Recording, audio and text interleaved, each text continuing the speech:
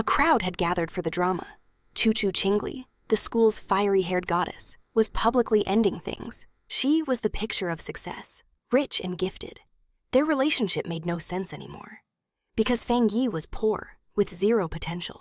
She had orchestrated this moment, waiting for a full audience before delivering the final blow. Her plan was to force Fang Yi to beg, to grovel for her in front of everyone. But his reaction shattered her script. He simply replied, "Okay." The campus beauty froze, utterly stunned. This had to be some kind of trick. She shrieked, desperate to regain control, claiming his indifference was just an act, and that her mind was made up. That's when our main character met her gaze, his voice laced with ice, saying he was tired of it. So the campus beauty shouldn't be so full of herself. The entire crowd was left in shock, but the boy was unshaken as he turned and left, farming their aura points. But what Chu-Chu Chingli and the others couldn't possibly know is that this was a completely different Fang Yi. He held a terrifying secret soon. Society's rules would crumble to dust. The world was about to descend into chaos, and to him, Chu-Chu Chingli was just a forgotten face from a past life. It all began the night before, when the main character awoke to strange cracks in reality, showing him visions of the future. He witnessed colossal, catastrophic events. A message appeared the revival of his spiritual energy had been detected.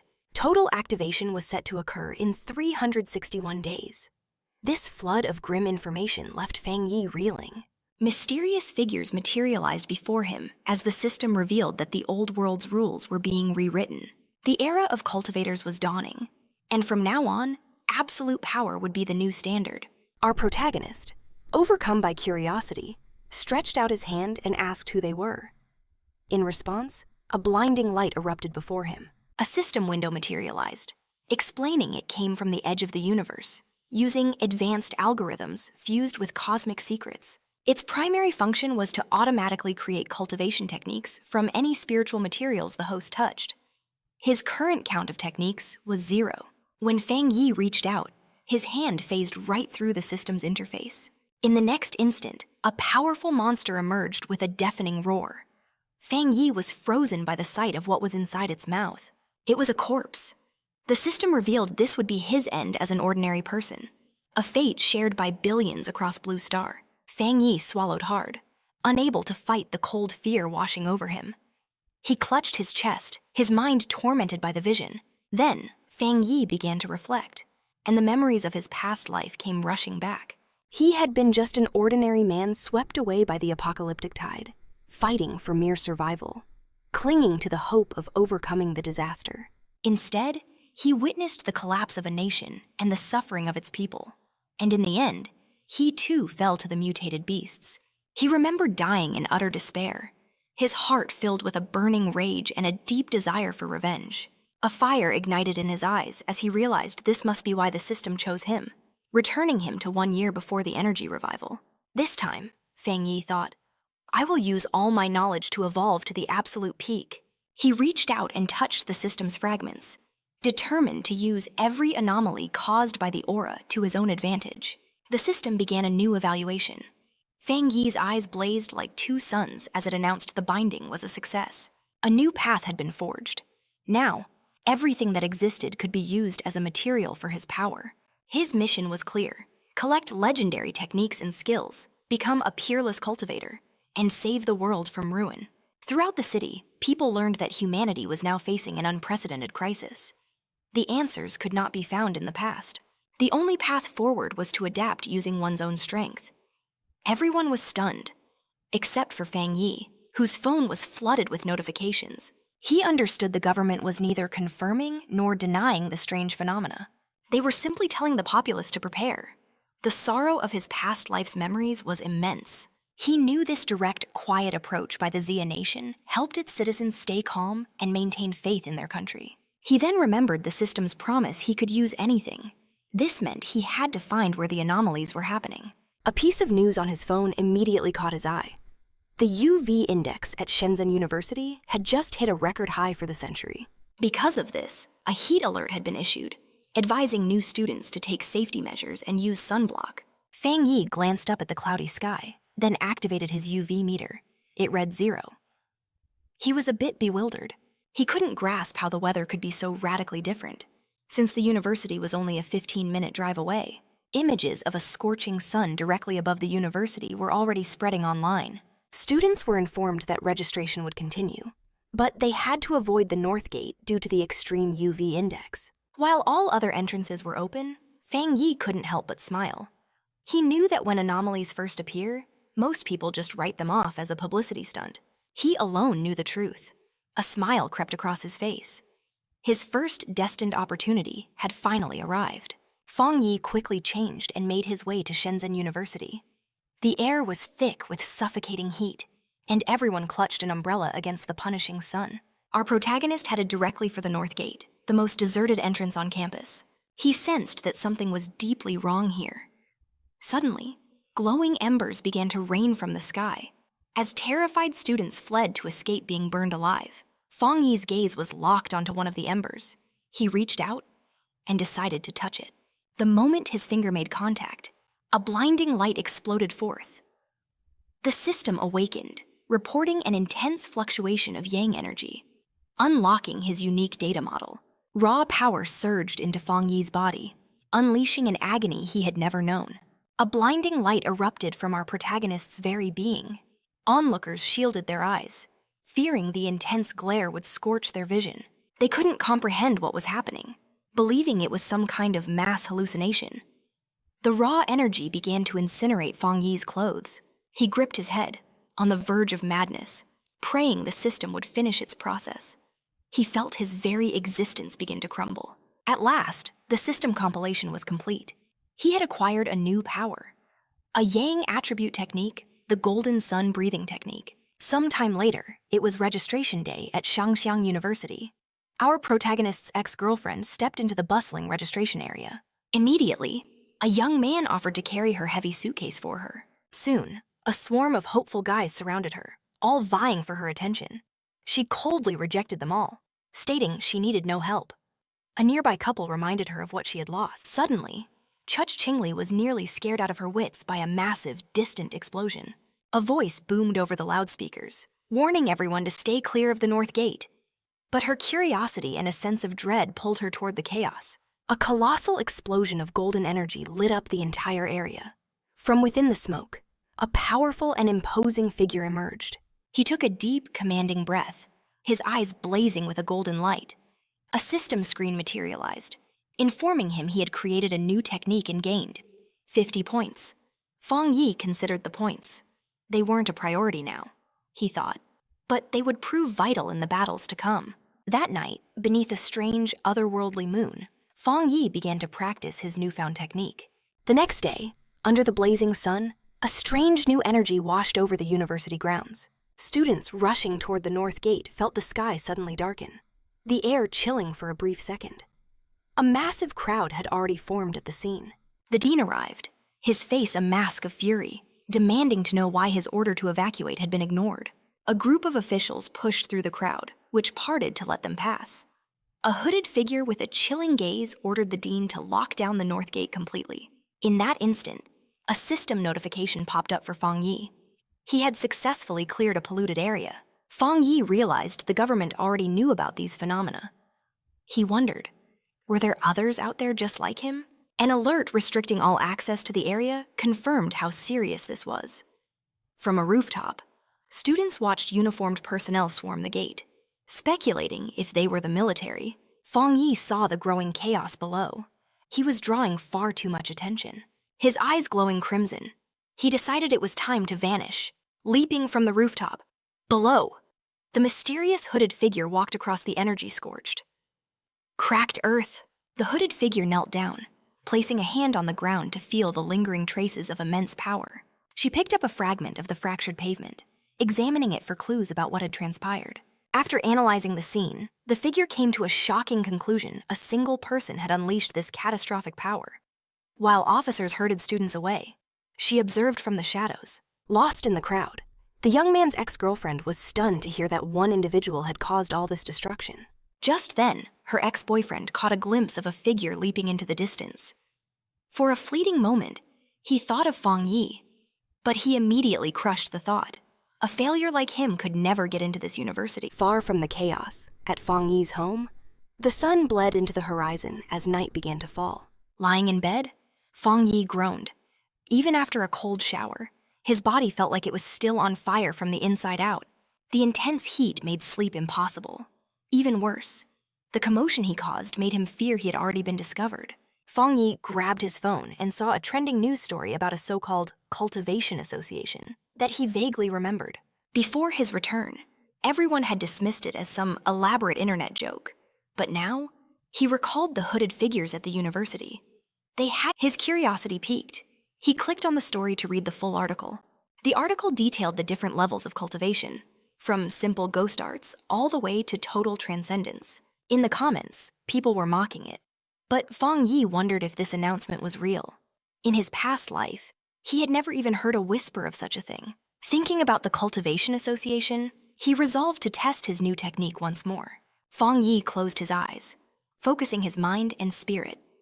Soon, sweat beaded on his skin as a powerful golden aura began to flow from him, enveloping his entire body. He began to float in midair, submerged in an intense golden radiance that flooded the entire room with light.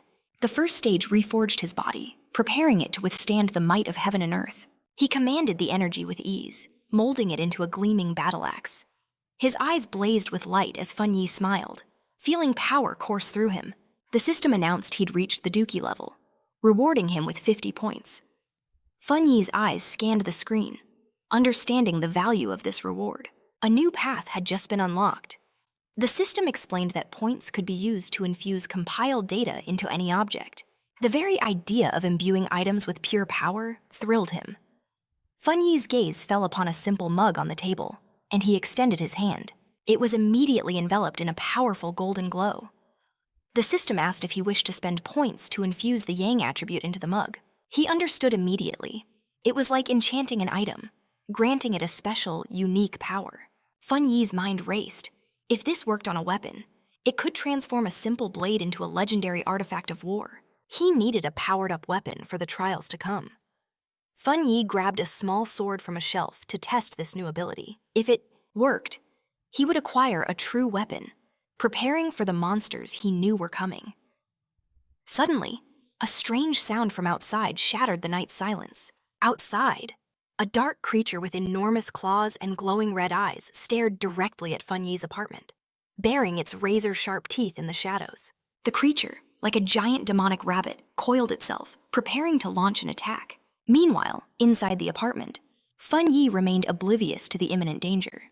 Lying in bed, he felt a strange discomfort, a side effect of his new cultivation technique. With his eyes glowing faintly, he wondered about the sound, which sounded like a mouse. But it wasn't coming from inside, nor from the pipes. Perhaps it was a neighbor's pet. With his newly enhanced hearing, picking up such sounds would be normal. Fang Yi focused his senses on the strange noise. But he soon realized something was terribly wrong, and his body went on high alert. He opened the door, only to come face to face with the strange creature in the dark hallway. The red-eyed beast stared him down, ready to pounce. Shocked, Fang Yi recognized the mutated beast. A memory from his past life slammed into his mind. At that same moment, a drone soared over the nocturnal city, a sign that others were aware of the looming danger. On top of a skyscraper, a girl complained about the delay in capturing the rabbit that had consumed a rare fruit. With a lollipop in her mouth, she seemed incredibly calm and confident about her mission. She ordered her team to continue sending live updates on the target's position. The mysterious girl then leaped from the top of the building, beginning her pursuit with a dizzying freefall, moving with impossible grace among the city's towering structures. Suddenly, the young woman felt the pulsing aura of the mutated beast. Realizing its proximity, her eyes began to gleam. She had finally spotted her prey and prepared for the fight. The mysterious huntress landed with force on a rooftop, moving with incredible ease as she ran down the side of the building. She had received her orders pursue the target, no matter the cost. She continued the chase, leaping from one building to the next. She knew the creature had eaten a special fruit and could evolve at any moment. A man working late saw a swift shadow flash past his window and was left utterly confused. He wondered if his eyes were playing tricks on him, but his boss yelled at him for standing around. Meanwhile, the huntress remained a shadow against the moon on the 65th floor. Back in the apartment, Fang Yi stood his ground against the strange creature screaming at him. With his golden eyes, he knew his body had changed. He could now face this thing as an equal. The creature attacked with its claws, but Fang Yi dodged with surprising speed. Fang Yi could already sense the change in his body. The world seemed to move in slow motion around him. With solar energy crackling in his hand, he wondered why a mutated beast had appeared so soon. Memories of his past life flooded his mind as he faced the monster. He knew the creature hadn't fully evolved yet, but each attack made it stronger, more furious. He had to stop it, or everyone in this building would die. Gathering a storm of energy, Fang Yi lunged. With shocking strength, he bit down on the creature without fear. Holding it firmly, his golden eyes gleamed with a cold, sharp focus. He spun it through the air, realizing its tail was the weak point.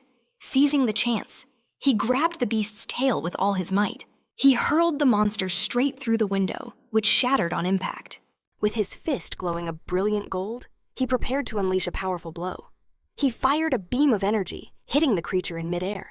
The monster was engulfed by the golden beam, but it grabbed the energy with its claws, attempting to steal his power. Fang Yi felt the drain on his yang power and reacted instantly. He knew the sun's power was too immense. The rabbit was destroying itself. Soon, a golden explosion engulfed the monster, which was unable to contain so much energy. In the building next door, a couple woke up to the noise. The man wondered if it was thunder. He went to the window to check, but saw nothing strange. Fang Yi landed gently on the ground, surrounded by the fading embers of his golden energy. To him, the creature was a phantom, starved for the very power he held. After the battle, the monster's eye clattered to the ground, hissing a nefarious black mist. With a stone-cold gaze, Fang Yi stared down at the creature's remains. He brought his heel down decisively, crushing the eye and extinguishing the last remnant of the beast. And then it all made sense. The creature of the night had been desperate for his yang power, a being of pure opposite force. A chilling thought crossed his mind. If that monster had been at its full strength, it would have easily devoured every single person in this building. Fang Yi knew he had to master more techniques to face the dangers ahead. Meanwhile, a mysterious girl soared across the rooftops under the pale moonlight. Upon arriving at the scene, her eyes snapped open in pure shock, her form frozen against the night sky. Could someone else have already defeated her target? Kneeling down, she observed the destroyed creature, ready to retrieve the coveted night attribute. However, the moment her fingers grazed the monster's remains, she was surprised by a lingering, golden energy. She felt an intense heat, a burning power that resonated deep within her soul. She remembered this energy from the university gate. This was no coincidence. With this new discovery, her expression hardened with determination as she activated her communicator. She reported back to base. The target was neutralized by a powerful new outsider, one with a very special ability. A voice crackled on the communicator, asking if this was the same person who cleared the gate and killed the rabbit. A man confirmed they had no intel, but suggested recruitment. The silver-haired girl agreed. She carefully stored the faint flame of energy in a containment unit and received a new directive from her chief. She was to abandon all other missions and focus solely on finding the outsider. The mysterious huntress unwrapped a lollipop, savoring the sweet taste. She understood the order, but declared, "Before the mission, I need some milk tea to relax." On the other end of the line, the voice questioned the true extent of this mysterious individual's power. The young woman agreed that the president had been right all along. She needed to meet this master. Far away from there. Fang Yi's day began with the rising sun. He stretched his body, feeling the urge to begin his training. His early awakening amplified his abilities, and he began his session, absorbing the golden energy of the morning through a focused breathing method. As the energy filled his body, his eyes began to glow gold. He delved deep into the realm of the phantom axe, feeling the technique take root. When a sudden burst of power erupted, he was stronger now. He could feel it instantly. A surge of power coursed through his entire body, and he focused his will to control it. As he clenched his fist, he could feel the energy pulsing within. Fang Yi then invoked his key axe. The weapon felt impossibly light. He gripped the handle firmly, ready to test his new strength as the golden axe rose high above his head. He prepared a devastating strike, finally reaching the realm of the 2-star phantom axe. Golden flames burned in his eyes. revealing his newly awakened power. Fang Yi's body, now far stronger and more resilient, had been forged by the excess magic from his last upgrade. He decided from that point on, he would level up slowly and with great caution. His growing power, however, was like a beacon attracting too much attention. He needed a more private location. Meanwhile, at the association office, a man felt a strange disturbance in the solar energy. Is it the new guy again? He wondered aloud, unaware of the ripples he was causing. Fang Yi found a quiet spot by a river to execute his plans. A system screen appeared before him. He confirmed his choice to add a special quality to his weapon. He recalled his last attempt on another item, which had shattered. But this time, the blade hummed in harmony with his energy, and the system confirmed the encoding was successful. Excited, Fang Yi prepared to test its might. The result was a display of absolutely shocking power. The weapon unleashed an enormous beam of golden energy that shot into the sky. Fang Yi brought the blazing axe down, feeling the power flow as the strike nearly set the forest ablaze, a testament to his immense strength. The enormous plume of smoke gave away his position, forcing him to leave the area immediately. A girl ran toward the column of smoke, lamenting that she had lost him by stepping away for just a moment. She stopped dead in her tracks, staring at the boiling river. The agent flew over the damaged area, completely shocked by the level of destruction. She was already anticipating a reprimand, as everything had gone wrong since his arrival. A golden flash in the distance caught her eye, and the huntress was shocked by what she saw. This shouldn't have been possible. His power level had jumped from 1 star all the way to 2 stars. He had even created a spirit weapon. The entire association only possessed 2 such weapons, and their creation method was practically a lost art. Suspicious, she questioned how he could have obtained such power all on his own. But pushing her doubts aside, she decided to clean up the mess Fang Yi had left behind. Far away, Fang Yi was already pondering his next step. His weapon had the Yang attribute, but he craved even more power. The system could encode everything, so he planned to add even more qualities to the blade. Suddenly, his phone vibrated. It was a message from an unknown sender. Fang Yi had completely forgotten about privacy. A stranger was inviting him to join a pioneer group. He was shocked to discover that all the official members were at least at the Ghost Axe level. The stranger mentioned a new pollution zone, inviting him on a group hunt. Fang Yi asked for the location. The stranger sent a file about the Shadow River lava dragon. The zone was lava-based, possessing the same Yang attribute that he commanded. Fang Yi immediately accepted the invitation. Deep in the Binmu district, Old Li's allies waited. One explorer remarked how the girls' flawless map had made their journey effortless. The blonde leader thanked them all for gathering, stressing that success would depend on their teamwork. But as a representative from the Cultivation Association, she was secretly disappointed by the pioneers' low power levels. What many didn't realize was that the association was a government entity. Getting in had cost her family dearly, which is why failure was not an option. In that moment, a lookout spotted a figure emerging from the distance and called out his name. Fang Yi made his grand entrance, sword in hand, and offered a simple introduction. The blonde manager was stunned by his immense power. Yet his aura wasn't intimidating. It was warm, with their final member present. She gave the signal to enter the cave.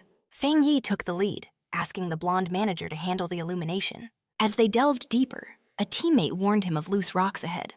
Curiously, the air in the cavern wasn't scorching hot. Fang Yi was surprised by how quickly the team accepted him.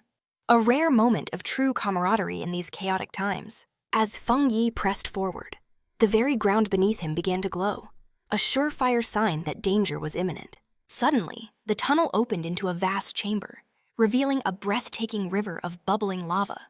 Without a moment's hesitation, Fang Yi strode toward the molten river. The blonde manager cried out, warning him not to be so reckless. To the horror of the entire team, Fang Yi plunged his sword directly into the flowing lava. Panic erupted as the explorers screamed for help. A massive, fiery explosion erupted, blasting the entire team backward. Fang Yi's system detected a world anomaly and began its analysis. As his blade sank into the molten core, the system identified a new power, the internal flame, possessing an incredibly high internal temperature and explosive potential. It also unlocked the Scarlet Flame Sword technique to unleash this devastating power. As he drew the blade, now wreathed in roaring fire, Fang Yi held his sword aloft, His eyes and his weapon glowed with the same untamed power, a perfect match for his tang sword.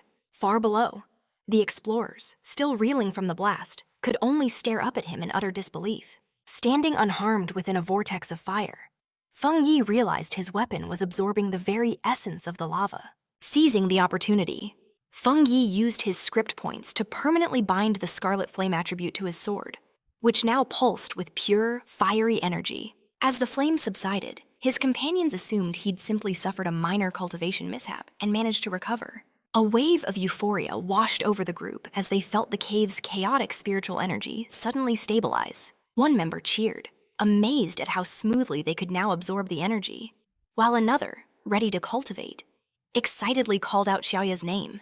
Xiaoya, the blonde manager, told them to begin their training while she stood guard. The team gratefully thanked her for this rare opportunity, but their peace was about to be shattered. Xiaoya's sharp senses detected figures approaching the entrance. She warned her team that more pioneers were arriving. 3 hulking men stormed in, led by a brute with an eye patch and menacing red eyes. He arrogantly declared, "This resource-rich land belongs to us now." A knot of dread formed in Xiaoya's stomach. These newcomers were from the 1-star Ghost Axe Guild, all at level A. Her team stood no chance against them. Despite the overwhelming danger, Xiaoya tried to negotiate, reminding them they had arrived first and even offering a potential alliance. Her diplomacy was met with scorn. The eye-patched leader sneered at her low level, ordering them to get lost or face annihilation. Xiaoya's expression turned to ice. She knew the cruel reality of this new era, only the strong survive. But as a proud member of the Cultivation Association, she could not stand by and allow such a blatant injustice. Just as the confrontation was about to erupt into violence, Fang Yi stepped between Xiaoya and the hostile leader, his sword already ablaze. He calmly asked the hulking man if he truly had nothing better to do than bully a young woman. The eye-patched leader was completely stunned, rendered speechless by this sudden intervention. Without waiting for an answer, Fang Yi unleashed a single, devastating strike. A fiery explosion sent all 3 attackers flying backward from the sheer force of the blow. Even his own teammates froze in shock. But Fang Yi knew that against brutes who lived by the law of the jungle, only overwhelming power would be understood. He slammed his burning blade into the ground, right before the fallen leader's face, bathed in a colossal golden aura. Fang Yi ordered them to leave. Terrified by this second, impossible display of power, the leader scrambled to his feet. Calling him a monster and screaming for a retreat, Fang Yi watched silently as they vanished into the darkness. His companions approached him. Still awestruck, Fang Yi just smiled, brushing off the incident and saying it was time for them to leave too. As they walked, Xiaoya contemplated the depths of his power. She realized he had been holding back his true strength. He wasn't just any pioneer, he was on an entirely different level. This discovery had to be reported to her organization immediately, in an office of the Spiritual Energy Cultivation Association. A woman on the phone with Xiaoya repeated the news in disbelief. Another high-attribute pioneer, the association employee, began to look very nervous. She instantly knew she'd said too much, especially with that imposing figure standing right behind her. Unease washed over her as she ended the call. After confirming the report, the junior cheerfully asked her gray-haired senior, "2 high-attribute pioneers back-to-back. Aren't we incredibly lucky?" But his expression was grim. "Luck," he stated flatly, "has nothing to do with it. Every high-attribute individual is destined to become a new pillar of power, a responsibility that weighs on me immensely." Beneath a clear sky, Fang Yi returned to the city, attempting to disguise himself as a simple cosplayer. But his overwhelming presence and the authentic sword at his hip drew every eye. He stopped dead in his tracks.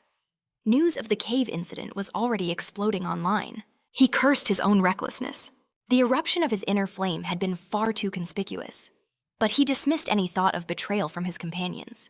A more urgent matter now demanded his full attention. The colossal amount of yang energy he'd absorbed was surging within him, pushing him toward the verge of a new breakthrough. He needed a secluded place and headed for a remote mountain.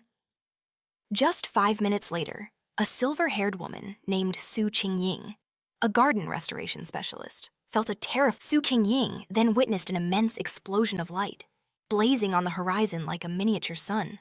She recognized the signs instantly. A cultivator was breaking through to the 3-star Ghost Axe realm. The monstrous scale of the energy was simply astonishing. She had never even imagined a breakthrough of this magnitude was possible. Driven by duty and a flicker of recognition, she raced towards the disturbance, vowing to catch the mysterious individual this time. High on the mountain, Fang Yi was fully immersed in his ascension. He drew in vast torrents of golden energy that swirled around him, forming a glowing, sun-like orb above his head. As he meditated in midair, the power coalesced behind him, forming an intricate divine star. Golden energy crackled beneath his skin, his eyes glowing with intense power as he wrestled the wild energy into submission. Finally, the power converged, taking the form of a massive divine axe, forged from pure golden energy and a clear, ethereal blue light. As the divine axe crackled with raw power, Su Qingying arrived, stopping abruptly at the edge of the incredible scene.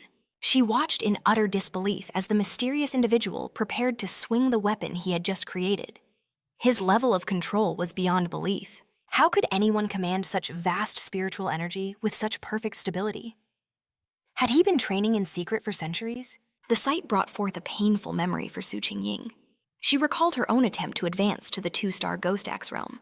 The immense pressure from her own divine axe had forced her to retreat, spitting blood, and left her bedridden for a full week. Even with her natural gifts, she had failed spectacularly. She couldn't comprehend how Fang Yi was enduring such a powerful breakthrough. The closer she got, the more awestruck she became. The sheer volume of spiritual energy, the impeccable control in every single motion, the way every wisp of power seemed purified 1,000 times over. It was all beyond anything she had. He wasn't just some incredible monster. He was like a god. She noticed his absolute calm and unwavering focus. Most pioneers rushed their advancements out of desperation. Fang Yi, however, moved with the profound experience and iron will of a grandmaster.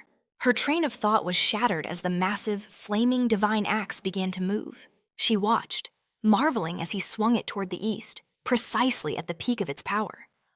Feng Yi's eyes burned with pure golden light as cracks of raw energy spiderwebbed across his face. He floated within a blinding storm of golden power, having successfully tamed the colossal energy gathered for his evolution. Then, a system window appeared, confirming he had reached the realm of the 2-star Ghost Axe. The newly forged divine axe descended, unleashing a shockwave that tore through the mountain itself. Su Qingying was caught in the powerful blast, forced to brace herself against the crushing wave of golden energy. The remaining force carved a massive scar through the forest before finally dissipating. But when she looked up, Feng Yi had vanished completely, breathing heavily from exertion and frustration. She scanned the empty clearing. She couldn't believe she'd lost him again, especially when she had arrived in a mere 30 seconds. A chilling thought suddenly surfaced in her mind. He must have known she was following him the entire time. If he continued to be this difficult to track, her recruitment mission would be impossible. Just as she was about to despair, she froze. A sudden realization struck her. She tore her gaze from the path of destruction, focusing instead on a massive old tree that now pulsed with a soft, lingering golden light. With a newfound sense of certainty, she called out to the seemingly empty forest. "Senior, are you still there?" From the depths of the shadows, Feng Yi appeared, his hooded form radiating a cold and unshakable confidence. His crimson eyes glowed, locking onto Su Qingying. He knew instantly. This was the woman who had been investigating him. But Su Qingying held her ground and stated her identity. She was the captain of the Firefly Squad, a part of the Jiang Nation's Spiritual Practitioner Association, and one of the nation's very first pioneers. Representing the entire association, she extended a heartfelt invitation to him. She confessed to tracking him for 2 full days, praying her methods hadn't left a foul impression. But as she spoke, Feng Yi was a statue, his expression a complete mystery. With Feng Yi still concealed by his hood, Su Qing revealed a secret. Though the world was unaware, the association's paperwork was already prepared. Her nerves were on fire. Every word was chosen with absolute care, terrified of provoking this powerful being. She tried to maintain a gentle, respectful tone, but her carefully rehearsed speech was shattered by Feng Yi's sudden, sharp question. "And why should I join?" The words hit her like a physical blow, leaving her completely stunned. Panic set in as she struggled to find an answer. She knew instantly that hollow pleasantries were worthless against a mind like his. Only the unvarnished truth would suffice. Taking a deep breath, she laid out the association's grand purpose. The Xia Nation's goal was to unite and guide every single one of the first pioneers.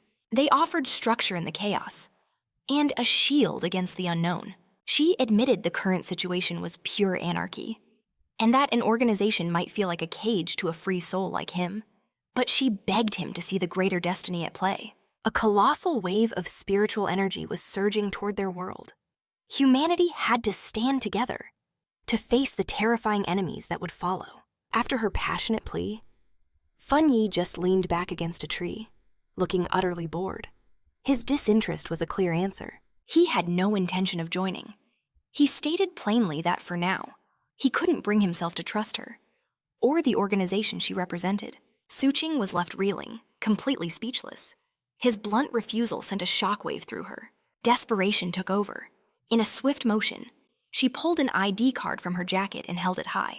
She declared her name again, Suqing reminding him of her past life as a famous athlete before the spiritual energy returned. She begged him to believe her, hoping her former fame would finally earn his trust. For the first time, Fang Yi paused, a flicker of thought in his eyes. Stroking his chin, he admitted the name sounded familiar. A memory surfaced, a framed picture of her celebrating as the runner-up in the Xia Nation's long-distance championship. He understood now. Her raw athletic talent had naturally evolved, making her a swift and powerful pioneer. But then, his expression hardened. A grim shadow from his past life washed over him, a vision of a world in ashes. He remembered his original timeline, where the Xia Nation and its association had failed completely, leading to the extinction of mankind. Now, reborn with his system, he knew he had to be the one to change that fate. But blindly joining their cause right now was not the answer. His expression softened slightly as he looked at the hopeful Suqing. He confirmed that he did, in fact, remember who she was. He promised to consider her offer, and before she could even react, he vanished. In the next instant, he reappeared directly behind a startled Suqing. He gave her one unyielding condition. For now, his location must remain an absolute secret. Mentally, he analyzed her respectful behavior. The association was clearly cautious, afraid of antagonizing unaffiliated pioneers. And in that caution, Fang Yi saw a weakness he could exploit. Sensing this, Suqing proposed a compromise. The association had detected his breakthrough energy, and she had to file a report. She would craft a report mixing truth with fiction, enough to protect his identity while satisfying her superiors. After a moment's thought, Fang Yi agreed. Suqing opened her mouth to speak again, but he was already gone, disappearing in the blink of an eye. Defeated, Suqing made her way back down the mountain slope, exhausted and frustrated. She muttered about her failure to secure him, and the massive energy signature she now had to conceal. But her thoughts were cut short by a voice crackling and, "Forget the pioneer and focus on your mission. The abnormal creatures, they have reappeared." Suqing froze in place, her blood turning to ice. They really came back. A horrific memory surged to the surface, an image of her, surrounded by wolf-like monstrosities, with blood-soaked jaws and glowing red eyes. She could never forget those bloodthirsty beasts. They were merciless killing machines, born from the corrupted pollution zones that spawned after the spiritual energy's return. Inside these zones, they festered and grew stronger, evolving into devourers of men. Some even mimicked natural disasters, slaughtering thousands and expanding their toxic territory. If left unchecked, their endless hunger would consume the world. As if on cue, a violent storm slammed into the city, lit not by streetlights, but by endless bolts of lightning. The rain fell in sheets. Red alerts blared from every phone, warning of extreme danger and ordering everyone to remain indoors. A second alert followed. Yang Mountain was now closed due to catastrophic flooding. Citizens whispered about the storm's unnatural power. Some even joked that a cultivator was undergoing a heavenly tribulation. In a rain-drenched alley, Fang Yi watched the sky grimly, a single red eye glowing with intensity. He could feel the lightning energy saturating the air. It was raw, untamed power. This was no ordinary storm. It was an anomaly, a concentration of immense power. His gaze swept over the cityscape before locking onto a distant mountain peak, a peak being hammered again and again by lightning. He had found the epicenter.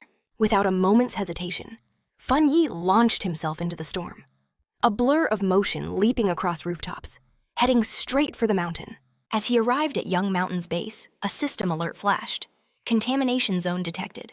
The mountain's beauty was gone, replaced by a graveyard of bones and gnarled trees.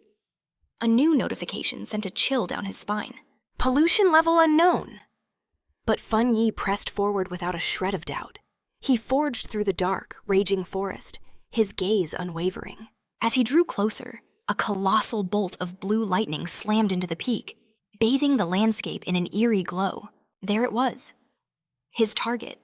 Meanwhile, at the Association of Spiritual Practitioners headquarters, the command center was on high alert. A massive screen showed a swirling vortex of raw blue energy consuming a mountain peak. An agent gave a panicked report. The danger on Yang Mountain was escalating rapidly. Lock it down. Reclassify it as a contamination zone now. The association's leader, his face etched with concern, declared the situation. So dire, they had to pull Su Qing from another mission just to assess the chaos. Su Qing's voice came through, grim and certain. Ascending the mountain is suicide. The lightning energy is unstable and about to detonate. With that, the area was officially branded a Level A contamination zone. But her report only got worse. It's on the verge of becoming Level S, which means activating the highest emergency protocol. But Su Qing highlighted a fatal flaw in their plan. None of our explorers can get near it safely. Not even me.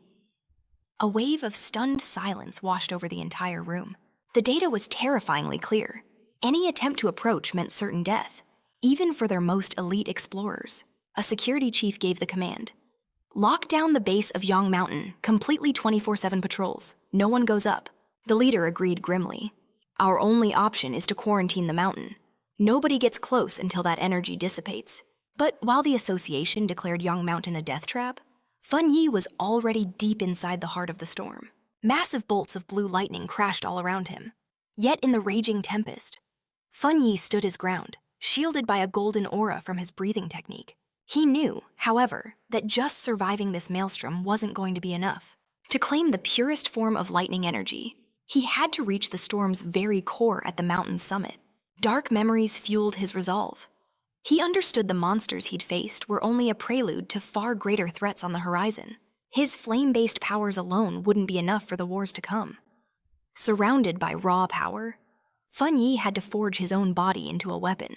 This raging storm wasn't a threat. It was a once-in-a-lifetime chance to temper his body with the power of lightning itself. Fang Yi understood that if he didn't seize this opportunity, the coming calamities would surely claim his life. His eyes ignited with a golden light. He unsheathed his flaming sword and with a roar of defiance, plunged it straight into a colossal bolt of blue lightning. Savage energy surged through his body, unleashing unimaginable pain. But his expression remained a mask of pure determination. His entire frame convulsed as the raw power ravaged him. The lightning felt like a divine punishment, and he fought back with everything he had. The storm itself seemed to rage at his defiance, demanding he submit. He just stared back at the chaotic heavens above. How could he possibly tame this raw, untethered power? Then, an idea sparked within him. He centered himself, remembering his system's core principle for gaining power to touch the very source of that energy. A golden aura exploded from his body as he unleashed his golden salt breathing technique. Determined to break through the storm with a mighty roar, Fang Yi charged ahead, his flaming sword cutting a brilliant path through the sea of blue lightning. The collision of his golden aura and the tempest created a chaotic blast. Blood dripped from his lips, but his eyes burned with an unbreakable will. This was a desperate gamble, a direct challenge to death itself, after a grueling battle. Fang Yi finally reached the summit. He slammed his sword into the earth, shattering the rock beneath him.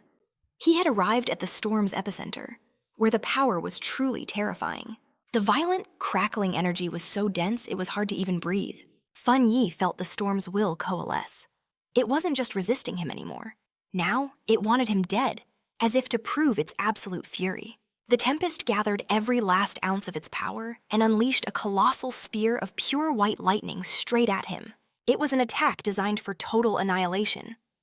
As Fang Yi faced this final, devastating blow, his system flared to life.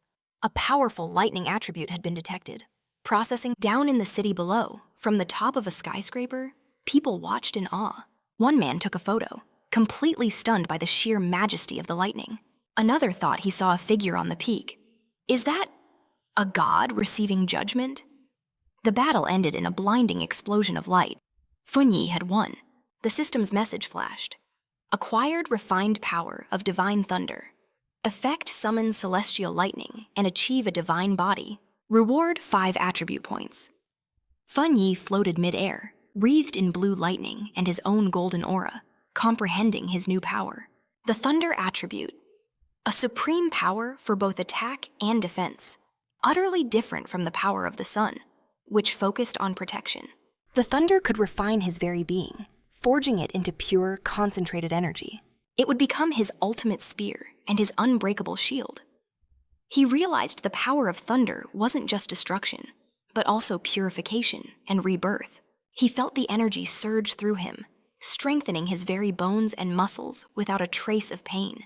As he landed softly, a system window appeared, an upgrade to punish evil, doubling his critical damage. It asked if he would use his writing points to obtain it. Fang Yi pondered his next move. His first instinct was to infuse the power of thunder into his tang sword, but he hesitated. While the blade would become stronger, he feared corrupting the pure sun energy already dwelling within it. Forcing too many powers into a single vessel could shatter it entirely. Suddenly, a different path revealed itself. Gazing at his own hand, Fang Yi made a bold decision. He would implant the thunder attribute directly into his right hand. The system responded instantly, asking to confirm his choice for the attribute. A confident smirk spread across his face as he gave the command. Wild blue lightning arced through the air, converging on his right hand as it absorbed the storm's fury. The next day, atop the storm-ravaged peak of Yuan Mountain, the imminent danger had vanished as if it were never there. Further down, on a desolate cliff, Suqing and Major Heine stood grimly over figures concealed in body bags. Suqing reported that the contamination zone's energy had mysteriously plummeted from the most dangerous level to a mild one in just 3 hours. The air still crackled with residual electricity. Major Heine listened intently, his mind quickly piecing it together. Someone else was here. A seeker. Suqing was stunned. Could another seeker have possibly survived that cataclysm? She knelt, searching for any trace, but found nothing. Assuming the torrential rain had washed everything away, she concluded the seeker must have escaped the mountains safely around 8:10 o'clock the previous night. Major Heine agreed with her timeline. The strange event began around 6 o'clock, and the army locked down the mountain by 7. Therefore, the seeker had to have ascended the mountain before the lockdown. Their instruments had predicted the danger would reach catastrophic levels. But after 8, the energy suddenly dissipated, with its epicenter right where the lightning was most ferocious. The Major theorized that this seeker hadn't just survived the lightning.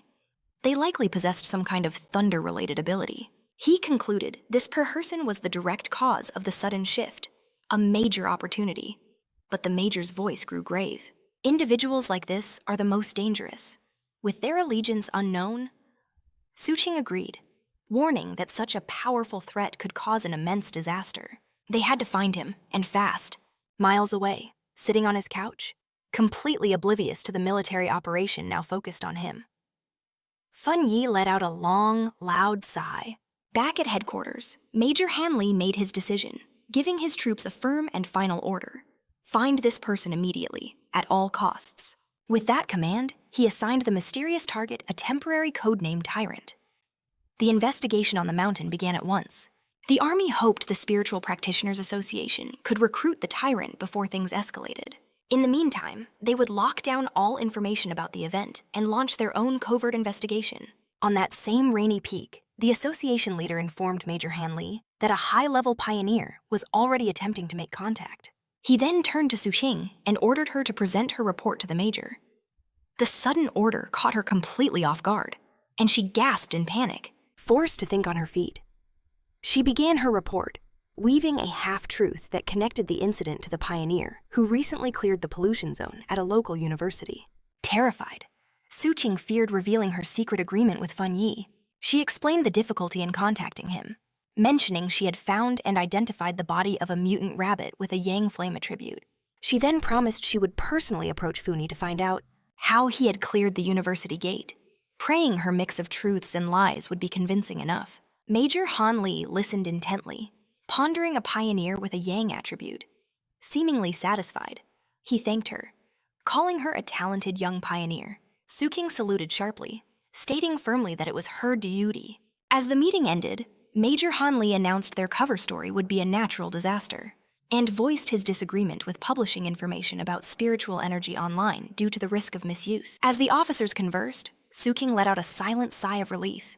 The interrogation was over. Back at his home, Fang Yi used his golden sun breathing technique to dry his hoodie, put it on, and immediately checked for changes in his body. Even with his new thunder attribute, he could feel a clear difference. His right hand, now crackling with blue sparks, had become his strongest weapon, pulsing with an enormous boost in power. Flexing his fingers, he conjured spheres of raw electricity, feeling a new breakthrough on the horizon. The most shocking part was how the once wild thunder had become utterly docile within him, granting him complete and total control. Unlike the agony of unlocking his Yang attribute, this new energy felt strangely subdued, almost too easy to incorporate. The system promised it would inflict double damage on all things twisted and evil. He yearned to put that promise to the test. A sharp notification blared from his phone, shattering his focus. He snatched it up. His curiosity piqued. He'd set special alerts after the last incident. He knew the truth of his world for a pioneer. Every crisis is a chance to seize more power, even if it meant betting his own life. His eyes scanned the alert. A massive explosion at a chemical plant was flooding the city with toxic pollution. The official report claimed 0 casualties and urged the public to remain calm. But he knew a cover-up when he saw one. Online. However, a far more terrifying narrative was unfolding. Witnesses spoke of a bizarre, bone-deep chill they couldn't escape. One user dared to ask if it was a cold, evil aura. And to everyone's shock, others agreed. The digital dread was almost tangible. Those words, cold, evil aura, struck a chord deep within Fang Yi, awakening a nightmare from his past life, a blood-soaked hand, a monstrous face looming from the shadows. He remembered hiding, paralyzed with fear, as a demonic crimson beast laid waste to everything he knew. That creature, a disgusting, rat-like monstrosity with 100 twitching eyes, was a horror Fang Yi understood intimately. Snapping back to the present, his expression hardened. He remembered the nature of these abominations. They were plants or animals that awoke to consciousness, only for their power to spiral into madness, turning them into ravenous killers. And they always preferred to hunt in the suffocating darkness of night. This new threat was 100 times more lethal than the mutant rabbit. Fang Yi knew he had to move. As if on cue, the heavens opened up, lashing the city's empty streets with rain. As a lone traffic light painted the glistening asphalt, a shadow blurred across the road. It was the Destroyer Squad, hooded figures moving like phantoms, their pursuit relentless and silent. One of the members reported back to base. Anomaly File 7, codenamed Candle Night, had been tracked, but the target had vanished. Its ability to melt into the darkness made it a ghost. The agent added a chilling detail to the file. The anomaly emits a faint hiss when near, and it devours humans whole.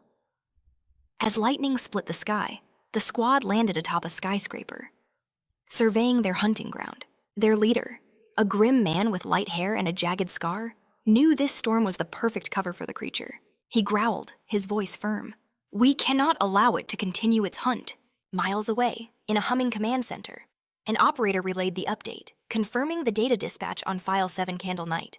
The situation was critical. An extermination order, classified as high priority, had to be completed within 12 hours. Headquarters gave the order the Destroyer Squad was to engage the target, but survival was paramount. Without a word, the team launched back into the hunt, leaping between the rain-swept rooftops of the concrete jungle. The leader paused, studying a glowing hologram of the city, its surface peppered with the red markers of active anomalies. He knew 12 hours was a lifetime for the beast to hunt, but it was the best HQ could do. The country was vast. These anomalies were erupting everywhere, stretching their most elite resources to the breaking point. Just as they neared the target's last position, a new alert chimed in. The operator's voice was crisp. The area was currently occupied by agents from the Spiritual Energy Cultivation Association.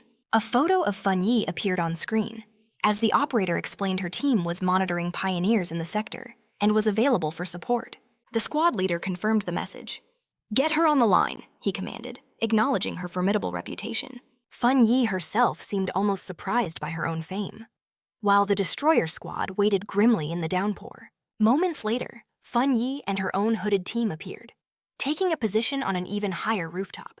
With a hand resting casually on her hip, she gazed down at the squad below. "So, you're the reason I'm working overtime." The destroyer squad leader's face tightened at her relaxed tone. "The Candle Night anomaly devours people," he stated coldly. "This is far more serious than a simple overtime request." One of Fang Yi's team members scoffed in response. Fang Yi turned to go, a smirk on her lips. "Well, since you're all so competent," she said with cutting irony, "you clearly don't need our help." "The Ying squad is withdrawing," she announced. As they began to leave, her subordinates started whispering. One fretted over their boss's famously fierce attitude. Another defended her, muttering that their own missions were just as deadly. Panic flashed in the squad leader's eyes. "Wait," he called out, his pride finally breaking. He apologized for his tone, pleading for her assistance against the Candle Knight.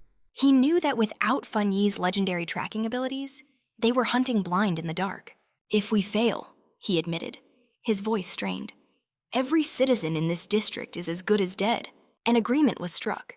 The two teams took their positions on the rooftop, a fragile alliance forged in the storm. Fang Yi focused, her aura flaring. A brilliant blue sphere of pure energy materialized in her palm. She opened her eyes. "I found it."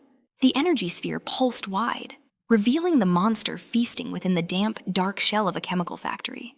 The Candle Knight, a grotesque, multi-eyed creature that resembled a rat, was feeding.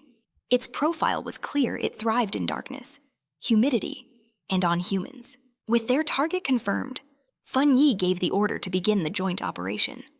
The creature's keen senses reacted instantly, its head snapping up as it felt their presence. In a flash, it leaped away, just as their opening strike obliterated the ground where it once stood.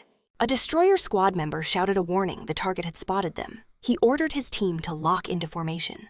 The members moved with blinding speed, their cloaks ablur in the darkness. They hunted the monster, closing in to surround it from every angle. With their prey cornered, they let out a unified battle cry, ready for the kill. One warrior surged forward, leading the charge. His strike connected with immense force, slamming the creature into a pile of rubble. But instead of faltering, the monster's body began to twist and transform. Crimson wounds erupted on its back, sprouting jet-black thorns. With a soul-tearing shriek, the Candle Knight unleashed a maelstrom of dark energy. Fang Yi screamed desperately for the teams to evade the incoming sound wave. Her warning was a second too late. A devastating sonic blast exploded from the creature, sending the entire squad flying like ragdolls. The destroyer squad's leader was blasted from the rooftop, plummeting toward the street below. A comrade rushed to his side.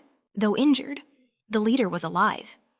He gritted his teeth, admitting that if he hadn't pulled back at the last moment, every bone in his body would have shattered. He understood the stakes were astronomical. If a beast like this remained in the city, the disaster would be unthinkable. The battle shifted again. The Candle Knight morphed once more. Its throat pulsed with a sickly green light before it spewed a dark, corrosive acid. Filling the air with a venomous mist, it aimed its vile attack at the ground, melting the very asphalt to burrow its escape. A member of Su King's team called out, warning of the monster's corrosive shadow power. Anything that substance touched would be utterly annihilated. Su King calmly noted her team lacked the raw power to engage, ordering them to remain vigilant and stay clear of the destroyer squads. Their mission was different: to gather intelligence and assist with battle strategy. In the chaos, a destroyer armed with a dagger moved to intercept the fleeing beast. But in that instant, a pair of menacing red eyes ignited in the darkness. It was the Candle Knight, the Lada. It charged, narrowly evading another destroyer's attack. Enraged, the squad leader roared, "Do not let that monster escape!" The Lada tore through the city streets, a phantom pursued by the hooded hunters of the Ying squad. From a high vantage point, Su King and her subordinates observed the chase. Suddenly, she felt a powerful surge of spiritual energy flare from the creature. Realizing something pivotal was about to happen, Su King ordered her team to wait outside. She would follow it alone. The hunt led to a massive, abandoned factory steeped in darkness. Su King announced she would scan the area's spiritual signature. The destroyer squad leader couldn't help but notice the high-tech watch on her wrist. She confirmed it was a new association device. A squad could safely handle a threat up to 50 energy units. The Candle Knight was reading at only 48. Then, the device's display went haywire. The reading skyrocketed past 80. Su King yelled that the energy levels were surging out of control. Just then, a colossal shadow with glowing red eyes materialized in the rafters above. They had walked right into a trap. A horrifying realization struck Sun Jing. There wasn't just one creature in the factory. An even more monstrous face emerged from the shadows right behind them. The destroyer squad leader began to panic, shouting, "We have to pull back, now!" Su King took command. She proposed a tactical retreat through the main door, forcing their hidden enemy to finally show its hand. She fired a powerful energy blast to forge a path, screaming for the team to follow her lead. But before they could break free, a sharp cry of pain tore from her lips as she collapsed.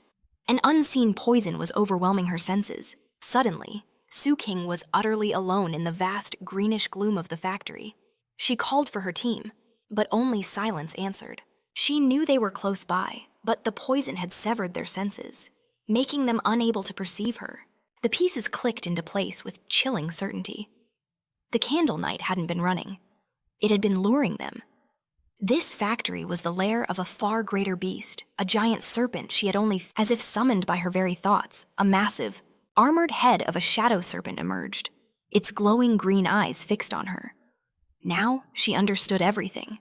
Unlike the Candle Knight's simple shadow power, this creature's black mist was a terrifyingly potent poison. They had been breathing it in since the moment they arrived. The gas was a silent killer, designed to paralyze its victims while draining their spiritual energy dry. Su King could feel her own power nearly extinguished. She knew she would soon become just another casualty. Crushing despair washed over her as she collapsed, powerless, to be toyed with by such a monstrous intellect. She closed her eyes, accepting her fate. Lying broken on the factory floor, she saw a single, defiant spear of light cut through the green darkness above. A spark of hope ignited within her. The roof shattered in a deafening blast. A blinding light flooded the desolate factory. Through the opening, a lone figure descended. It was Fang Yi. He touched down silently amidst the wreckage, a dark silhouette against the heavenly light pouring from above. His gaze fell upon the serpent, instantly recognizing its foul, dark attribute. Without warning, the beast lunged, its massive fangs aimed for his throat. Fang Yi dodged with inhuman speed, only to face a snarling, rat-like creature. As both monsters closed in, he finally understood. He had walked right into their trap, in a shocking move. Fang Yi allowed the Candle Knight to sink its teeth into his shoulder. Blood erupted from the wound, but he now saw their strategy. One was the bait, the other was the executioner. He sneered at the beast latched onto him, his voice dripping with scorn. "You enjoy this, don't you?" In response, he unleashed his true power. A storm of azure lightning exploded from his body as he dared the monster. "Then have a taste of my lightning attribute." Simultaneously, his free hand unleashed a massive beam of golden solar energy, slamming directly into the charging serpent. Shrouded in crackling electricity, Fang Yi effortlessly shrugged off the now stunned creature. His eyes locked onto the serpent as a torrent of golden flames erupted. "Let's see you handle this fire!" The serpent roared, charging with its jaws wide open. Fang Yi moved with impossible grace, spinning through the air and brandishing his gleaming golden sword. As he landed, his voice was like ice. "Behold my blade." The serpent sensed the weapon's immense power and recoiled in fear. That was the opening he needed. Fang Yi launched his counterattack. Soaring through the air, he brought his sword down, coated in crackling blue lightning, striking the serpent's head with devastating force. The impact was tremendous, but the outcome was completely unexpected. Instead of shattering its skull, the creature's head split clean in two, revealing a second, identical head emerging like a grotesque rebirth. Fang Yi landed. The outer shell fell away completely, revealing its true form, already regenerated and enraged. Vile green energy pulsed from its neck. This fight was far from over. It roared, the lightning he'd infused it with now supercharging its dark power. But as the monster thrashed in agony, a confident smirk appeared on Fang Yi's face. He already had the upper hand. The serpent's dark aura was far more potent than the knight's, and that was all part of his plan.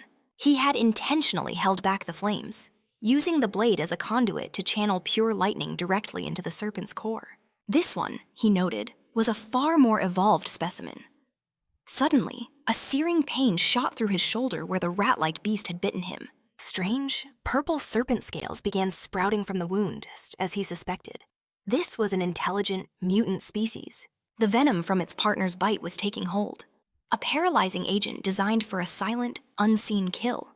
The agony was intense, but his golden sun breathing technique had already activated, waging war against the encroaching poison. With a determined gaze, Fang Yi understood the counter-effect perfectly as the immense energy within him began to pulse.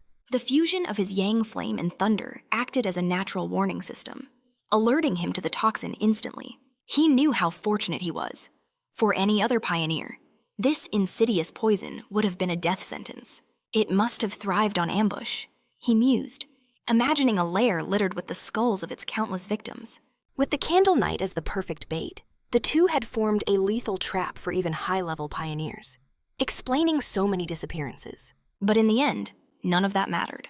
Watching the enormous skeleton burn to ash, Fang Yi knew its reign of terror had ended. He felt a deep satisfaction. His inner flame was powerful, but the triple critical strike from his new thunder power had sealed his victory. His skills now rivaled those of the high rankers. He stood in silence, watching the last embers of the monster fade into nothing. As he turned to leave, he froze. His senses tingled and his eyes narrowed. He wasn't alone. Someone was still here. He spun around just as a figure stumbled from the smoke, coughing violently. It was Suking, covered in grime and soot, but alive. When the smoke cleared, the scene was revealed. Suking was sitting among the unconscious members of her squad. He recognized her as an association agent and said coldly, "You can stop pretending. Your acting needs work." Her eyes shot open in shock, flushed with embarrassment. Suking hid her face. She realized with a jolt that this was the powerful pioneer she had been tracking. She stammered an excuse, claiming the smell woke her. But Fang Yi saw right through the lie. "Your comrades are completely drained of energy," he pointed out. "But you've kept a small reserve to protect your core. If you were truly unconscious," he added, "you wouldn't be able to smell a thing." Cornered, all Suking could do was offer an awkward thank you. Inside, her mind was reeling. He had seen everything, even her hidden spiritual energy. She couldn't begin to comprehend how he had single-handedly defeated both the Candle Knight and that monstrous serpent. Sensing her flustered state, Fang Yi's tone gentled, telling her there was no need to hide her eyes. All he required was honesty, and absolute secrecy about his identity. Now that her team was safe, he announced it was time for him to depart. Suking tried to call out to him, but she was a moment too late. Explaining things would only spoil the mystery. With that, he vaulted through the hole in the ceiling and vanished into the night. As he soared across the rooftops, Fang Yi replayed the fight in his mind. He was relieved Suking hadn't been reckless enough to absorb the monster's corrupt power. Yet, it made him wonder, why couldn't he absorb that same dark, repulsive energy? Perhaps the foul aura had already dispersed, or his body had simply rejected the taint. It was a puzzle he would solve another day, alone in the vast, abandoned factory. Suking stared up at the moonlit wound in the ceiling where her savior had disappeared. A sigh escaped her lips.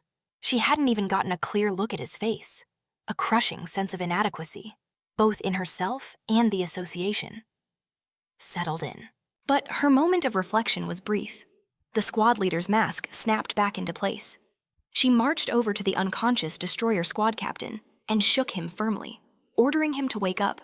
The man groaned as his eyes fluttered open, bruised and utterly disoriented. Raw panic was his first instinct. He shot to his feet, yelling that they'd been ambushed. Suking watched him with a calm, unwavering gaze.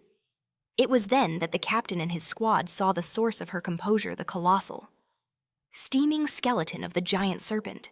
Utterly stunned, the captain demanded to know what had transpired and where that immense yang energy had erupted from. Suking replied coolly that a powerful pioneer had intervened and saved them all. She continued her carefully constructed report, proposing that this pioneer was their original target, a high-level individual with a yang attribute. She let them believe his appearance was nothing more than a stroke of miraculous luck. The squad members were in absolute awe. A single person had defeated both of those monsters. Su King deepened the enigma, adding that not only was he unaffiliated with them, but he had somehow tracked her down personally. Snapping back to his duties, the destroyer squad leader asked about the Candle Knight's body. He conjured a green energy to begin clearing the scene, remembering their orders to collect all remains for the association.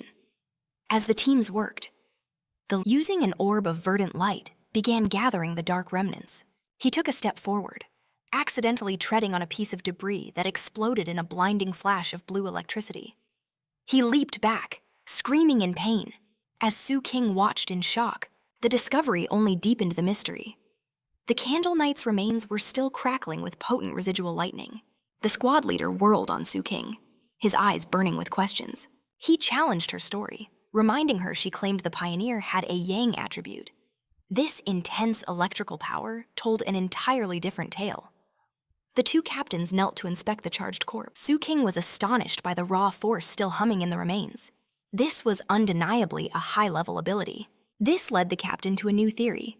Perhaps two high-level pioneers had appeared, one for each monster, before departing together. But Su King knew the truth. How could she ever explain the impossible reality she had witnessed? The image of Fang Yi was burned into her mind, wielding both crackling blue thunder and blazing golden fire. No one would believe it. A single person possessing two high-level powers was unheard of. Mastering even one was the mark of a genius. To have two was unprecedented.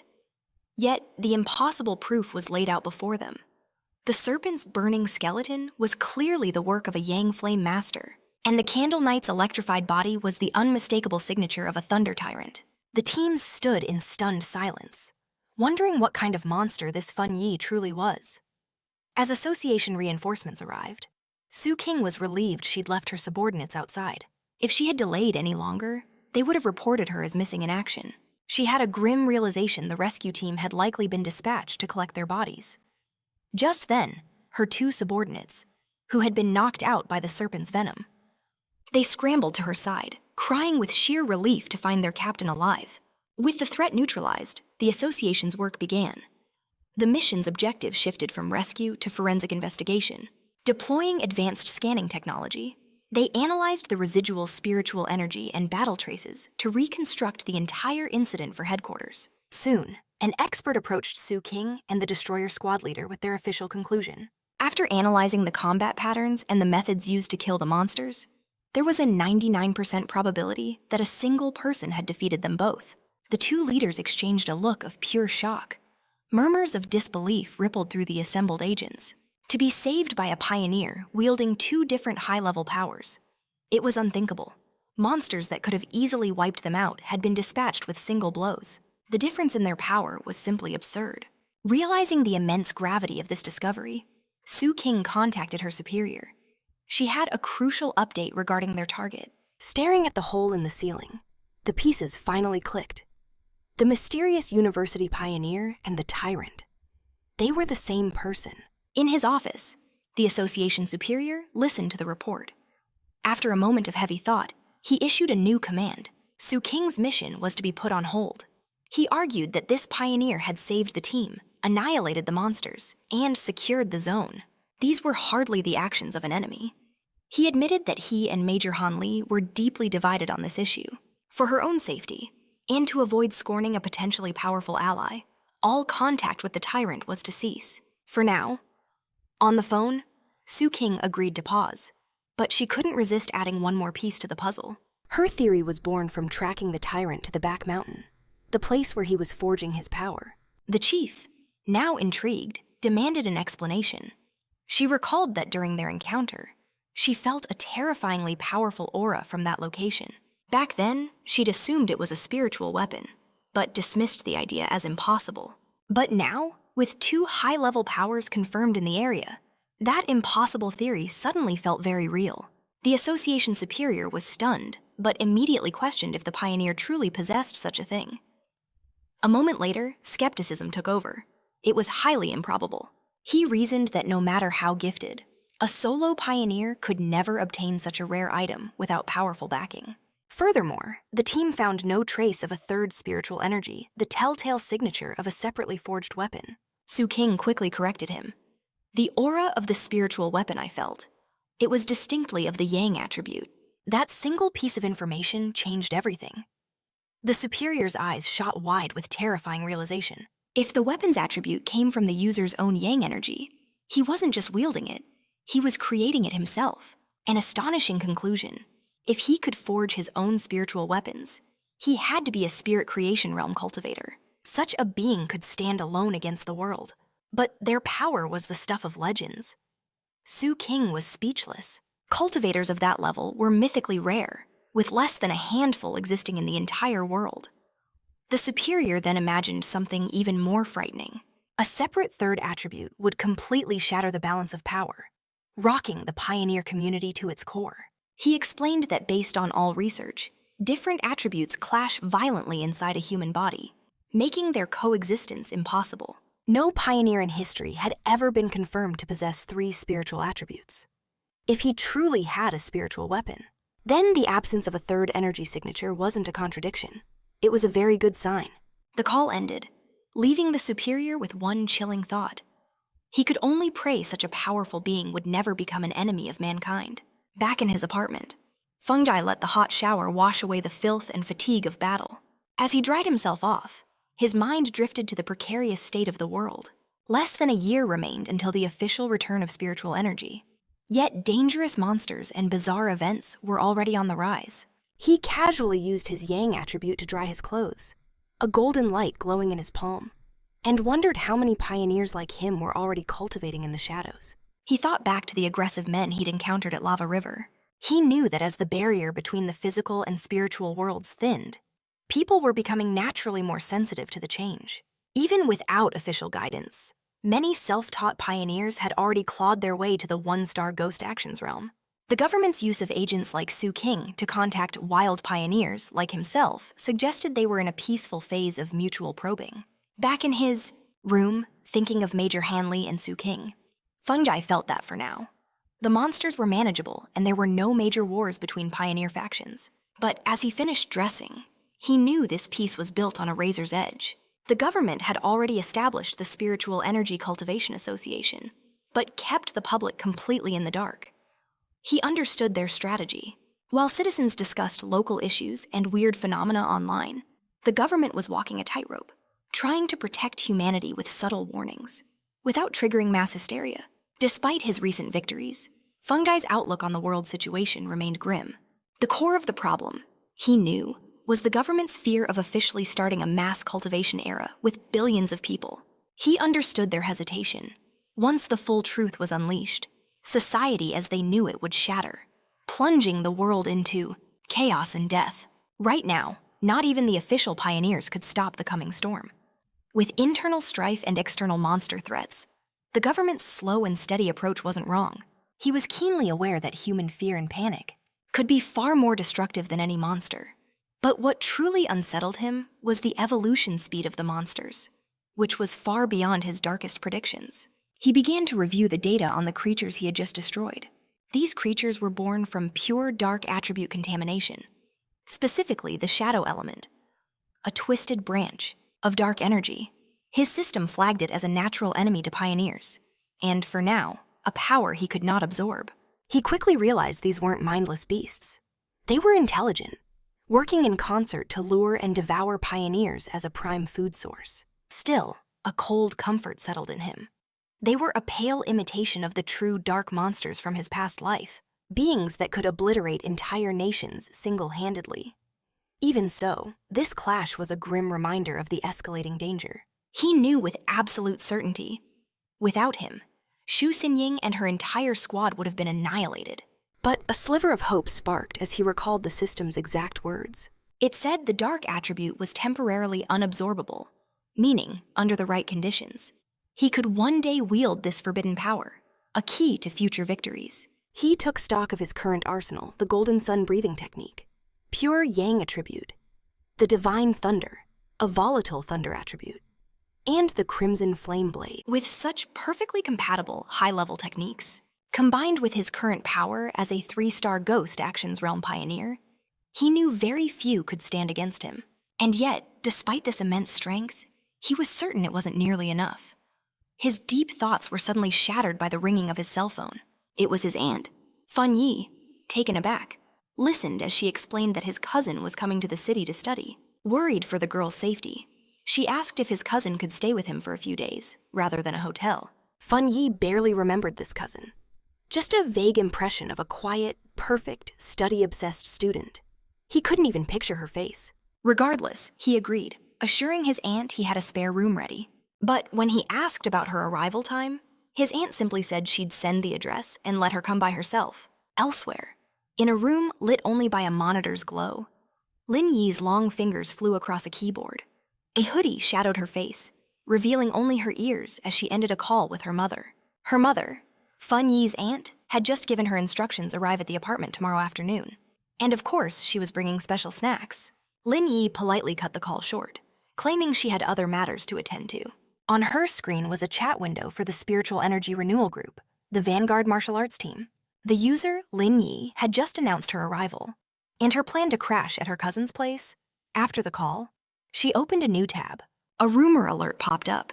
The infamous City of Death had claimed 3 more victims, all linked to the viral pork beast challenge. A grim, bloody photo accompanied the article. Lin Yi immediately recognized the location Ho City. Her interest was clearly piqued. Just then, her mother entered, interrupting her research, asking if her bags were packed. She said yes, but added she'd rather get a hotel to avoid bothering her cousin. Her mother insisted, touting the safety of his apartment and gently pushing her out the door. Her mother's final advice was simple: don't cause any trouble and help with the chores. I understand, Lin Yi assured her. As the door clicked shut, she let out a sigh. Another obstacle in her path. She adjusted her glasses, a determined glint in her eyes.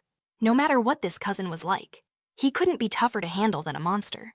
The next day, under a clear blue sky, a young woman with dark hair and glasses pulled her suitcase toward an apartment building. She checked the address on her phone.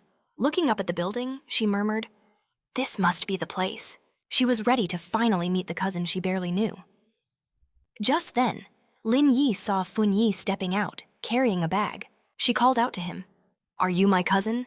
He stopped, a flicker of surprise in his eyes. "Are you Lin Yi?" He thought to himself that he didn't recognize her at all. An awkward silence hung in the air.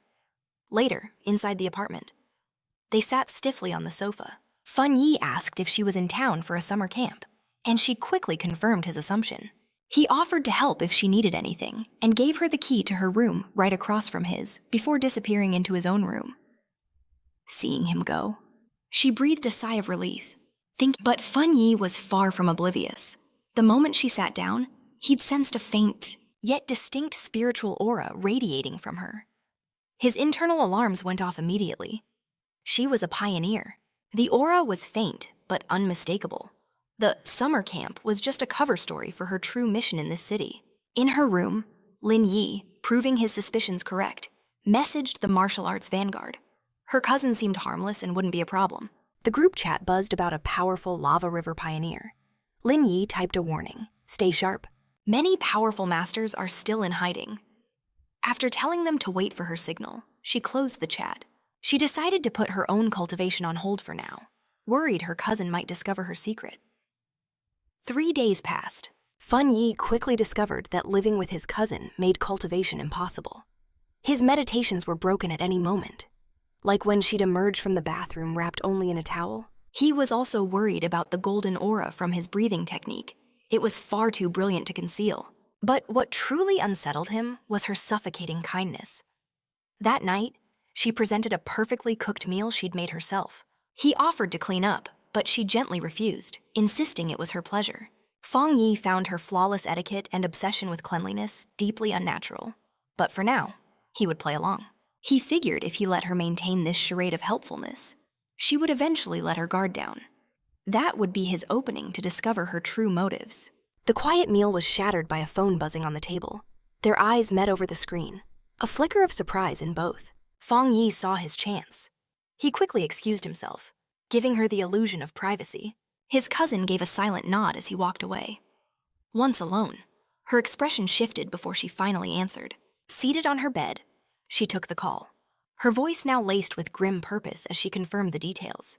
The great change of heaven and earth. It would manifest again tomorrow at 3 o'clock in the afternoon. She swore she would be there. For Fang Yi, listening in was effortless. The rendezvous point was the entrance to Yanghu, a trendy suburban town about an hour's drive away. His suspicions were now certainty. Through the wall, he observed her, his spiritual energy humming with intensity. So, his cousin was a pioneer, just like him. He was sure of it. But with her current level of power, she would never detect his presence. Still, her strength was impressive. Just an elementary student, yet already a 2-star high ghost, on the verge of breaking through again. Fang Yi mused that perhaps her incredible talent was the source of her bizarre personality. It all made sense now.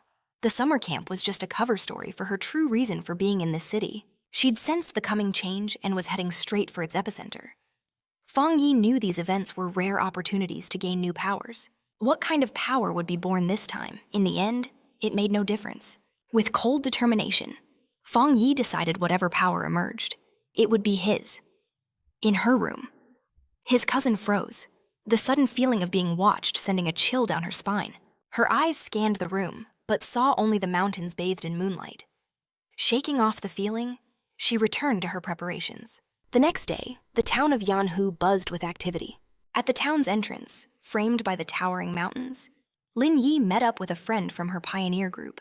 Her friend immediately started teasing, asking if her cousin was handsome. Lin Yi simply said he was a good person, but painfully average, earning a sigh of disappointment. Just then, a fiery redhead in a purple dress approached, pointing out that Lin Yi always saw herself as nothing special. With their team assembled, the redhead declared it was time to get down to business. A man in their group asked about a missing member. The leader confirmed it would only be the 6 of them, as their members' movements were always a mystery. From the balcony of a nearby cafe, Fang Yi observed them all, his sword resting faithfully by his side. He could tell his cousin's group tried to be inconspicuous, but their power was palpable. Even the weakest among them was a 2-star high ghost. That man who spoke was a 3-star. As he listened, Fang Yi learned the team was usually stronger, but a powerful member was frequently absent. His gaze then shifted, drawn to the mountain range that encircled the town. His eyes narrowed. He could feel it. The real show was about to begin up there, high in the mountains. The great shift of heaven and earth finally erupted. A colossal green vine tore through the clouds, descending like a beanstalk from ancient legends. These random phenomena were the keys for pioneers to decipher the world's constant transformations. Deep within the misty mountains, Lin Yi and her team arrived at the incredible scene. The red-haired leader, her voice filled with wonder, confirmed this was what they'd been searching. The group could only stare in stunned silence at the immense, throbbing vine. But awe quickly turned to raw terror. Her adventurous friend, now pale and shaking, pleaded for them to stop. Explaining the sight filled her with a dreadful premonition. The leader pressed her, asking about the dark rumors circulating on the forums. Her friend's terror came from a chilling tale. She knew of pioneers, far stronger than they, who touched this vine during its last appearance and suffered a gruesome fate. Their bleached skeletons were found twisted among the roots of the vine's shadowy reflection. Crushed by overwhelming fear, she gripped her head, certain they would all share that same end. For a split second, the world around them warped. They weren't on a mountain anymore. They were trapped inside a pulsating cavern of red flesh, its floor a writhing mass of organic tentacles. The vision of their own deaths was a terrifying premonition of what was to come. Back on the misty path, her friend still shook with dread. She had been willing to risk it all as a pioneer, but the sight of this vine triggered a primal, overwhelming fear. Her instincts were screaming.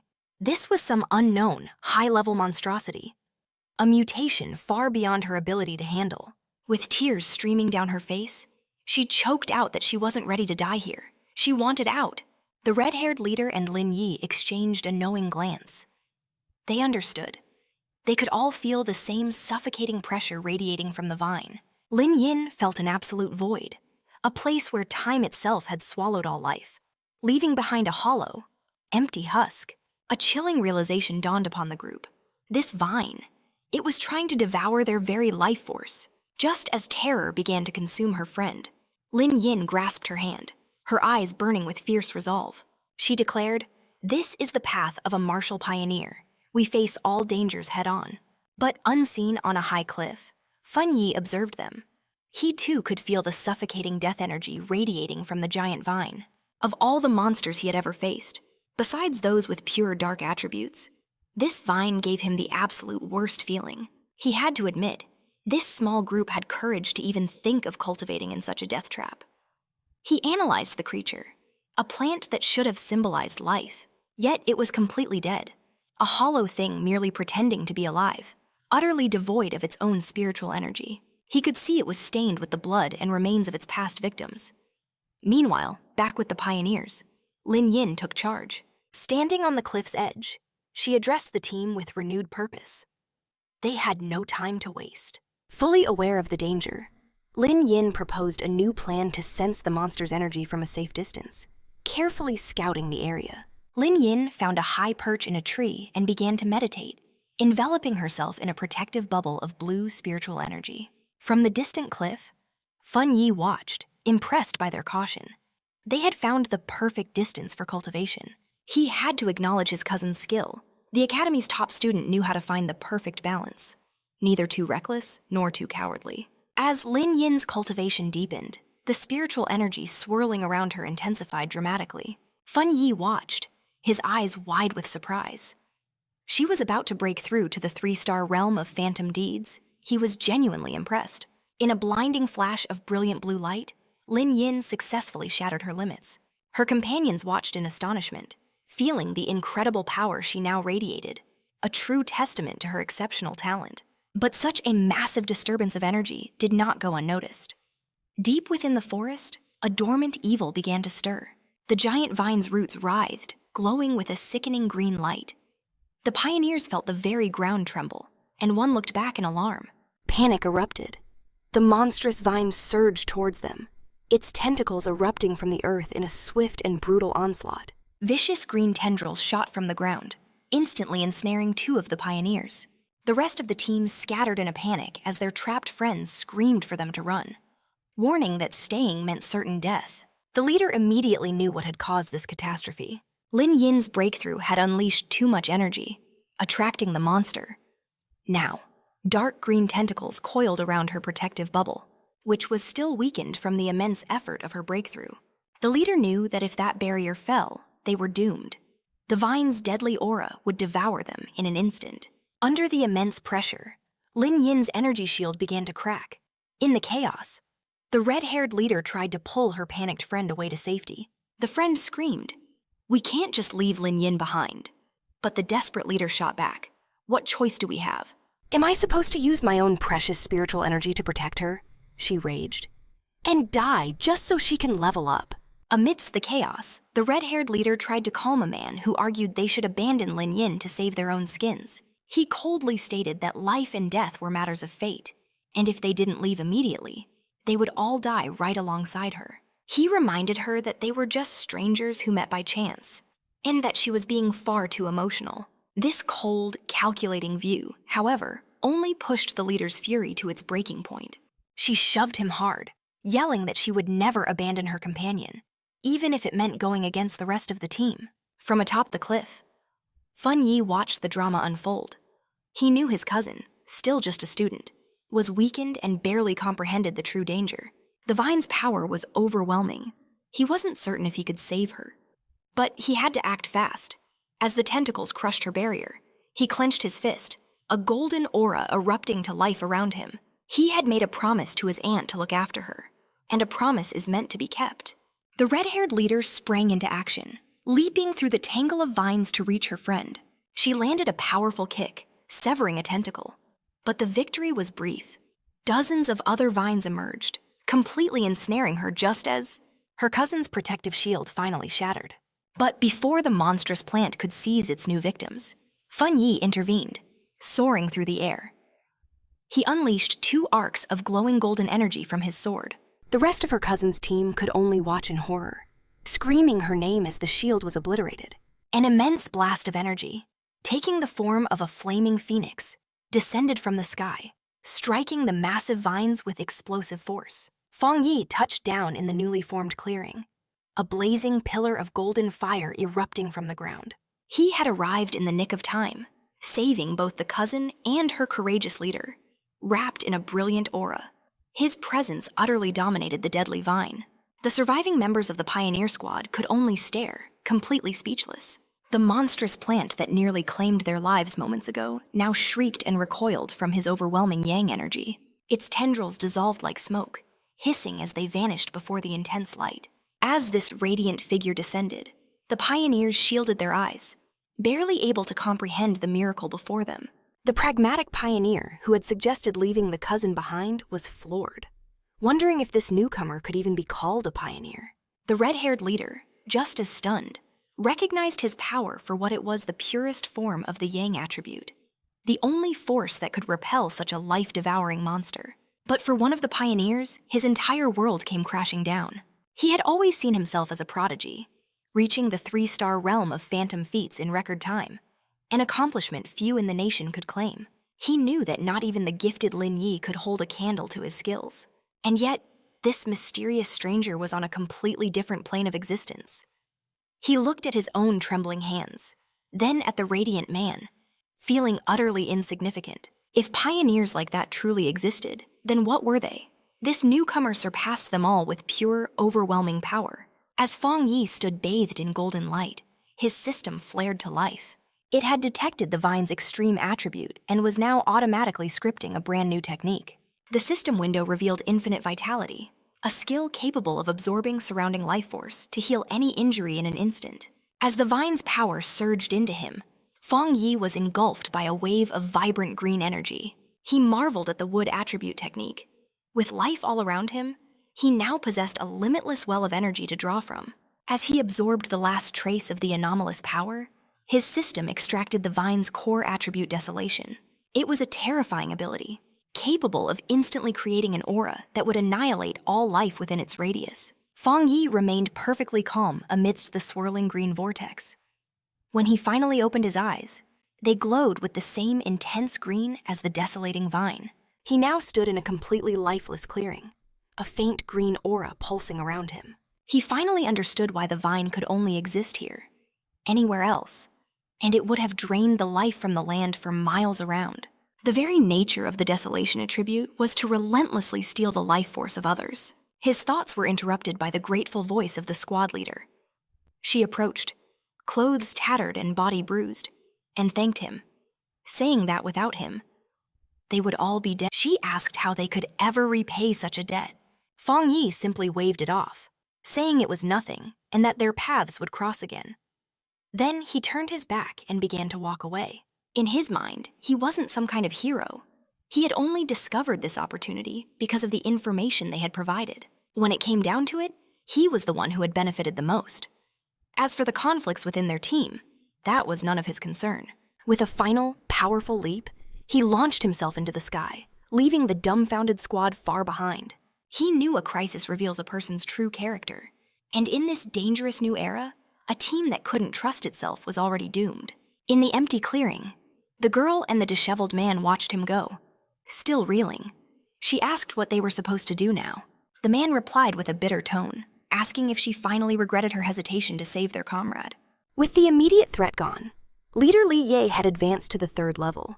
The red-haired leader knew their only chance of survival was to stick together. Sometime later, Yi's eyes snapped open, glowing with an intense blue light.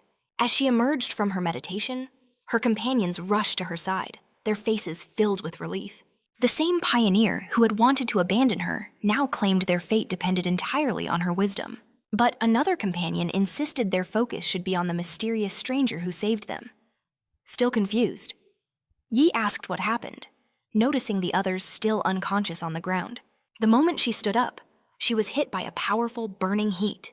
It was a remnant of the yang attribute, still scorching a nearby tree. She could feel its terrifying intensity, even from a distance. The disheveled man stepped forward, offering to explain everything that had transpired while she was unconscious. Later, back in her cousin's apartment, Yi was still trying to grasp the unbelievable truth. She couldn't accept that someone so powerful actually existed. Her companion's words echoed in her mind, painting a picture of the mysterious pioneer. The vines that were once untouchable had been repelled with ease, and the colossal beanstalk itself had retreated back into the heavens. The sheer presence of the man who saved her was overwhelming. Yi realized that even long after he had left, the vine remained dormant, a testament to his lingering power. She opened the door, only to find Fang Yi standing there. He noticed her pale face in an instant, but she quickly put on a brave smile, blaming her exhaustion to wave off his concern. Fang Yi seemed to accept her excuse, telling her to rest while he handled dinner. As Yi retreated to her room, she finally understood. Advancements took a heavy toll on the soul. It was a bone-deep exhaustion, far worse than any sleepless night. Yet a strange sense of relief washed over her. She wasn't an ordinary person anymore, no longer vulnerable to death by something so simple as a lack of sleep. This constant struggle with death, this was the destiny of a pioneer. A peaceful life, like her cousin's, was a luxury she could never afford. Her thoughts were suddenly shattered by a new message in the Pioneer group chat. It was from John Lan, the group's mysterious powerhouse who rarely ever spoke. "If you find any more traces of that strong man," the message read, "inform me immediately." Lan's first message in the group instantly captured Yi's full attention. After quickly agreeing, she posed a question to the others. "The man who saved me, could he be the same one from the Black River Lava Dragon incident? And if so, why help us?"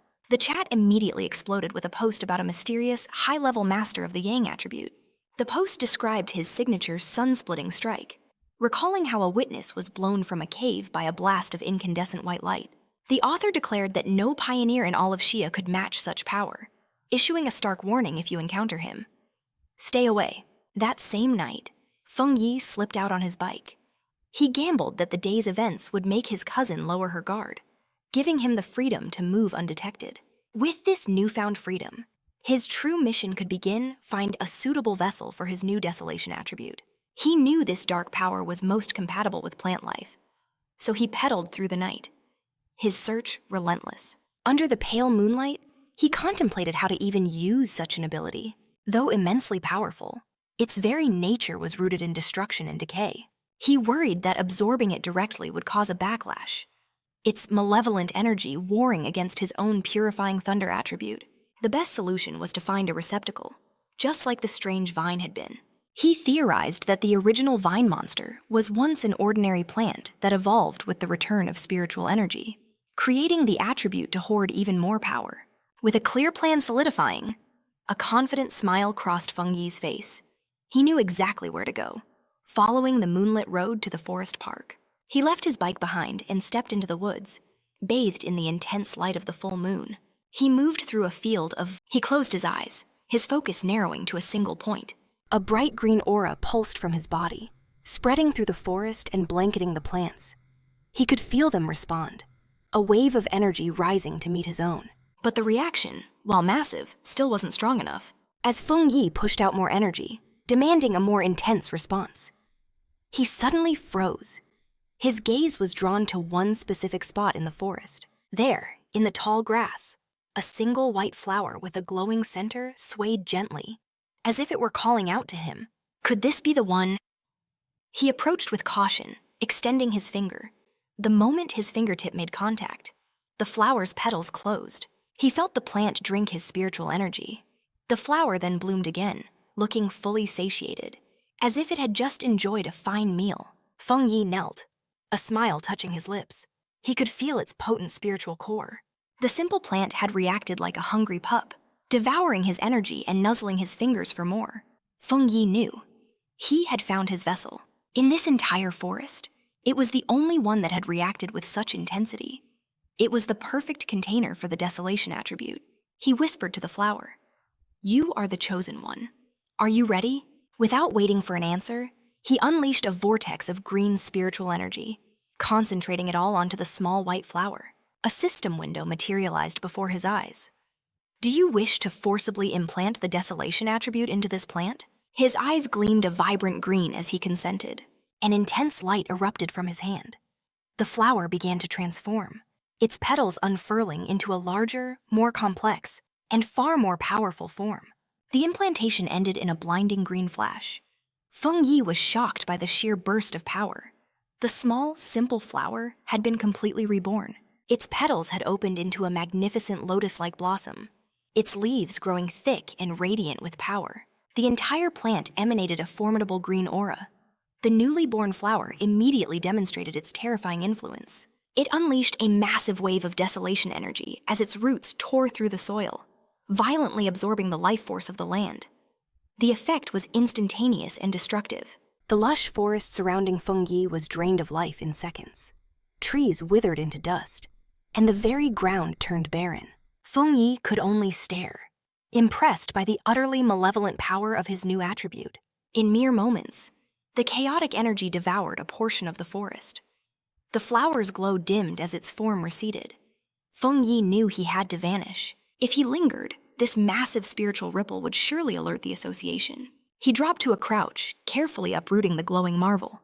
Roots and all, he knew this park was dangerous. The center was heavily monitored by the association, an organization terrified of spiritual revitalization. Where simple plants evolved into world-ending, he'd already spotted the new cameras and the eerie emptiness of the park. Clutching his prize, he began to retreat. When he witnessed something impossible, the flower was still absorbing spiritual energy from the very air around it. It was thriving. Even when severed from the earth, Fang Yi stared in awe. Its spiritual power hadn't faded in the slightest since being unearthed. This was a miracle. Moments ago, it was just a common wildflower. But now, a profound realization struck him. By bestowing the desolation attribute, he had shattered its natural limits and unleashed its evolutionary potential, setting it on a path to unimaginable power. But just as Fang Yi reached the edge of the park, a deafening alarm blared through the trees. Red lights pulsed violently as a cold, robotic voice echoed. Abnormal value exceeded. Fang Yi's blood ran cold. Despite his speed, he had tripped the park's high-level monitoring system. With no time to spare, he secured the desolation flower and bolted. Miles away, at the Department of Spiritual Energy Revitalization, those same alarms screamed through a state-of-the-art control room. Technicians scrambled in a panic, their voices rising over the sirens. The anomalous readings were off the charts. They demanded answers. An order was barked out immediately. All personnel equip protective bracelets, enter the park, and establish a total lockdown. A heavily armored team pushed into the deadened, silent section of the forest. One member glanced at their wrist-mounted device. The reading was a staggering 30. His eyes widened. This value, it's catastrophic. The Xing University incident only hit between 8 and 10. Even the mighty Black River lava dragon peaked at 25. Another agent chimed in, horrified. This park's spiritual reading has never broken 10, as one researcher carefully collected soil samples. Another reported bizarre findings: humidity, temperature, sunlight, all normal. And yet, every plant in this zone was utterly devoid of life. The team leader made a decision. They had to reach the epicenter and identify the attribute responsible. But as one agent moved forward, a senior researcher with glasses screamed, "Halt! Don't take another step." His voice was laced with dread. "Do not touch anything. This residual energy. It's the desolation attribute." He then posed a chilling question. "Have you all heard about the celestial vine?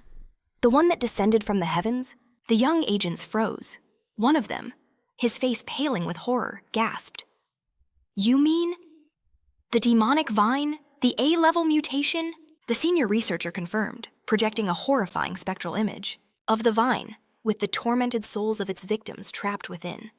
He explained this was the source of its legendary power, a power that had slain countless pioneers.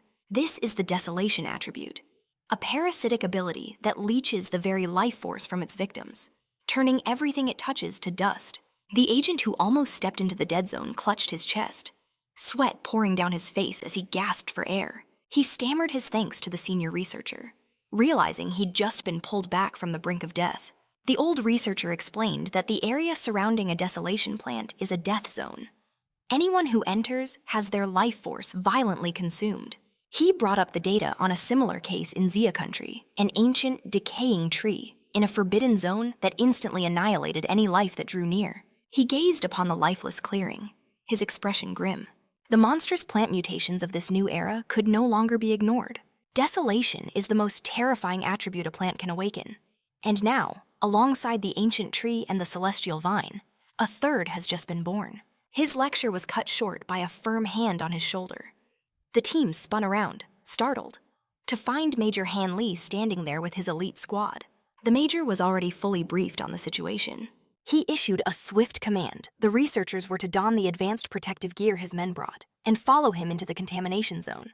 With Major Han Li taking point, the newly equipped team, including Su Xinying, pushed deeper into the dead zone.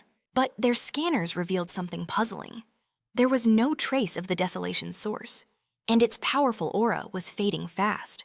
The energy level had already plummeted to 25 in just a few minutes. This made no sense.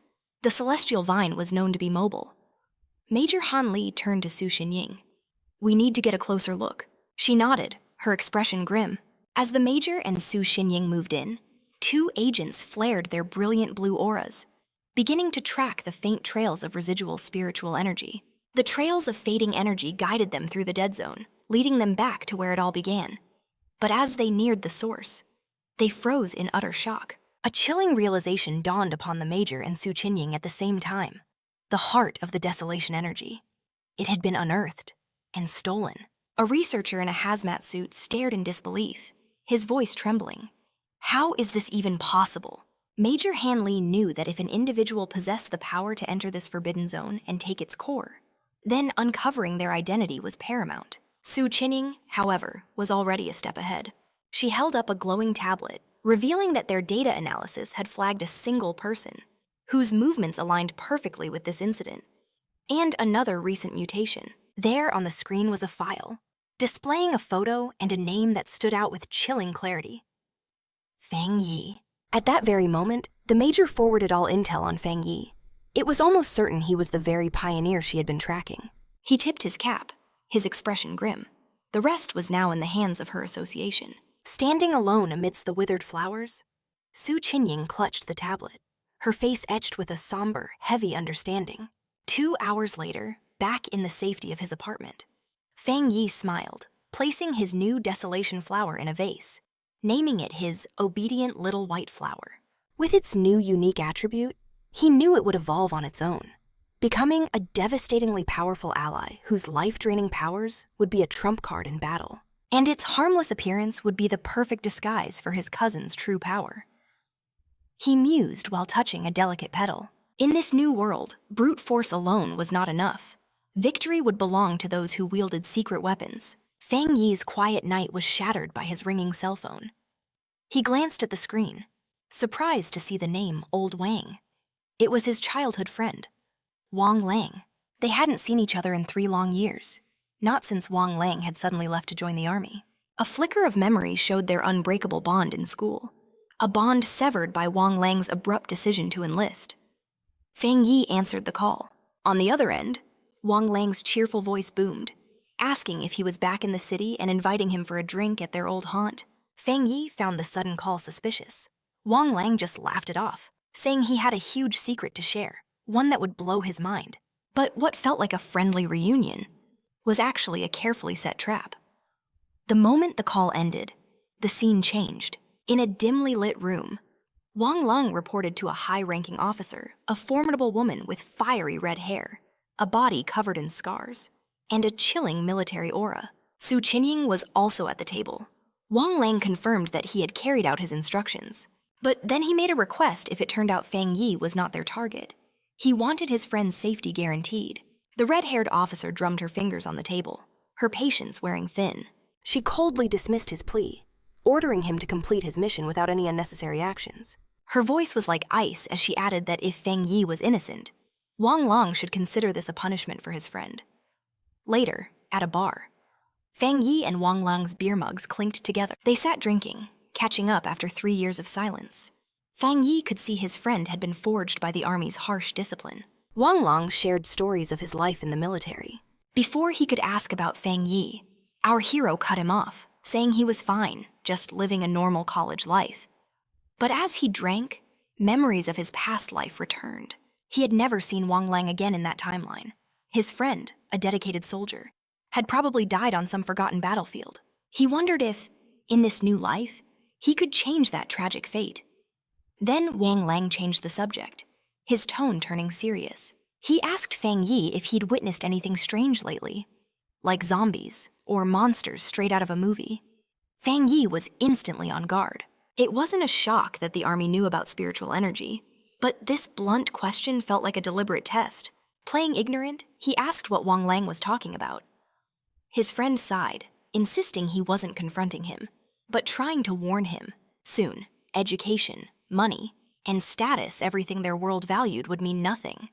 The global order was about to be completely overturned. Fang Yi listened, his face an unreadable mask as he stared into his glass.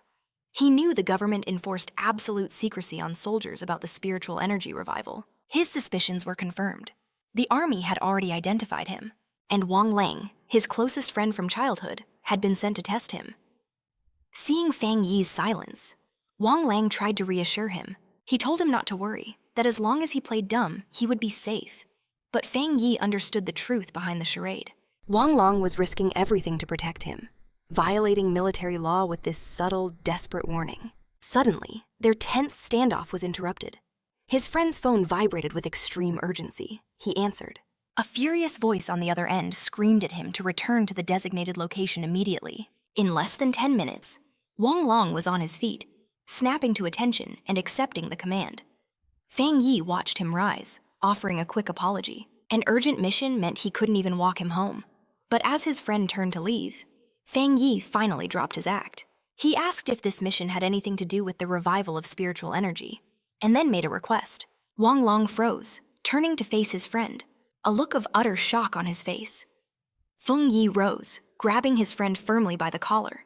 He demanded to be taken to the higher-ups, making it clear he knew the real reason for their meeting. Feng Yi admitted he didn't know the full picture, but he knew one thing for certain: Wang Lang would never harm him. He explained that the army's current struggle was tied to the great changes sweeping the globe. Since the Spiritual Energy Association already fought these monsters, he needed to see the military's role for himself. At last, Wang Lang agreed. They traveled to a colossal, heavily guarded military base, nestled in a mountain valley, Military Spiritual Forbidden Zone number 19. Approaching the gate, Feng Yi was stunned by the sheer density of spiritual energy. Its concentration was even higher than in a standard pollution zone. Soon, a squad of soldiers met them. One of them ordered Wang Lang back to his team. After a swift verification, the soldiers permitted Feng Yi's entry, guiding him down a brightly lit corridor. Deep inside the facility, Feng Yi and Wang Lang were brought to a massive underground training ground. Soldiers were locked in a desperate battle, using shimmering blue energy to contain a nightmarish, spiky creature, pitch black with a single glowing red eye. The beast retaliated with pure fury, firing a devastating beam of crimson energy that ripped through the soldiers' ranks, provoking cries of pain and terror. From a high platform, a stern red-haired officer observed the battlefield with a critical eye. Feng Yi instantly perceived the monster's dual nature. The officer confirmed his analysis. It was a perfect fusion of darkness and fire attributes, making it exceptionally savage and cruel. It had already severely wounded several soldiers. She was Ji Fang, a 3-star Ghost Realm officer, and her sharp gaze landed on Wang Lang. She roared his name, and he immediately snapped to attention. Furious, she demanded to know why he had brought an outsider into a restricted area, cutting him off before he could explain. But then, her expression shifted. She told him to forget it. The situation was too urgent, and they needed him in the battle formation. She then turned to Feng Yi, seeing nothing but a kid with faint spiritual energy. For a brief second, she wondered if he was the powerful pioneer they were searching for. But she quickly dismissed the ridiculous idea. Focusing on the battle, she delivered a harsh warning. Since he was Wang Lang's friend, she would not say much. But inside a forbidden military zone, his life was now his own responsibility. Furthermore, he had to swear an oath of secrecy about everything he was about to witness. Feng Yi simply replied that he understood. Ji Fang took command, raising a massive energy cannon and calling 2 soldiers forward. They moved instantly, their bodies cloaked in blue aura as they confronted the monster directly. Ji Fang then aimed at the ground and fired a gigantic beam of pure energy at the creature. The attack slammed into the monster, creating a colossal explosion. But the beast was far from defeated. The creature let out a terrifying roar as its shadowy form pulsed with an ominous red light. Its fanged mouth opened even wider, looking more menacing than ever. The attack had only provoked it, accelerating its mutation. Enraged, the monster lashed out with its massive claw. A soldier screamed a warning to his comrade, who managed to block the attack, but was sent flying by the brutal impact. Ji Fang's voice cut through the chaos. ordering the team to maintain their distance and not to be careless. She knew they had to destroy the creature before its evolution was complete. Watching from the side, Fang Yi was impressed by the soldiers' performance. They were a well-trained unit, united by discipline, trust, and perfect coordination. He understood the synergy between them, the power that came from that unity. But that thought was shattered when he felt the monster's power begin to skyrocket. He shouted for them to run, warning that they were no match for the creature in its current state. But his warning was drowned out by the chaos. The monster unleashed a huge blast of purple energy, sending the soldiers flying. Jifeng refused to retreat, ordering her team to raise the alert level and update the Forbidden Zone's mutation grade. The monster's eye gleamed with pure malice as a terrified soldier screamed. The evil hound had completed its mutation, merging completely with the darkness, its single eye, now a flaming red orb, locked onto a target. It was aiming for Wang Lang, who stood frozen, paralyzed with fear. Jifeng and Feng Yi could only react in horror, realizing his friend was in mortal danger. Feng Yi watched as the monster surged forward, violently throwing another soldier aside with a wave of energy. Jifeng alerted the entire team. The sealed evil hound had mutated into a B-level threat, forcing an immediate change in their combat strategy. The thrown soldier coughed up a mouthful of blood. Feng Yi rushed to his side, helping him up and asking if he was okay. The injured man explained he was trying to channel energy to its containment collar. But the creature's, even as he coughed up a thick black fluid, he tried to act brave, telling Feng Yi not to worry. But as Feng Yi looked on, his expression turned dark and cold, his patience finally gone. Realizing conventional weapons were useless, Jiang let her massive energy cannon clatter to the ground. She faced her remaining soldiers, her eyes blazoning with resolve, and issued one final, desperate command. Whatever the sacrifice, the B-rank mutation would not breach the restricted zone. But as her team braced for their last stand, Feng Yi stepped forward, calmly placing himself directly in her path. Jiang demanded to know what he was thinking, but he paid her no mind. His eyes and hand began to pulse with an intense, blue light. Pure arcs of lightning crackled to life around him, a prelude to the battle to come, bathed in cerulean energy. Feng Yi mocked the beast. His eyes gleamed with power as he challenged its will to survive.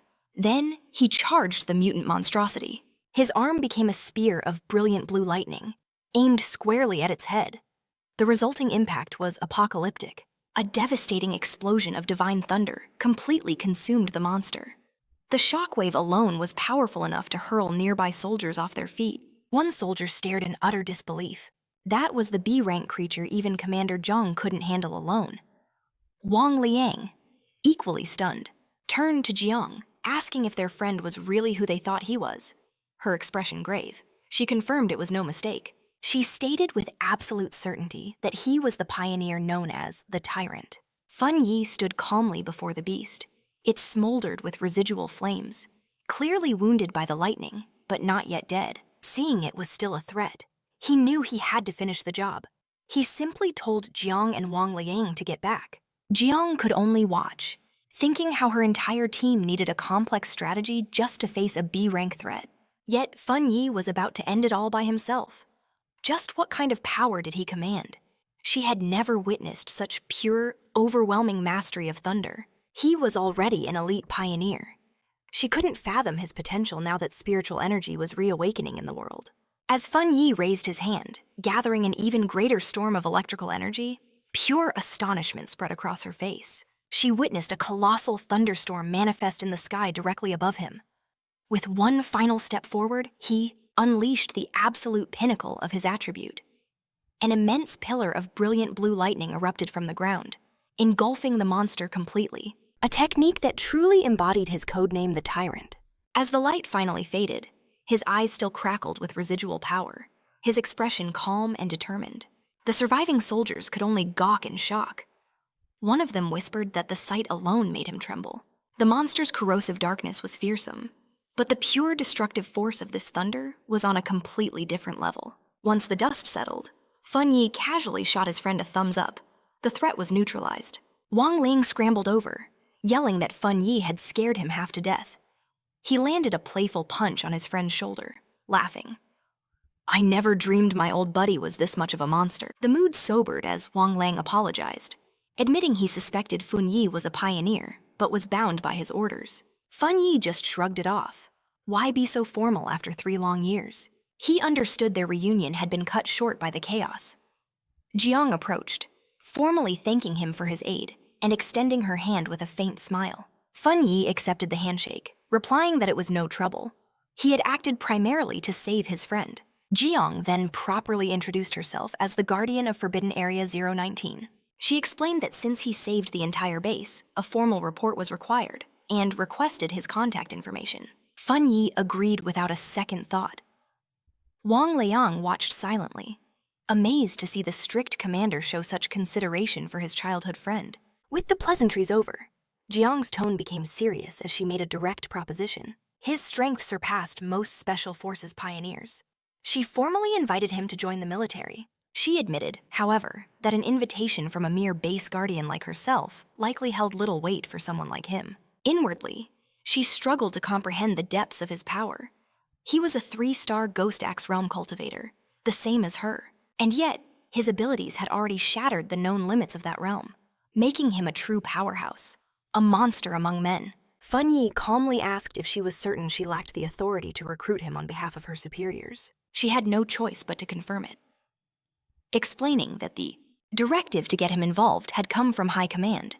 They would surely extend a personal invitation in the near future. Fang Yi let out a soft laugh, telling her there was no need for such formalities. He declared his genuine respect for everyone present, noting that few have the courage to lay down their lives for others. He confessed he'd never seen soldiers in a real battle before, and what he witnessed had deeply moved him. Touched by his sincerity, Jiang could only offer a quiet word of thanks. And so, Fang Yi made a proposition. If they ever faced a threat they couldn't handle, they could call on him for aid, just as they protect ordinary people like him. However, he presented one crucial condition. They must never interfere with his personal cultivation, nor could they restrict his freedom. The unexpected offer left Jiang speechless. With the terms of their new pact settled, Fang Yi noted the late hour and bid them farewell. Jiang agreed, even as she and Wang Liang dealt with the aftermath of the creature's body, promising to arrange for its transport. As Fang Yi said his goodbyes to the soldiers, the army's true purpose finally became clear to him. In this new era, they used these perilous, spirit-rich zones for training, but more importantly, as a barrier between the common world and the realms that now threatened it. After Fang Yi's departure, Jiang admitted to Wang Liang that their friend was beyond the simple definition of impressive. She knew what they had witnessed was only a tiny fraction of his true power. For a pioneer to achieve such strength in so little time revealed an extraordinary, almost monstrous level of perception. He was, she realized, a rare combination of incredible luck, unyielding courage, and raw, innate skill, the very elements of a living legend. Seeing his commander's deep respect, Wang Liang excitedly suggested that if she couldn't recruit Fang Yi, then he, as a childhood friend, should be the one to try. But Jiang brought him crashing back to reality with a light chop to the head, ordering him to stop daydreaming and help with the cleanup. He could only obey, getting dragged off to work. Later that night, back at his apartment, Fang Yi meditated on the rooftop, enveloped in a radiant golden aura as he replayed the day's events. He knew the visit had exposed his identity, but he'd only revealed his thunder attribute, keeping his other abilities a closely guarded secret. Their respectful attitude towards him confirmed that this was a positive turn of events. He now understood that his rare thunder attribute, a perfect counter to the dark monsters the army fought, made him an invaluable asset. Fang Yi was certain they would try to recruit him, not threaten him, which would open the door to faster cultivation methods and classified information. The day's encounter also clarified the roles of the nation's 2 greatest pioneer forces. The army, led by people like Jiang, acted as guardians in the shadows, hidden protectors. Meanwhile, the Spiritual Energy Cultivation Association, with agents like Suqing, handled urban threats to safeguard civilian lives. Fang Yi understood the government's dual strategy: use the forbidden zones to contain the greatest dangers, while slowly releasing information to the public about the world's great change. This delicate approach bought them precious time, preventing society from collapsing into chaos. As he meditated, a golden sphere pulsed within his core. Despite absorbing the rich energy of the Forbidden Zone, He felt no immediate signs of leveling up. But then, that sensation changed.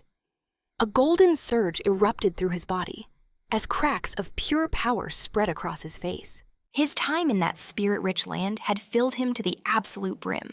He recognized the signs. He was about to achieve another breakthrough.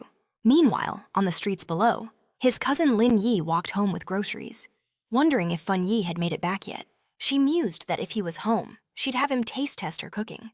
But her thoughts were violently shattered when she looked up and saw an enormous pillar of golden light erupt into the night sky. It was coming from the direction of their apartment building. Her eyes widened in alarm. A flaming divine axe reflected in her terrified gaze. She recognized that overwhelming energy, a phantom axe realm breakthrough. But in an instant, she realized her mistake. Frozen on the street, Lin Yi stared in utter disbelief. The colossal flaming axe in the sky radiated a terrifying power far beyond any normal breakthrough. Although it held the aura of the phantom axe realm, this was something else entirely. This was an energy capable of warping reality itself. And when a gigantic, golden divine hand formed among the clouds, she understood the terrifying truth. It was the legendary spiritual creation realm.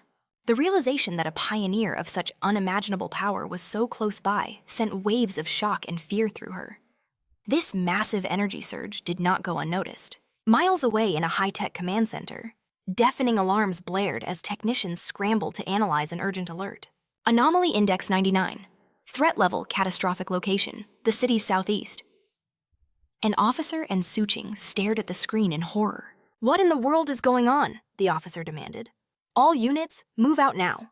Suchin wondered how something this powerful could appear without any warning. This was an energy surge capable of wiping the entire city off the map. In a tense emergency meeting, military leaders debated before a holographic display. Was this a new divine pioneer ascending to the spiritual creation realm? Or an imminent catastrophe? It could very well be both, a grim-faced officer suggested. The situation was escalating by the second. The senior officer frantically called headquarters, demanding advanced equipment, but gave one strict order: no weapons of mass destruction. His despair was shattered as a subordinate burst in, gasping for breath. "The alert is canceled. It's not a monster. It's a pioneer's breakthrough." A wave of relief washed over Fang Yi. The breakthrough was a success. He had ascended to the one-star spiritual creation realm. Although his body felt lighter and more agile, Fang Yi noticed no significant jump in his raw power. But the peace was shattered by his phone. A message from Wang Lang flashed on the screen. "New anomaly. Kening University's sports field. Internal military sources confirmed a new pollution zone. And what's worse, this was the second time." Fang Yi quickly typed back, saying he knew about the last heat anomaly. "It's the same one, back for more," Wang Lang confirmed, adding a playful warning not to tell a soul. Fang Yi joked about reporting him, but his friend's tone turned serious. "I'm worried about you. Stay safe out there." Fang Yi set his phone down, lost in thought. His friend's warning only confirmed Fang Yi's strategy. He had to be cautious with the army and the association, as becoming too famous would only bring disaster. That was precisely why he kept his powerful Yang Flame attribute and the Crimson Flame Blade technique a complete secret. They were his ultimate trump cards. He sent a final reply, promising to be careful and assuring his friend he had hidden strengths to rely on. Just then, Lin Yi walked through the door. Seeing Fang Yi on the sofa, she asked if he'd eaten, offering him the bag of food she had brought. Completely absorbed by his phone, Fang Yi simply waved her off. "Just leave it on the table, I'll eat later." Watching him, Lin Yi felt a familiar mix of worry and frustration as she looked at her cousin. Fang Yi had a good heart, but he was impossibly lazy. He seemed content to just stay home, glued to his screen, completely ignoring his college studies. The irony was bitter. While she and other pioneers risked everything, her cousin lived a life without a single care in the world. Utterly drained, she retreated to her room and collapsed onto her bed. Lin Yi knew that news of a pioneer reaching the spiritual creation realm would spread through their community like wildfire. Driven by her duty as family, she made a vow. When the time came, she would protect her oblivious cousin, no matter the cost. But Fang Yi wasn't just fiddling with his phone. He was analyzing the report from Wang Liang, showing a raging inferno on the university campus. He noted the pattern. The first anomaly was intense heat, and now this fire. Could this be another form of the Yang attribute? The video showed the flames erupting in an instant, burning with a truly terrifying ferocity. Online, witnesses were in shock. Some even wondered if special forces would be needed for a simple fire. The report stated that every tree and garden nearby had been incinerated, and the entire area was now under strict quarantine. Fang Yi noticed the video cut off abruptly. This situation was clearly far more grave than the last incident at the university. He had to know what was different about this new Yang attribute. He concluded he had to see it for himself. And to get inside that quarantined zone, he would need to contact Jiang, his new acquaintance in the army. The next morning, a swarm of reporters surrounded Qing University's sealed gates, held back by a stern line of soldiers. They yelled for answers about an unquenchable fire, demanding to know why such a massive incident was being covered up. Just as the chaos peaked, Jiang and Fang Yi arrived. The crowd watched as the two imposing figures approached. Without a single word, the soldiers parted, opening the gates and allowing them to pass. The reporters could only watch in stunned silence, completely baffled. Inside, Fang Yi surveyed the smoldering ruins of the campus. He remarked on the absolute destruction. "Is this the celestial fire I've heard rumors about?" Jiang confirmed that was its official name, then began to explain its terrifying power. "It appears without warning, cannot be extinguished by any known means, and only fades after it has burned everything to ash." "A fitting name, don't you think?" she said. After the inspection, Jiang had to visit the director's office, asking Fang Yi to wait. He assured her he would be fine. Fang Yi walked to the edge of the destroyed zone, which was marked off by tape. He knelt down, his fingers brushing against the charred earth. Analyzing the scene, he realized the ground was cold, and worse, devoid of any spiritual energy from the celestial fire. Disappointed, he knew he couldn't collect the attribute. His plan, he thought, had been far too naive. Just then, his thoughts were broken by a familiar voice calling his name. He looked up to see his ex-girlfriend, Xu Li, standing on the steps nearby with a friend. A look of surprise crossed her face. "What are you doing here?" Her friend in glasses recognized him instantly. "Isn't that the ex-boyfriend you mentioned, Xu Li, the one who only got into a technical college?" Xu Li could only nod in agreement, as her friend clapped his shoulder with a smug, condescending air. Looking at Fang Yi, she claimed to understand. He was clearly still trapped by feelings for his ex, but their worlds were different now. It was best for him to just give up. Fang Yi just stared back, utterly baffled. Stuck in the past. The very idea was ridiculous. From across the field, other students started whispering. They wondered who that guy with the campus beauty could be, assuming he was just another suitor about to be shot down. They noted he didn't look like a student, complaining that security was getting lax letting strangers wander in. Suddenly, Xu Li's friend marched forward, getting right in Fang Yi's face. She declared that Xu Li was the star of this campus and he'd better watch himself. Countless men, far better than him, were lining up for her. He didn't even begin to qualify. "Get out of here," she commanded. This was not a place for someone like him. She even threatened to call administration if he couldn't explain how he got onto campus. All the while, Xu Li watched, her expression a storm of conflict. She recalled him vowing he'd never regret their breakup. But now she saw his cold indifference as nothing but an act, a pathetic attempt to save face. The tense standoff was shattered when Jiang returned, casually asking Fang Yi if this girl was a friend of his. Xu Li was stunned by the sudden arrival of this imposing, red-haired woman. Fang Yi coldly corrected her. They were merely high school acquaintances, nothing more. Jiang simply accepted his answer, repeating, acquaintances. Then she slowly put on a pair of sunglasses, amplifying her already powerful and intimidating aura. A wave of pure pressure washed over Xu Li and her friend, making them shrink back in nervousness. As they wondered who this woman was and how she knew Fang Yi, Jiang turned to him with an update. She reported that after speaking with the director, the Skyfire incident was far more complicated than they first imagined. Jiang then informed him the director was on his way to personally escort them to the source. As a special military consultant, Fang Yi's presence was absolutely essential. He simply nodded in agreement. Just then, a group of men in dark suits with grim faces descended on the scene, ordering everyone back and declaring the field a restricted area. Xu Li and the students gasped. They recognized the man leading them, the university director himself. The director was a rare sight on campus. For him to personally appear to meet Fang Yi and this mysterious woman was completely unheard of. Xu Qingli's friend, however, saw it all wrong. She smirked, thinking the director was here to finally deal with these two intruders. But Xu Qingli remained silent, a seed of doubt sprouting in her heart. To their absolute shock, the director didn't even glance at them like trespassers. Instead, the distinguished old man walked directly to Fang Yi, greeting him with a warm and deeply respectful handshake. As the consultant appointed by Yan, the director expressed his grave concerns over the anomalies and the safety of his students. He admitted he was immensely relieved that they had finally arrived. Then, in a gesture that defied all logic, the director gave a slight bow, formally entrusting the entire catastrophic situation into Fang Yi's hands. From where she stood, Xu Qingli could only watch, wide-eyed, as the entire image she had of her ex-boyfriend completely shattered. The director's security team immediately reinforced the cordon, creating a human wall and pushing back all unauthorized personnel. Swept back by the bewildered crowd, Xu Qingli couldn't process what she was seeing. The revered director, bowing to the young man she thought she knew so well. She could hear the whispers around her change in an instant. He wasn't her ex-boyfriend or some rejected suitor anymore.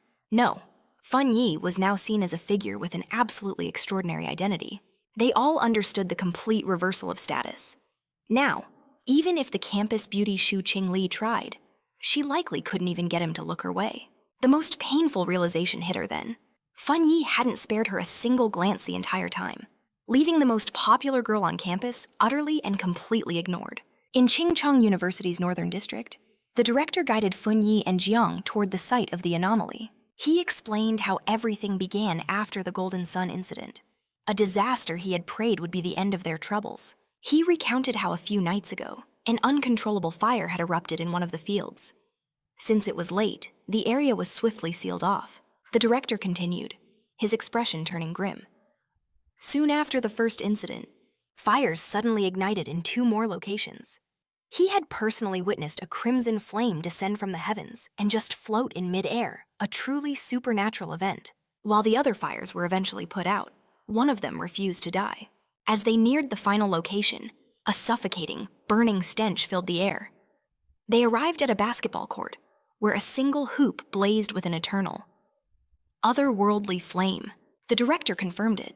This was the origin point, the one fire that no method on Earth could extinguish. While Fang Yi observed the phenomenon, Jiang consulted a device on her wrist. The reading was 11. She explained to Fang Yi that the spiritual anomaly detector flagged any reading above 10 as a disaster-level event for ordinary people, requiring immediate quarantine. Without warning, the device shrieked to life, the level jumping to 60s. Jiang cried out, her eyes wide with alarm at the sudden spike. She frantically warned the director that if the energy kept climbing, it wouldn't just affect the university, it would engulf the entire city. They needed an elite team. Now. But before any order could be given, Fang Yi made his move. He vaulted over the wire fence, shattering the prohibition, and walked directly into the inferno. He was instantly swallowed by the flames, leaving Jiang and the director paralyzed with shock. In that same moment, the reading on Jiang's device exploded to 110. She screamed, "It's an S-level anomaly!" The director panicked, shouting about what they would do with Fang Yi trapped inside. Jiang stared at the blaze, unable to comprehend his recklessness. Not even the most elite soldier from a forbidden zone would dare enter that fire alone. But inside the inferno, Fang Yi was completely unharmed, his silhouette an island of calm in a sea of fury. He knew that the same yang attribute that shielded him from divine thunder would grant him immunity to this celestial fire. However, he quickly identified a critical problem. While his protective aura kept him safe, it also prevented him from touching the source flame. He couldn't activate the system's ability for a new technique. Fang Yi had to reach the core. He watched the fire coil around the hoop like a great, flaming dragon. With no hesitation, he prepared to face the beast head-on. The fire dragon roared and charged in a move of sheer madness. Fang Yi deactivated his golden sun protective aura, making himself completely vulnerable. The celestial fire instantly overwhelmed him in a storm of raw, untamed energy. He gritted his teeth, enduring the searing agony as the flames scorched his skin. He forced his hand forward, determined to touch the anomaly's core. His insane gamble paid off. The instant he made contact, the system flared to life, confirming the celestial fire attribute. A triumphant smile cut through the pain on his face. He could feel the fire's immense will, a power that dwarfed even his new desolation attribute. Fang Yi declared fiercely, "I will absorb all of this power, no matter what it takes." The system immediately began to calculate and compile the data. A new system window flashed before his eyes, announcing the reward. He had obtained the 9 Dragons Celestial Fire Sealing Art, a divine technique designed to eliminate evil and seal demons. As he mastered it, the wild flames became an extension of his own will, coiling around his arm like a loyal dragon. The system confirmed technique compiled, unlocked, and ready for immediate use. Focusing his very soul, Fang Yi initiated the extraction of the celestial fire's essence, absorbing it directly into his being. His eyes began to glow with a fiery red light as flaming marks appeared on his face. His hands formed a seal, his crimson eyes blazing. Fang Yi was ready to unleash his new power. 9 dragons, celestial fire, sealing art. Brilliant red chains erupted from his back, lashing out and binding the flames. Outside the fence, Defeng and the director watched in utter disbelief. Defeng immediately recognized that powerful sealing aura. She had seen something like it once before. When a high-level military pioneer sealed an entire forbidden land, the methods were different, but that overwhelming spiritual pressure was unmistakable. With a single command, Fang Yi ordered the chains to recoil. They pulled with unimaginable force, compressing the raging celestial fire into a single, perfectly sealed orb of pure energy that hovered in the air. Fang Yi held the chained sphere. The process was complete.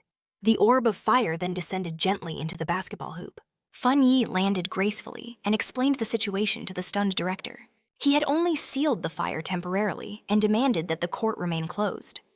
No one was to approach or attempt repairs, lest the fire break free again. The director agreed immediately. Keeping one court isolated was a small price to pay, considering the university had countless others. Defeng, however, simply watched Fang Yi with a silent, piercing gaze. The impressed director began to praise Fang Yi, but Defeng cut him off mid-sentence. "I need to speak with him. Alone." The director took the hint and departed, leaving them by themselves, serious and direct. Defeng turned to Fang Yi. Her words were like steel. "You've hidden your true strength well." Fang Yi tried to brush it off, casually remarking on the fire's difficulty, but she saw right through his act, pinning him with a penetrating glare. "Stop pretending," she said, her voice low. "I'm not talking about the fire. I am talking about your extraordinary power." Defeng's tone softened slightly, as she admitted that all pioneers have their secrets, especially those with his level of strength. Fang Yi listened in a calm silence. Then, her voice growing deadly serious, she continued, "I have no right to ask you for anything, but I need you to listen to what—" She began to paint a picture of a grim future, of a world descending into chaos. A future where Nation Z would desperately need heroes, a top-tier talents, exactly like him. She was showing him the true scale of his potential. Once his spiritual energy fully awakened, his power would rival a modern nuclear weapon. Because of this, every major power, from restricted military zones to the Spiritual Energy Association, would be scrambling to recruit him. She urged him to prepare for personal invitations from the highest officials, carrying offers too generous to ignore. If he joined her unit, he wouldn't just be a reinforcement, he'd be a game-changing ally. She told him to weigh his options carefully, so he wouldn't be blindsided. Fang Yi paused, then asked a pointed question. He wondered why she and Wang Ling were so hesitant to recruit him themselves, acting as if their own forbidden zone was unworthy. Defeng revealed the truth. There was another, far more legendary military region. She believed a force of that caliber would be a much better fit for him. With that, she suggested they head to the cafeteria to meet the director. As they walked, Fang Yi processed everything. Even the nation's most formidable powers were facing immense trouble. His mind raced. Her words hinted at terrifying new anomalies, creatures with power that dwarfed even the pioneers. Fang Yi realized these new combatants were likely spiritual recultivators like him, and perhaps beings who were much, much stronger. A crushing sense of urgency washed over him. The full awakening of spiritual energy was coming fast, and he was nowhere near ready. His thoughts then shifted to a more immediate problem. How could he best wield the heavenly fire he'd just acquired? He analyzed its very nature, erratic, wild, and an all-consuming flame. He knew it was the perfect weapon against anomalies, with the power to regenerate or multiply endlessly. Then, an idea struck him like lightning. The untamed power of the heavenly fire was a perfect match for his crimson flame blade. He pictured enchanting his sword with this new power, a legendary enhancement to his fighting style. To test his theory, Fang Yi made his way to the back mountain, his secret training ground. But when he arrived, he was met with a surprise. His path was blocked by a massive sign, warning of extreme danger and forbidding entry. Fang Yi wondered who could have placed it. He knew for a fact there were no dangerous monsters here, and the army couldn't have found his spot this quickly. He concluded it could only be the Spiritual Energy Cultivation Association. They knew his habits and were making a calculated move. He realized they were gifting him a private training ground, a gesture to win his favor. A smile touched his lips as he decided to accept, but his thoughts were shattered when his sharp senses picked up an unwanted presence. An intruder. Someone had slipped onto the mountain. Fang Yi felt a familiar aura, like the one from the factory, but weaker, hiding in the trees. A monstrous, monkey-like creature with glowing red eyes stared back at him from the shadows. Fang Yi noted the beast's cunning. It was hesitating, gauging his strength rather than launching a blind attack. With his sword already humming with energy, he knew this was the perfect chance to demonstrate his true power. A system window materialized before him, asking if he wished to infuse the heavenly fire into his Tang sword. The system described the heavenly fire as a powerful light attribute, designed for the absolute destruction of evil, with burning resolve. Fang Yi accepted without hesitation. In an instant, his sword erupted into a colossal, crackling pillar of divine flame. An excited grin spread across his face. He was ready to merge the endless power of heavenly fire with his crimson flame blade, and this mutant creature would be his very first test subject. Fang Yi unleashed a devastating firestorm directly at the monster. The creature was completely caught off guard.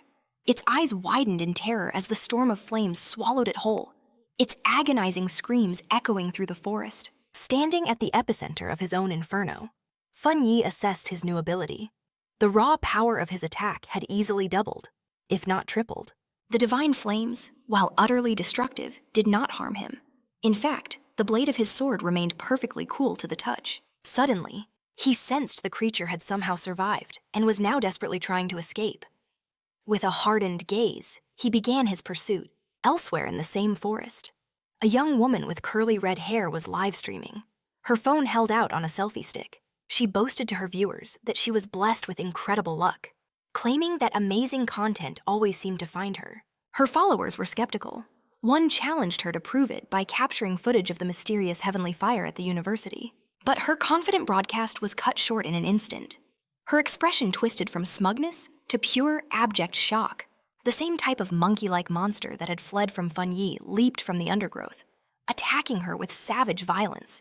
The sheer force of the blow sent her phone flying, the screen cracking as it slammed against the ground. But through the shattered screen, the live stream continued. Her viewers watched the monster pin her down, dismissing it as a staged fight with cheap effects. The streamer, however, was facing a very real death. She let out a muffled scream of terror, trapped as the monster severed her mouth with its massive paw, opening its fanged jaws for a fatal bite. Before the beast could land its final blow, a massive dragon of fire erupted, slamming into the monster and sending it flying.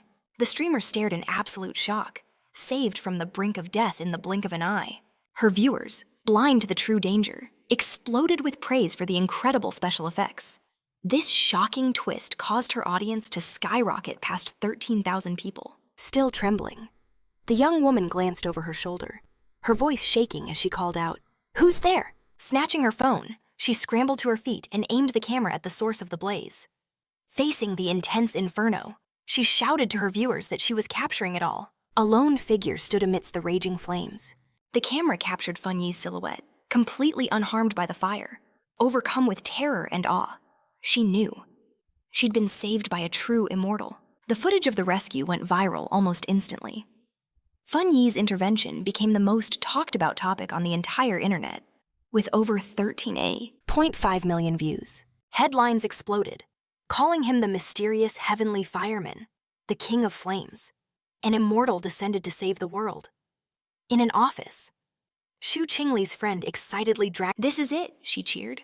"It proves powerful cultivators exist, and that the heavenly fire at the university is real." Shu Qingli, however, just sneered with disdain, claiming it was all just acting and special effects. But as she looked closer, her smug expression froze, shattering into pure shock and recognition. Her friend, completely oblivious, kept gushing about the handsome man in the video, until Shu Qingli's stunned silence finally cut her short. Internally, Shu Qingli's mind was in turmoil. It had to be fake, she told herself. A trick. Just someone who looked like Fang Yi. The real him would have been incinerated in a blaze like that. But her denial quickly gave way to a cold, creeping fear. Could it truly be him? She feared he would use this terrifying new power to get revenge for their breakup, but stubbornly vowed that she would never bow her head to him. Elsewhere, the red-haired team leader of the Pioneers showed the same clip to Lin Yi. The leader pressed her, asking if this was the same man who had saved her from the monstrous vine attack. Lin Yi confirmed it was him, revealing they'd discovered a powerful master from the spiritual creation realm was living nearby. Could her quiet cousin and this legendary pioneer be the same person across the city? Zheng Xia and a pioneer from the lava cave raid also watched the footage. The man instantly recognized Fang Yi's fighting stance, marveling at how much stronger he had become. His companion noted the identical sword handling, realizing just how lucky they were to have such a powerful guardian nearby. News of Fang Yi's public display of power shot through the country, reaching the highest echelons of its two main organizations.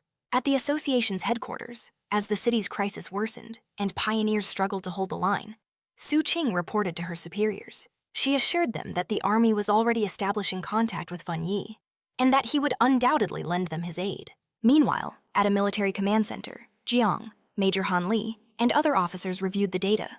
They were floored by his progress, calling Fang Yi a monster for reaching the spiritual creation realm so impossibly fast. They debated his attributes, concluding he had to have 3 or more. Intimidating him had been a grave mistake. Their only choice now was to recruit him. Major Han Li asked if the high command intended to approach him personally. Jiang confirmed it, but noted the military brass was hesitant to lower themselves, as every elite pioneer had always risen from within their own ranks. Taking charge, Major Han Li outlined their new strategy. Subordinates would investigate Fang Yi's needs, offering weapons, equipment, and training facilities as a gesture of goodwill. Then, a crucial order was given. The viral video and all the rumors surrounding it must be brought under strict control. The spiritual energy balance of Nation C now revolved entirely around Fang Yi. Su Qing and Jiang considered what was to come. She was worried about the immense pressure. He, however, wore a faint, confident smile. The two leaders could only wait and see what Fang Yi would do next. In a silent hospital room, filled with the steady beeping of a heart monitor, a mysterious purple-haired woman sat beside a patient she called Master. She spoke softly, telling him that Nation Sai had found new hope in Fang Yi's appearance, and that the chances of him finally waking up had increased. A day later, back in his apartment, Fang Yi ate his breakfast, thinking about the past month. The battle at Back Mountain had gone viral, all because of one streamer looking for views in a restricted area. As he ate, he noticed the video had been completely scrubbed from the internet, and the streamer's account was banned. The work of the Army or the Spiritual Energy Association, he guessed. His thoughts were cut short by a sudden, jarring realization. His cousin, Li Yi, didn't come home last night. She hadn't even sent a message. This was unusual. A growing sense of unease washed over Fang Yi as he tried to call her. The call went straight to voicemail. A chill ran down his spine. Sensing grave danger, he knew he had to follow her. Far away, trapped within a dark, fog-choked forest, Lei and her red-haired leader were utterly lost. "How long has it been?" the leader asked. Her voice strained. "About 10 hours, Lei replied. But in this cursed place, time and hope had become meaningless. Wounded and drained, the leader's voice was heavy with guilt. "I'm sorry," she said. "I never should have dragged you into this. I thought it was just a simple investigation." Her hand clutched a pulsing wound in her side, but Lei cut her off, refusing to hear it. "This is my failure," she insisted. "I wasn't strong enough. Save your energy, Captain. We must stay alert." Despite her firm words, her thoughts drifted to a master of unimaginable power.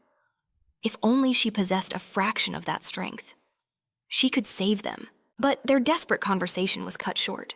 A nightmare emerged from the mists, a colossal shadow with burning red eyes and a body of spines.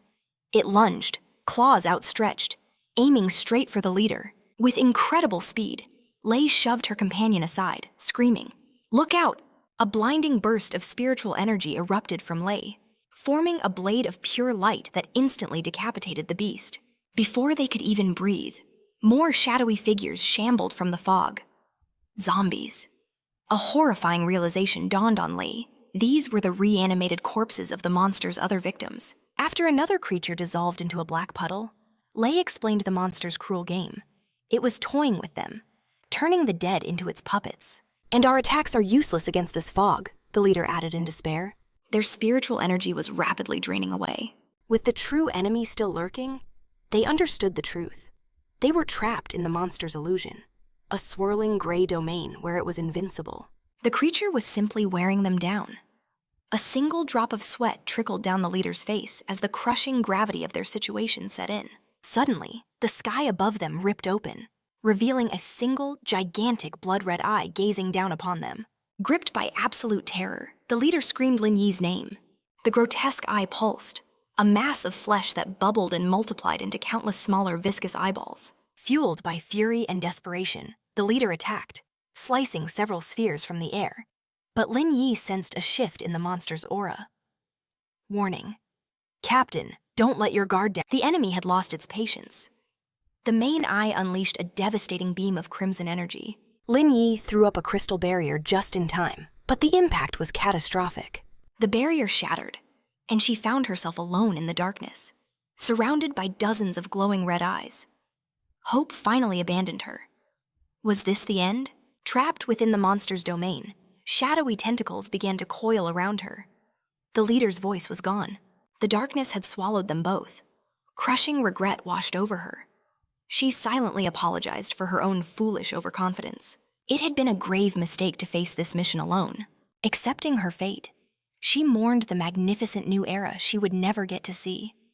Her hand reached out one last time, sinking into an abyss of glowing red eyes. Tears streamed down her face as she closed her eyes, ready for the end. At the very moment all hope was lost, a colossal explosion of blue light obliterated the darkness. From the blast, a figure emerged, radiating an overwhelming azure aura. It was Fang Yi, his eyes blazing with power. "I almost didn't make it in time," he murmured, with tears still fresh on her cheeks. Lin Yi stared in utter shock, whispering her cousin's name, finally recognizing her savior. With a powerful discharge of divine thunder, Fang Yi completely annihilated the monster's shadow domain. He landed gracefully in the now cleared forest, sparks of lightning still crackling from his hand. He had saved his cousin and her unconscious leader. Lin Yi could only stare. Her entire world turned upside down. Her lazy, ordinary cousin was, in reality, a pioneer of unimaginable power. But the battle wasn't over. Snapping from her shock, Lin Yi screamed a desperate warning. The creature's true body was right behind Feng Yi, however, showed no concern at all. His hand ignited with the golden and red energy of heavenly fire. A confident smirk appeared on his face. This was the perfect opportunity to test his new power. He unleashed his crimson flame blade technique. The attack, strengthened by the inextinguishable power of heavenly fire, engulfed the monster in a furious blaze. The creature let out one final, agonizing scream before it was consumed completely by the divine flames. Sometime after the fight, the red-haired leader slowly regained consciousness. She found herself sitting next to Lin Yi, surrounded by a protective circle of fire, feeling confused and terrified. "Lin Yi, did we die?" she asked. "Were we dragged to hell with that thing?" Lin Yi, much calmer now, reassured her. "Look closer, Captain," she said softly. "I promise, we're still alive." Still trying to process everything, the leader repeated her words in disbelief. "Alive, then? Who saved us?" As his protective flames faded into nothing, Feng Yi strolled casually toward Lin Yi and her leader with a calm smile. He announced the problem was solved, and glancing at the sky, remarked they probably hadn't eaten breakfast yet. But the red-haired leader just stared, her eyes wide as realization crashed over her. She shot to her feet, trembling with pure excitement and awe. She pointed a shaky finger at Fang Yi, her voice filled with disbelief. He was the one who had saved her in Changyu City from that monstrous death vine. Fang Yi was a little surprised he'd been recognized so easily, but Lin Yi was completely floored by the revelation. She turned to her leader, her voice barely a whisper. The legendary fire attribute master who saved her. Was that truly her cousin? The leader, stunned by the connection, stared back at Lin Yi. How could this supreme master be the same ordinary cousin she always talked about? Fang Yi just scratched the back of his neck awkwardly. The leader, buzzing with energy, grabbed Lin Yi, reminding her of the savior who defeated the Vine of Desolation with a single devastating blow. Lin Yi's mind was reeling. If her cousin was a peerless fire user, why had she just seen him wield pure, destructive lightning to obliterate the dark mist? The truth of it all hit her at once. The immense power of both fire and lightning made him a super genius, a prodigy. Even more shocking, Lin Yi recalled the massive spiritual disturbance back in her neighborhood, a power surge that signaled a breakthrough to the legendary spiritual creation realm. Could he have been the one responsible for that incredible display of power, tired of the confusion? Fang Yi finally interrupted her spiraling thoughts. Yes, that was all me. He then switched subjects. About that dark attribute anomaly. A creature like that should never be underestimated. Why were you two the only ones here? Where were the rest of your team members? The leader explained that the other members were unavailable. One was sick at home, and another was tied up in a difficult mission. Their group rarely operated at full capacity. Then, the leader admitted her own fault. She'd been reckless after her recent breakthrough, believing she could handle the mission all on her own. Fang Yi listened, his mind working. He recalled the rumors of internal conflicts within their team. The same leader who had once criticized her companions was now fiercely defending them to a complete stranger. He saw her loyalty and knew his intelligent cousin had also noticed the team's instability. Now that his identity was revealed to two people he trusted, he made a proposal. He turned to his cousin and her friend. Would you two like to form a team with me? For a moment, they were both silent, stunned. Then the red-haired leader erupted in joy, clasping her hands, absolutely thrilled to join forces with such a powerful master. She couldn't believe her luck, getting to benefit from her friend's powerful family connection. Lin Yi, however, was struck by a deeper realization. Her cousin, a pioneer of his caliber, must have known her secret all along, watching over her in silence. The idea of having a trustworthy and powerful family member on this lonely path of cultivation, someone who helped her without ever asking for anything in return, filled her with immense happiness and a profound sense of relief. A single tear of gratitude traced a path down her cheek. Wiping it away, she beamed a radiant smile at her cousin, thanked him, and promised 2 extra eggs for dinner. At that very moment, Lin Yi's phone vibrated. She announced, "It's from Sister Jilan." The high-ranking pioneer just posted a new mission.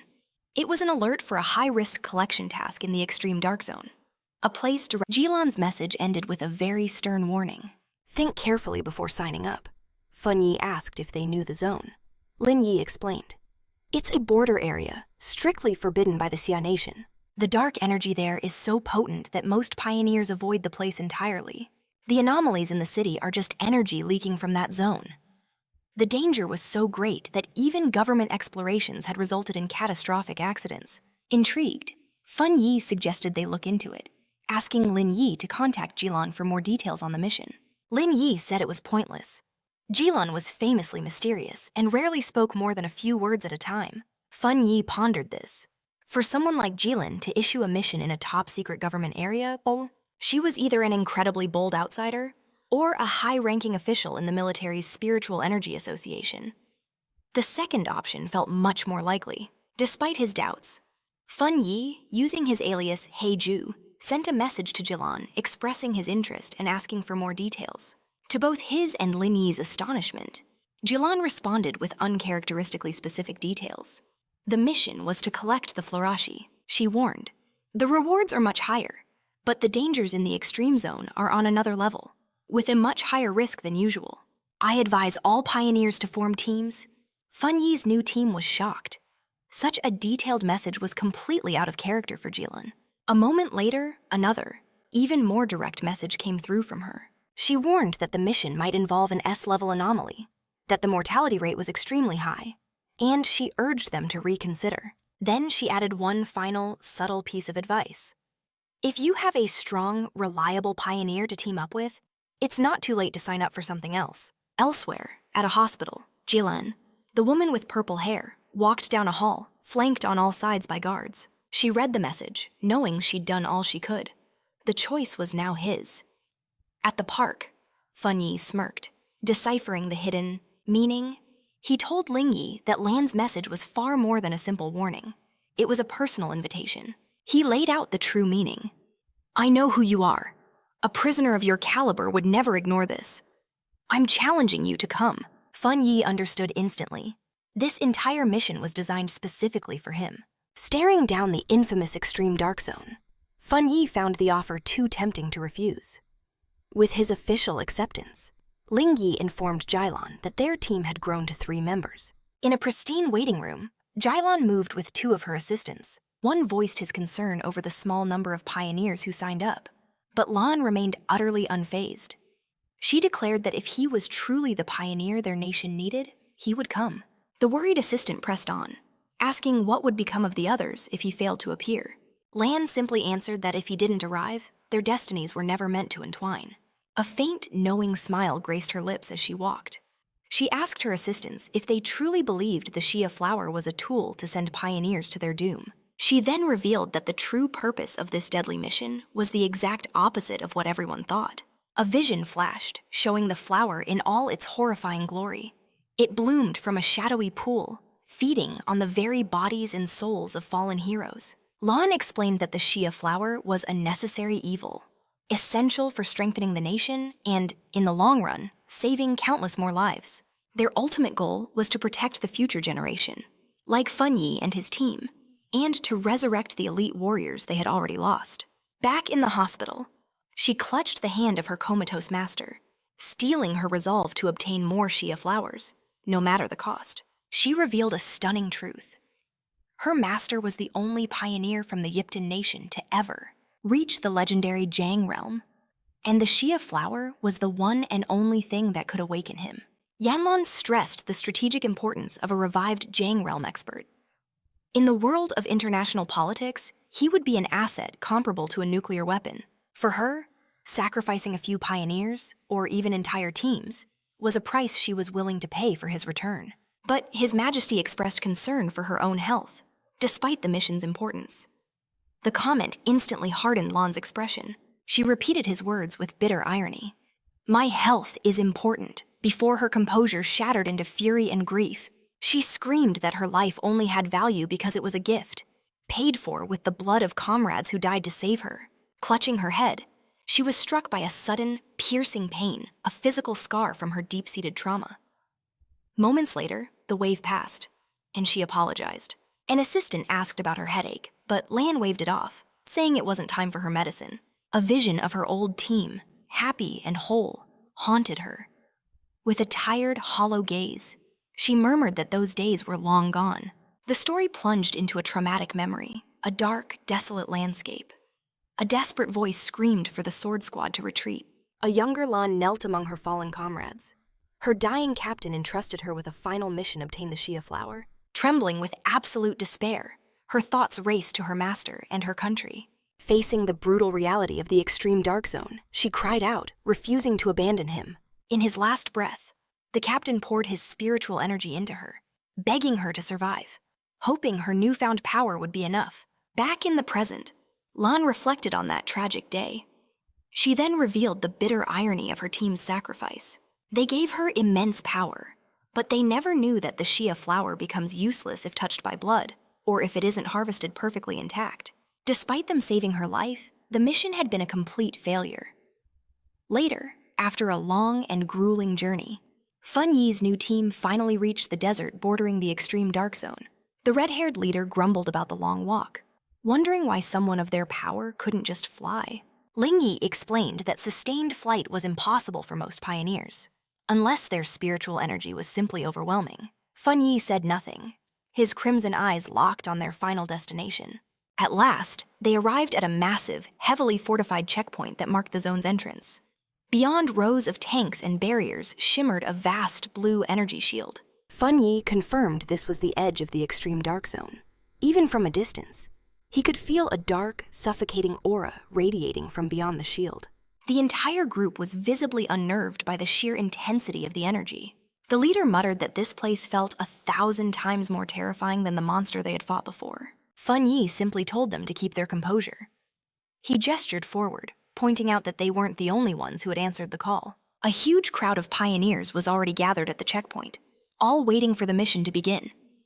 The leader explained that they weren't just here for some reward. While the dark attribute was a vile and hostile force, the recent surge of monsters in the cities had forced humanity's hand. Many had come here today to face the source of the plague head-on. The red-haired leader nodded in agreement, and Fang Yi watched her with a faint smile, impressed by his cousin's sharp insight. Pioneers of all kinds, each with their own legendary gear and combat styles, gathered before the gate. As the tension mounted, Fang Yi revealed why he had to take on this perilous mission. He had already clashed with these dark creatures twice before. The first was a mutant rabbit, a beast that looked more like a monstrous, grotesque rat. The second was the Candle Knight duo, a cunning serpent and its rat-like partner, who worked in tandem to lure and trap their victims. During a mission that nearly annihilated a spiritual energy association team, a horrifying truth emerged. These creatures were intelligently bypassing the city's military defenses. Fang Yi suspected they were using a hidden path to infiltrate urban areas, and the frequency of these attacks was becoming unsustainable. If they failed to strike at the source, the cities were doomed to be overrun. Venturing into the external dark zone was their only choice. Meanwhile, at the checkpoint, an officer watched as Captain Su King briefed her own team of pioneers before the shimmering barrier. Her focus was absolute, her expression grim, until a familiar group came into view. Her eyes widened in shock as she saw Fang Yi approaching with Li Yi and the fiery red-haired leader. Her second-in-command, Jiang Xia, was just as stunned. Su King froze, a hand flying to her mouth in a panic. She prayed he wouldn't spot her, but it was too late. He saw her, calling out Captain Su with a questioning look. With a sigh of resignation, Su King walked toward him, followed by her hooded companions. She had already reviewed the military intelligence on Fang Yi's crew. The ever-mischievous red-haired leader sized up the silver-haired girl, asking Fang Yi if this was his sister-in-law, a provocative term for a potential girlfriend. The suggestion sent both Fang Yi and Su King into a frenzy, blushing furiously.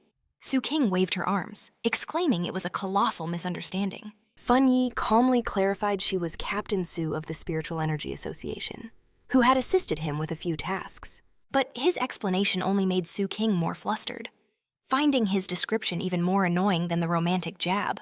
Their conversation was shattered by a loud, arrogant voice.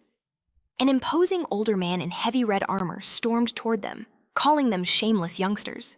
He boomed about the disrespect of the new generation, chatting casually in a place of death without even acknowledging their elders. He sneered, hoping they could at least watch each other's backs inside. The new extreme zone. The red-haired leader's temper flared, but Fang Yi calmly held her back, completely unfazed. She jabbed a finger at the arrogant man. Mind your own business. Who knows who'll be the first to die of fright in there? The man's face contorted with rage. But before he could retaliate, an approaching vehicle cut the tension, and he smirked as the transport arrived. A massive armored vehicle screeched to a halt. From its rear, the enigmatic Yalin emerged. Her presence instantly captured everyone's attention. A wave of astonishment swept through the pioneers as they recognized the famous sister of Li Yun. She moved with an undeniable air of authority, flanked by guards. As impressed murmurs rippled through the crowd, Fang Yi watched her approach, and it all clicked. She was the one who had opened the gate. Yalin stood before the colossal blue energy barrier, which crackled with immense power. She raised a hand, gathering pure energy until a brilliant blue sigil blazed to life in her palm. With a single powerful thrust, she slammed the sigil into the barrier. The immense wall of energy tore open, revealing a dark path into the Forbidden Zone. The gate was open. The S-Class mission had officially begun. Before the ominous portal, where red and black energy swirled like tormented souls, Yalin delivered one final warning. The cursed flowers you collect must be perfectly whole, untouched by human blood. There will be no reward if you fail to follow the rules. Begin, she ordered. The large group of pioneers began their march toward the terrifying portal. As they advanced, one of the arrogant man's lackeys muttered to his leader. "She's sending us to our deaths while she stays behind." His companion told him to shut up, reminding him that the government would pay their families a fortune if they died anyway. As Fang Yi's group watched the others enter, Su King began her analysis of the competition's strength. She identified the arrogant pioneer as a one-star spiritual creation realm cultivator, the very same level as Fang Yi. She also noted other powerful individuals concealing their true strength, making any assessment incredibly difficult. The rest were solid 1 to 3-star Ghost Axe realm pioneers. She concluded that all the teams were more or less evenly matched. Fang Yi was taken aback. He hadn't sensed that level of power from the arrogant man. To think he was also in the spiritual creation realm, a mission difficult enough to attract so many elite teams, was bound to be a true nightmare. Outside, one of Yalin's assistants handed her a final report on a datapad.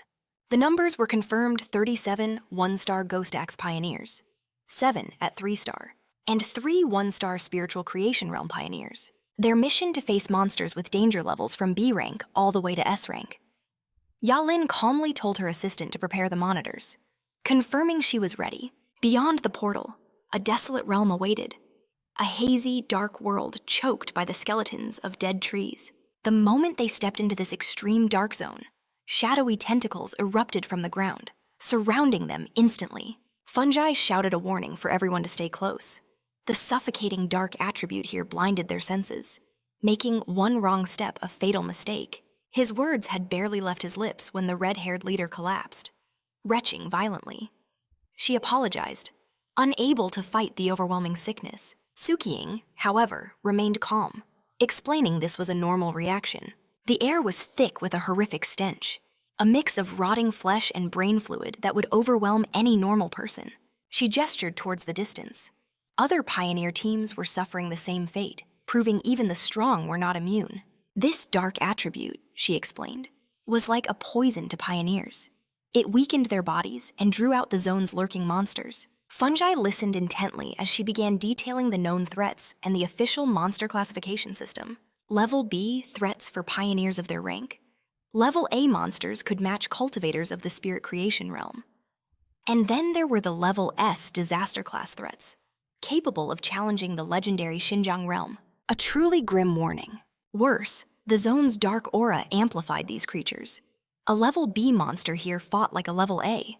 The red-haired leader's face went pale at the news. A concerned Lin Yi asked if Sukying's team was unaffected by this poison. Sukying simply laughed. They were veterans of hunting these kinds of monsters. The stomach-turning smell was nothing to them. She then revealed she'd reached the 3-star Ghost Axe realm and was evolving her water attribute into the rare and powerful ice attribute. Lin Yi noted that since they were at the same level, she wanted to know if Sukying also felt her spiritual energy being heavily suppressed. Far more than on any previous mission. Sukying's expression turned serious. She confirmed it, warning that many high-level masters had fallen here. Even military elites from the spirit creation realm had perished in this place. They would need to exercise extreme caution to survive. With that, Sukying took the lead. Losing sight of the group ahead, she urged her team to pick up the pace. Then she gave a critical order. Conserve your strength. Speak as little as possible. Focus your spiritual energy, or this dense, dark mist will seep into your weaknesses. But as Fang Yi moved through the gloom, he realized something strange. The severe discomfort affecting everyone else. He barely felt it. He reasoned his enhanced yang and thunder attributes must be naturally repelling the darkness. Or perhaps it was the result of his own power skyrocketing after breaking through to the spirit creation realm. Elsewhere, an arrogant leader decapitated a beast with a single, brilliant flash of his green sword. He laughed, mocking the supposed dangers as his allies cheered his might. He declared that the legendary she flower would be his, promising to show these younger generations what true strength looked like. Back with Fang Yi's group, Ling Ying was still struggling, letting out small, pained gags. Fang Yi noticed her struggle. He remembered that despite her power, she was still just a child. Gently, he placed a hand on her back. A wave of comforting energy instantly enveloped her. The effect was immediate. The nausea vanished. The biting cold was gone. In its place, a gentle warmth spread through her, like a winter sun. She marveled at the power of the spirit creation realm. She believed it had to be a rare, high-level fire attribute. Ling Ying thought of her own wood attribute, which absorbed energy slowly, and how Suking was evolving water into the rare ice attribute. But Fang Yi corrected her. It wasn't fire. It was the yang attribute, apologizing for not explaining sooner. He then casually dropped a bombshell. The incident at the North Gate and the Great Fire at Qingxiang University. That was all him. The red-haired leader stared in pure shock. In disbelief, she asked if he was claiming to possess 3 different high-level attributes. Fang Yi simply explained that the 2 incidents were different, highlighting the massive gap between the yang attribute and true heavenly fire. But inwardly, Fang Yi thought of his 4th power, the desolation attribute.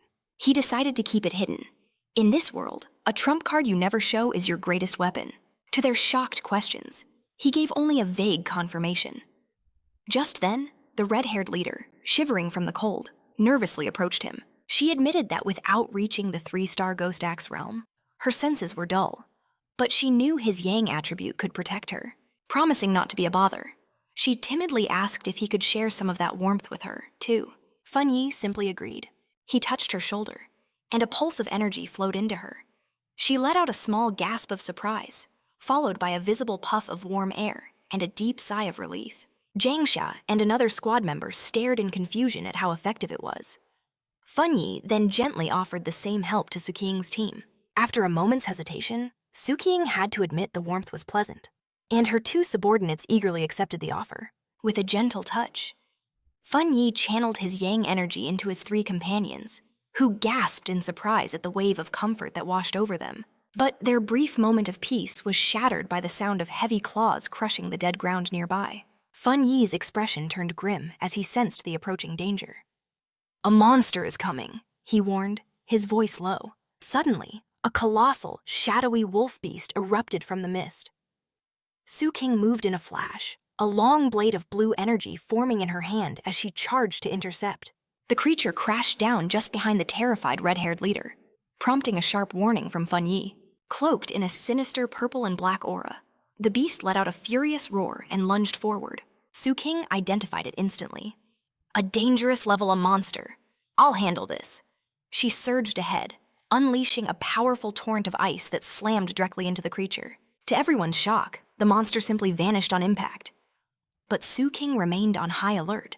An ice crystal began to form in her palm as Lin Yi wondered if it was gone. Fang Yi, however, saw through the deception. His piercing gaze cut through the mist, revealing the chilling truth the beast was merely a distraction. The true threat was an immense horde of zombie-like figures, their glowing red eyes fixed upon them as they shuffled forward in eerie silence. "Look down!" Fang Yi shouted. But it was already too late. The ground exploded with shadowy hands and grasping tentacles, trapping the group as the horde closed in. Completely surrounded, Fang Yi remained the picture of calm. "Fall back," he ordered his companions. As he drew his sword, Fang Yi's eyes blazed with power. He unleashed a devastating, explosive wave of pure fire, which completely incinerated the legion of ghouls. Their shadowy forms dissolved into nothing, their final agonized screams echoing in the air. Amidst the dying embers, Fang Yi gave his sword a casual twirl. "We're safe for now," he announced. He explained that despite the illusion of a massive army, only 2 monsters had controlled the horde. Suqing was shocked. The monsters in this zone had evolved to mimic human bloodlines. Fang Yi added grimly that they likely acquired this power by devouring human victims and absorbing their abilities. The entire group was left speechless, stunned by the absolute power they had just witnessed. Suqing observed that in this extreme black zone, even the weakest monsters were level A threats, impossible for anyone below the spiritual creation realm to face directly. Elsewhere, the mysterious land watched with keen interest. She was impressed. Fang Yi had annihilated 2 level A ghost beasts with a single attack. She had to admit, even for her, defeating them would have required several exchanges. Grasping the true danger, Lin Yi insisted that if Suqing was correct, they absolutely had to stick together. "These monsters can disguise themselves," Lin Yi warned, telling the stunned red-haired leader to get up. But the red-haired girl was still paralyzed, not by fear of the monsters, but by Fang Yi's suffocating power. She stammered about his terrifying aura, claiming a mere spark from his flames would have killed her instantly. Suddenly, a deep rumbling sound filled the air. "Does anyone else hear?" Ocean waves? Lin Yi asked. The ground then began to shake violently, throwing everyone off balance. In the distance, they saw other pioneer teams fleeing in absolute terror. One man screamed at his friend to stop fighting and run, yelling that they were facing pure evil, like ghosts from a nightmare. Fang Yi and his team could only watch the chaos unfold grimly. Spreading before them was an immense vortex of pure dark energy, a swirling abyss filled with monstrous shapes and glowing red eyes, consuming everything in its path. The arrogant pioneer and his team were caught in the disaster's path, recognizing it as the legendary Dark Tide. As the Dark Tide swept forward, it devoured pioneers, silencing their desperate screams for help. Yet, the arrogant pioneer sneered at the approaching doom. He proudly declared that if common hunters couldn't handle it, then he certainly could. Proclaiming that everything in this zone was his for the taking, he charged foolishly into the heart of the crimson and black storm. His confidence was obliterated the instant he entered the tide, as suffocating dark tendrils enveloped him. He realized with horror that these monsters were far more powerful than he could have ever imagined. They were well beyond A or even S class, seized by terror. He knew he couldn't let them capture him. But it was already too late. He and countless other pioneers were swallowed by the overwhelming darkness, their final screams echoing as they were dragged into the abyss. From a safe distance, Fang Yi's group watched the horrific scene. The red-haired leader trembled, asking if everyone was dead, and if they even had a chance to escape. Lin Yi turned to Su King, her voice filled with dread. What exactly is the Dark Tide? Su King grimly explained it was the ultimate form of the dark attribute, a wave of pure corruption that devoured everything in its path, including other monsters. Terrified, Su King realized their mission was supposed to have avoided the day of the tide completely. Fearing the pioneers ahead were lost, Lin Yi recalled terrifying descriptions from online forums, stories that said the Dark Tide was a force capable of destroying entire cities. Panic-stricken, she begged her cousin to retreat while they still could. Fang Yi, however, remained perfectly calm. Do not panic, he commanded, raising a vast protective barrier of golden energy that pulsed with blue lightning around them all. He revealed that their spiritual shield was the ultimate defense, a natural counter to the dark attribute. If the worst came, they would combine their might to withstand the impact. Shocked, Su Xing demanded to know his plan. She warned that this tide was pure, concentrated darkness. Not even their combined power could stop what had just swallowed a spiritual creation realm master. But Fang Yi stood unyielding, his sword ablaze with golden flames, his other hand crackling with azure lightning. He simply declared, "Then I will erase it." Before anyone could grasp his words, he launched himself forward, a meteor of fire and lightning streaking toward the colossal wave of shadows. His team could only watch, utterly stunned. Su Xing whispered in disbelief, questioning if he could truly destroy the Dark Tide itself. He plunged into the heart of the maelstrom, his light a blade that carved through the swirling chaos. At the eye of the storm, Fang Yi floated, serene and untouched within his golden aura. As the abyssal energy writhed around him, he spotted tiny, flame-like sparks within the darkness. A faint smile touched his lips. His theory was correct. For there, at the core of the black tide, a legion of countless monsters swarmed him, their twisted forms a testament to the abyss. He calmly analyzed the true nature of this cataclysm. These were no simple A-level monsters. They were horrifying fusions, evolved amalgams of countless lesser creatures. The tide was a living incubator, forcing its spawn to evolve from B-level to A, and finally to S-class horrors. He understood now. This disaster was, at minimum, an SSS-level threat. That's why it had so easily devoured a master of the spiritual creation realm. One of the beasts lunged. Fang Yi's eyes ignited with golden fire. With a single devastating slash of his flaming sword, he unleashed a crimson blade technique, effortlessly vaporizing the composite A-level fiend. He marveled at his own evolution, the fusion of his new spiritual creation realm power and the Skyfire-enhanced sword allowed him to instantly annihilate a foe that once would have demanded a grueling battle. His gaze swept the area, and he saw a familiar sight. The arrogant pioneer, still clinging to life, but being devoured by the tide's corrupting energy. The man's consciousness was still fighting the encroaching darkness. Fang Yi realized that his spiritual energy wasn't completely drained.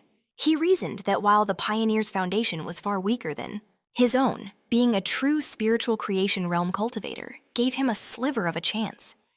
With his decision made, Fang Yi summoned his divine thunder. He unleashed a blinding torrent of purifying lightning, blasting the dark mass entrapping the pioneer. The man was violently ejected from the tide, falling unconscious, but finally free from the corruption. Standing over his fallen rival, sword still blazing, Fang Yi assessed the situation. The man would live, but just barely. His triumph, however, was fleeting. The surrounding dark energy began to writhe and coalesce, the monsters he had just slain reforming before his very eyes. He watched a massive, multifaceted creature regenerate from the shadows, a grim realization dawning on him. The tide could endlessly rebirth its minions. Facing the regenerating horde, Fang Yi broke into a confident smile. It was time for a much riskier gambit. He deliberately dropped his protective aura, exposing his body directly to the black tide. Instantly, his system flared to life, detecting the extreme dark attribute. But the absorption failed. The power was too overwhelming, too immense for his system to process. Fang Yi was disappointed, but not surprised. He confirmed that the dark attribute, the level of the spiritual creation realm, was a force far more complex than he could handle. With his options exhausted, a determined smirk spread across his face. If he couldn't destroy it or absorb it, he would have to find another way. As the monsters closed in again, he wished for his flower of desolation. Its life-draining power would have been the perfect weapon here. What else did he have? And then, his eyes widened. The answer had been there all along. Outside the tide, the team watched from the precarious safety of their golden barrier. The shaken redhead leader asked Suching if she had ever witnessed such a phenomenon. Suching could only admit that she hadn't. Suddenly, the chaotic energy of the black tide surged, pressing silently against their shield. The eerie quiet only heightened the crushing tension. Li Yi was gripped by a terror even greater than when she faced the vine of desolation. Overwhelmed with worry for her cousin, Su Bing tried to comfort her, noting his protective aura was still visible, even if it was flickering. Taking Lai Yi's hands, Suching urged them to focus their spiritual energy and reinforce the shield. With cold logic, she stated that if Fang Yi were to fall, their own fates would be sealed in the next moment. She explained that Fang Yi was a spiritual realm cultivator, a master of multiple powerful attributes. His true strength was likely far beyond their imagination. It was not their place, as mere pioneers, to even think about rescuing someone on a completely different level of existence. Her calm confidence was a balm to Li Yi's frayed nerves, who offered his thanks. A rare smile touched Su King's lips, admitting her team calls her too serious as she asked if he felt better. Suddenly, the tension shattered as a colossal pillar of pure flame erupted from the black tide, tearing the oppressive darkness asunder. From the heart of that inferno, Fang Yi unleashed his supreme art, the sealing technique of the 9 heavenly fire dragons. He rose from the blaze, his body glowing with a fusion of blue and golden energy. Beyond the chaos, his companions watched in utter awe. The red-haired leader pointed, his voice electric with excitement. Lei Ying could barely believe his eyes, while Su King stared, completely floored by the magnitude of this revealed power. The technique took its true form. 9 colossal dragons of fire, swirling and dancing as their combined light devoured the black tide. Elsewhere, a mysterious observer monitoring the mission staggered, reeling from the immense spiritual pressure. She recognized that legendary aura, the heavenly fire attribute, and realized this technique was a powerful seal. In utter disbelief, she watched the 9 dragons converge, compressing the entire dark tide into a single, volatile sphere of flame, wondering if he'd truly sealed the whole catastrophe. But Fang Yi wasn't finished. After containing the tide, he summoned divine thunder, unleashing a crackling blue vortex around the flaming sphere. With a thunderous roar, he invoked his combined technique, the Edict of the 9 Dragons. The powers of fire and thunder collided in a cataclysmic explosion, shaking the very foundations of the extreme black zone. With a final sealing command, Fang Yi clasped his hands, forcing the chaotic energy to collapse into a much smaller, stable sphere. The terrifying power was now contained in a small, glowing orb that pulsed with unimaginable energy. After that overwhelming display, the arrogant pioneer lay unconscious. Fang Yi realized they were safe, and he had unexpectedly rescued someone. Li Yi rushed to her cousin, flooded with relief, as Suqing offered for her own team to take care of him. She then approached Fang Yi, her gaze searching. You just sealed a high-level dark attribute, so why don't you look happy? But in her mind, Suqing was reeling. He had actually kept his word to destroy the dark tide. What an incredible person. Fang Yi's voice turned grave as he addressed the group. We have to move, and fast. That seal is only temporary. We need to find the flower before it breaks. Suqing understood instantly, confirming her team would take the unconscious pioneer back to the Association for Treatment. The remaining group soon stopped at a cliff, surveying the empty, desolate landscape. Fang Yi realized none of the pioneers who went ahead had survived. He concluded they were simply devoured by the dark attribute. Not a single trace remained. The red-haired leader lamented how people who were alive moments ago had just vanished into thin air. It was a cold thought, but Fang Yi felt a flicker of relief that he didn't have to witness their final moments. As they approached a dark, eerie pool of water, Fang Yi took command. He instructed Lei Ying and the others to proceed with Suqing's team, explaining the pool was the most dangerous point and that he would stay behind to protect them. The group agreed. Now alone on a rocky ledge, a system window flashed before Fang Yi's eyes. Strong dark attribute fluctuation detected. Instantly, a violent vortex of purple and black energy erupted from the very ground around him. The system confirmed the detection, activating its maximum power to forge a new technique. Fang Yi was lifted into the air, arms open, as immense pillars of pure dark energy surged to meet him. The process was a success. Fang Yi's eyes snapped open, now glowing with a menacing purple light, filled with the very essence of power. He had mastered a new technique. The system window confirmed it. Acquired the dark attribute technique, limited dark world. The system explained that this ability allowed him to create a sealed space within the dark mist, a domain where spiritual energy was drastically weakened. Fang Yi contemplated this terrifying power, a special domain, completely enormous strategic advantage it offered. This new power would drain an enemy's spiritual energy, preventing their recovery. Imagining himself floating above a sea of desperate enemies, Fang Yi knew that with this power, he could destroy any threat, even a more potent S-rank dark tide. As the last of the purple energy dissipated around him, a shocked Suqing approached. Fang Yi, do you feel that the dark mist is reforming? Her eyes widened at the immense spiritual fluctuation. She watched Fang Yi, wreathed in residual energy, incredulous. Another breakthrough, without any of the usual signs. And then, the terrifying realization hit her like a physical blow. Fang Yi hadn't just sealed the S-rank dark tide, he had absorbed its power. The very idea seemed absurd, completely impossible. Since the Great Spiritual Awakening, it was known that the dark attribute, born of negative emotions, was the most terrifying power. For this reason, absorbing it was strictly forbidden by the government. A failed experiment had already shown researchers the painful price they would pay for such arrogance. They were classified as uniquely dangerous monsters. Their power levels ranged from a lowly D to the terrifying S rank. Even the weakest could overwhelm rookie pioneers, while an S-rank dark tide could devour cultivators from the spiritual creation realm whole. A memory surfaced of a 3-star pioneer who once tried to absorb a C-rank monster before the practice was forbidden. The dark energy's backlash drove him insane, causing his skin to rot and his mind to collapse. He remains trapped in a mental hospital to this very day. Back in the present, the chaotic dark energy subsided, flowing back into Fang Yi as he let out a quiet sigh. He spoke calmly into the misty landscape. You've been watching long enough. You can come out now.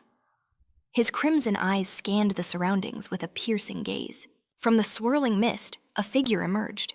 It was Galen. If I'm not mistaken, she stated, Fang Yi sealed the dark tide. All by himself. Suqing gasped at the sudden arrival, exclaiming Galen's name in pure shock. Galen descended gracefully, landing before Fang Yi. Are you absorbing the dark attribute? She asked. He simply confirmed it, leaving Suqing stunned once more. Then, in a flash of movement, Galen drew a pistol, aiming it directly at Fang Yi's head. The red-haired leader screamed her name, demanding to know what was happening, while she and the young Lin Yi could only watch, paralyzed with fear. Suqing reacted instantly, stepping between them and blocking the weapon with her own arm. She glared daggers at Galen, reminding her that Fang Yi was a top recruitment target. questioning this hostility when both the association and the army wanted him. Ignoring Suchin's defense, Fang Yi calmly placed a hand on her shoulder. His gaze fixed on Galen. Wasn't the mission to find the flower? He asked, intrigued. He noted the anxiety in her eyes, but also a faint dissatisfaction that they had survived. It was a strange, unsettling combination. Galen remained silent, her expression unreadable. The weapon still held steady. The cold steel reflected the suffocating tension in the air. The red-haired leader finally exploded in rage. "We trusted you. Why didn't you help us fight the Dark Tide?" "Without Feng Yi, we would all be dead." She gestured to Lin Yi. "He's still just a child." She accused Galen of watching them suffer, only to threaten their savior now. But then, Galen lowered her weapon, a small smile playing on her lips. "It was just a prank," she said lightly, remarking on how much his companions seemed to care for him. Then she congratulated him. He had passed the test. The sudden shift left everyone confused, but Feng Yi understood perfectly. "This was a test, wasn't it?" he asked. Galen confirmed it. His unique talent required a direct assessment, not just cold data. Turning to the enraged leader, Galen justified her inaction. "Pioneers live by the harsh rules of this world. Luck and misfortune are two sides of the same coin. And today, they were lucky to have Feng Yi." She pointed out that no other monsters had dared approach since the Dark Tide's defeat. A dark gleam in his eye, Feng Yi agreed. His power terrified them. The Dark Tide itself embodies this rule. It preys on the weak and fears the strong. With the test concluded, Galen offered to guide them to the flower. As they followed, Suchin whispered to Feng Yi, "Something is wrong with Galen." Her entire squad was wiped out by a Dark Tide. She was the only one who survived. Feng Yi processed this new information. Blind obedience to the rules had forged her into a cold weapon. But the loss of her squad had left deep, self-destructive scars. Yet some other belief kept her going. And seeing him seal the Dark Tide had clearly shattered her composure. A faint smile of understanding touched Feng Yi's lips. "She's injured," he stated quietly to his companions. The leader was confused, but Feng Yi, observing Galen's movements, confirmed it. Her spiritual barrier is severely damaged. She held the power of a 2-star cultivator, but her protective aura had weakened by 2 whole levels. Her unstable spiritual energy and the slight tremor in her stance confirmed a grave internal injury. Noticing their worried gazes, Galen glanced back. Her eyes held a silent thank you, but she simply said, "It's nothing." Galen led them into the chaotic tombs, a desolate, foggy landscape littered with dead trees and scattered bones. As they moved deeper, Feng Yi's sharp senses screamed that something was wrong. He spotted the half-buried remains of another pioneer. "We're here," Galen announced. Before them, in a small clearing, a single flower pulsed with a soft, ethereal purple light. But as Galen stepped towards the flower, Feng Yi watched her every move. Sensing a terrible mistake about to be made, his suspicions were instantly confirmed. Vicious, red-eyed monsters erupted from the earth, guardians of the mystical flower. The sudden ambush didn't make Galen flinch. Instead, her expression twisted into one of disturbing obsession. She reached out a hand, whispering, "Finally, I can see it again." Her face darkened, her mind lost in a trance. Feng Yi's expression hardened as he realized the true danger. Reacting instantly, he summoned a sphere of golden red flame, shouting a command to awaken her from her stupor. He launched the fireball directly at Galen, aiming not to harm, but to snap her out of it. The sphere of fire raced towards her. At the very last second, she broke from her trance, recognizing the legendary Yang attribute technique. She swatted the blast aside with one arm, unleashing a powerful shockwave. Now, she and Feng Yi stood in a tense, crackling silence. Golden energy sparked in his hand. Galen, now fully alert, was visibly shaken. The flower triggered painful memories, and phantom images of fallen friends flashed before her eyes. She feared her preparations were still not enough. Seeing she was conscious, Ningyi and Suqing rushed to her side, as Ningyi frantically asked if she was all right. Suqing, sensing the dark attribute's heavy influence on Galen, urged them to stick together. But Feng Yi, ignoring them all, strode forward with absolute confidence. He declared that he alone would claim the flower. He moved calmly through the misty clearing, stepping closer to the ethereal glow. Suddenly, The very ground began to tremble. A grotesque, wolf-like monstrosity erupted from the earth, its eyes burning like crimson coals.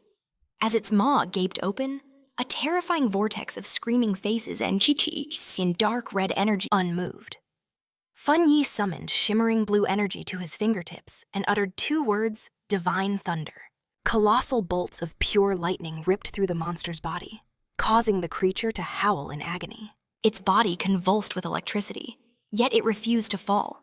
Fang Yi observed it calmly. This fox demon had devoured countless monsters, evolving into an S-class threat. With the seal on the black tide only temporary, time was running out.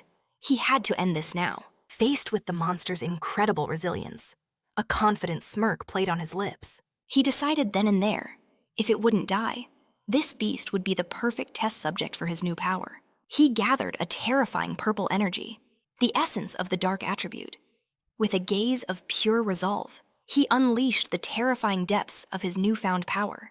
Dark limited world. A colossal storm of purple energy swirled around him, completely trapping the stunned creature.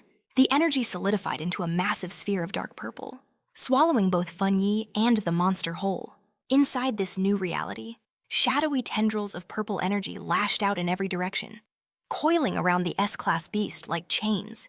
The monster writhed and moaned in agony, its massive body shrinking under the crushing pressure of Fang Yi's domain. A system window materialized, confirming the technique's devastating effect.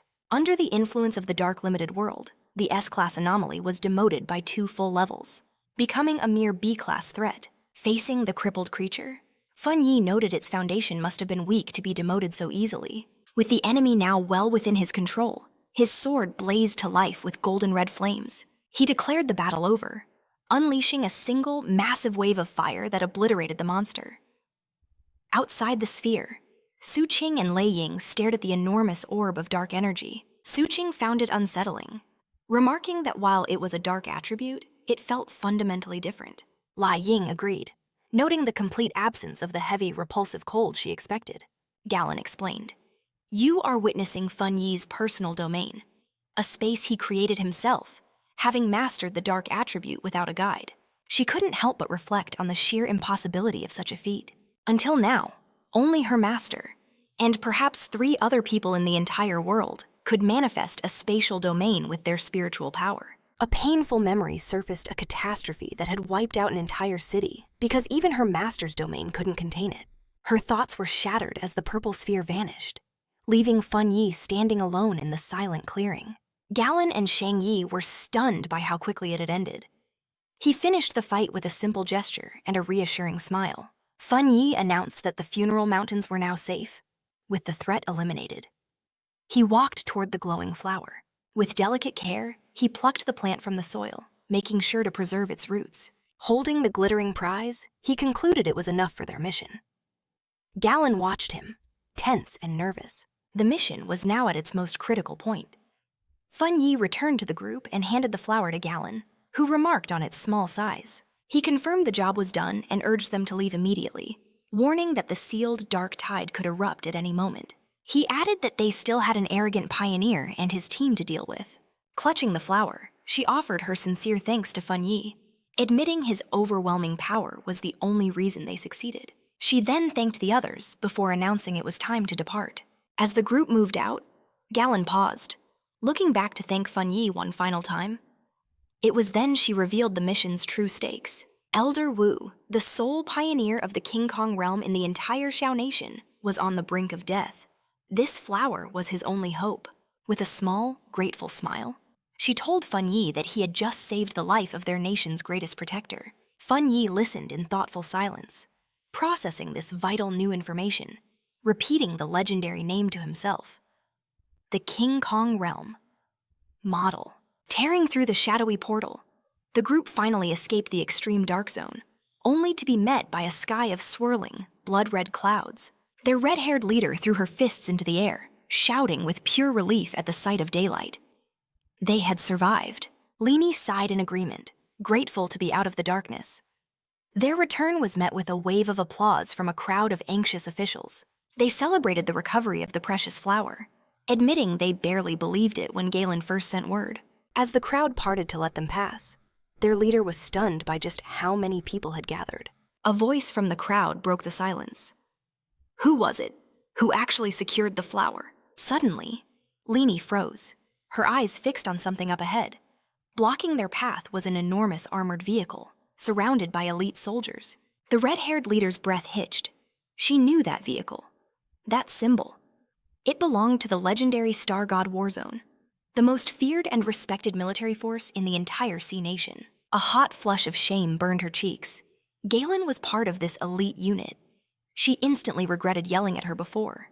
The Star God Warzone was the nation's premier military district, a force that had conquered the richest forbidden zones since the dawn of spiritual energy, transforming them into priceless cultivation grounds. As they drew closer, an officer presented the flower, now sealed in a glowing blue container, to his superior. Major Hanley accepted it with a grimly satisfied smile. Then, in a shocking display of respect, he and his entire squad snapped to attention, saluting Fang Yi. Fang Yi himself was clearly taken aback by the gesture. Major Hanley then turned to Galen, assuring her the flower was heading straight to the hospital. She could finally rest easy.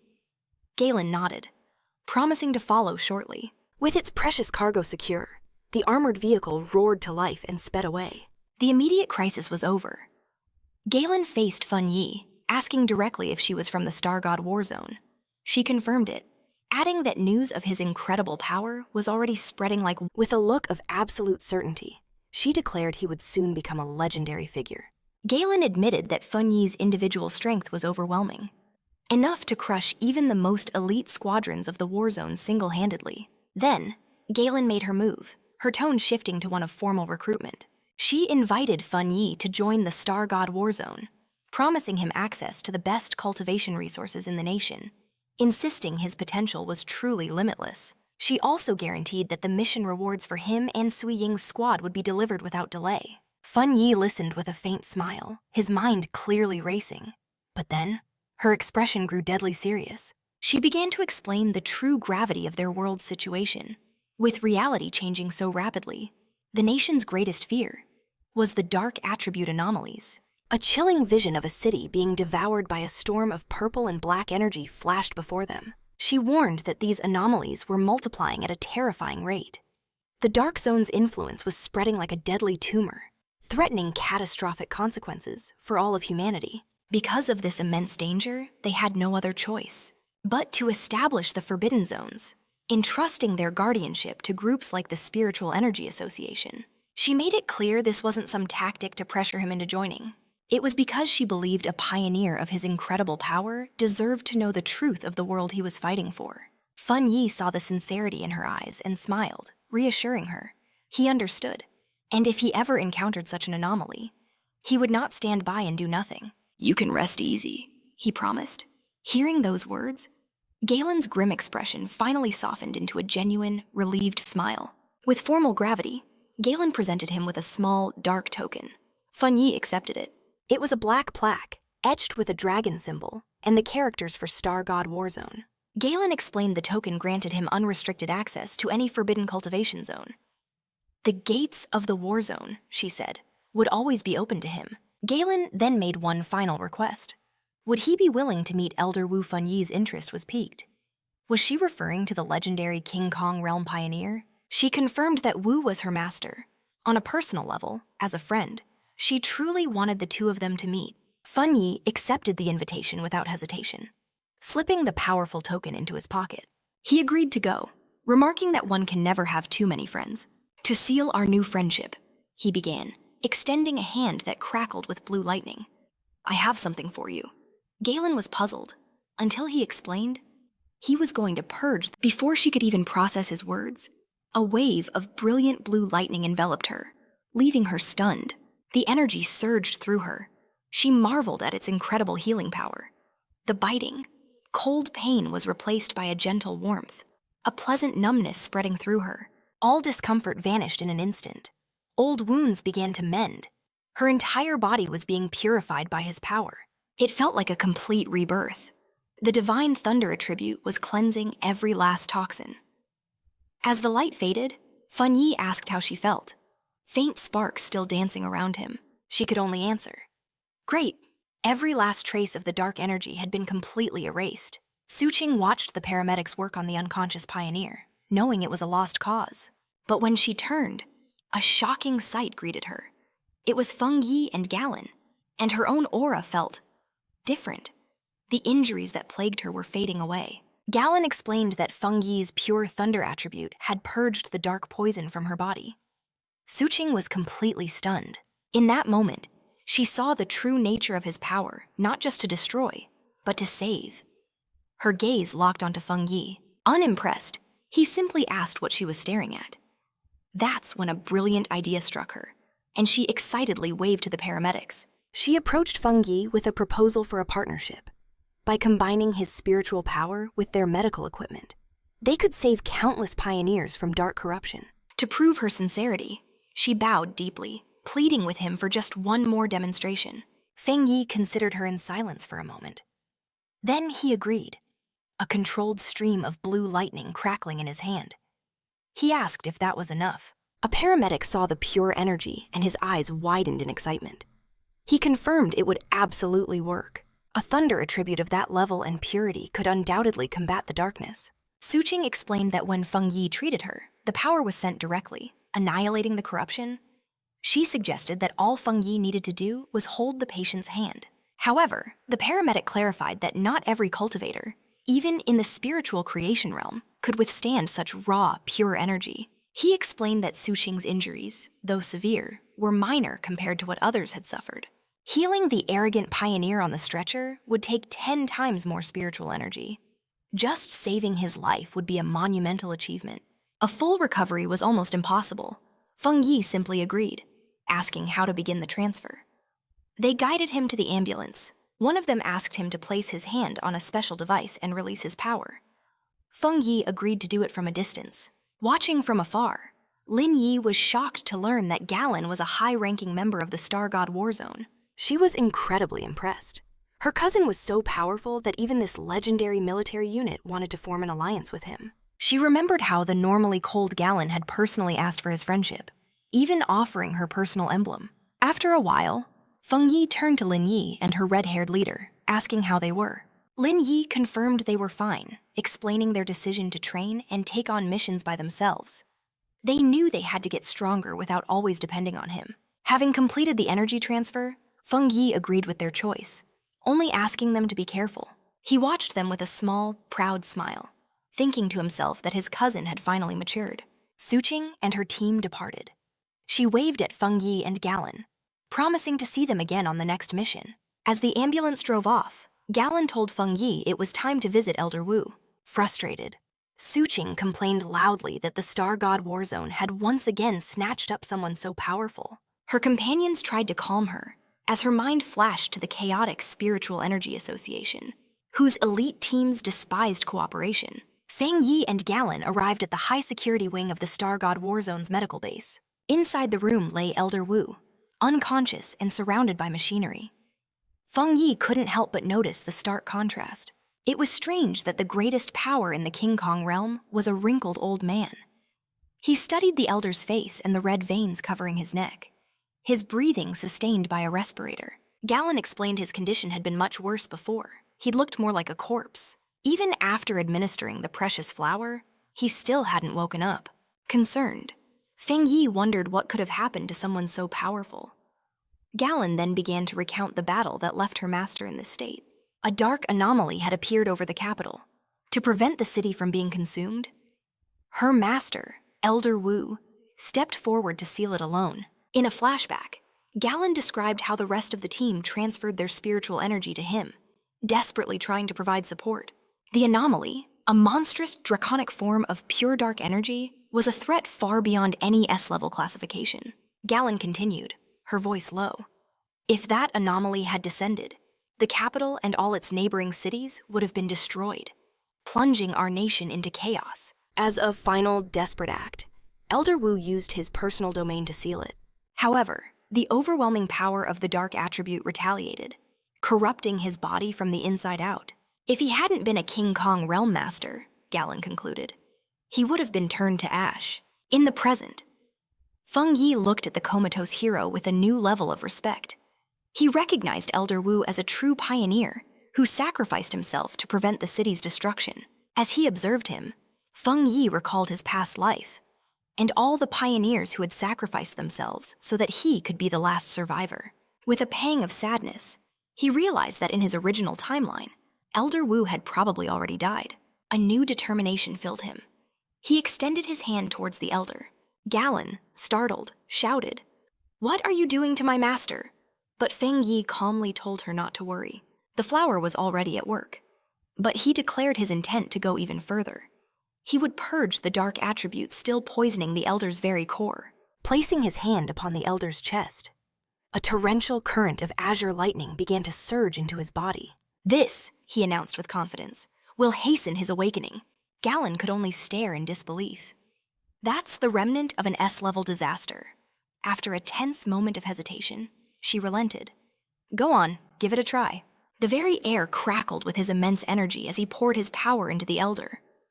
Galen warned him, "Be careful. My master's darkness is far more terrifying than the shadow tide."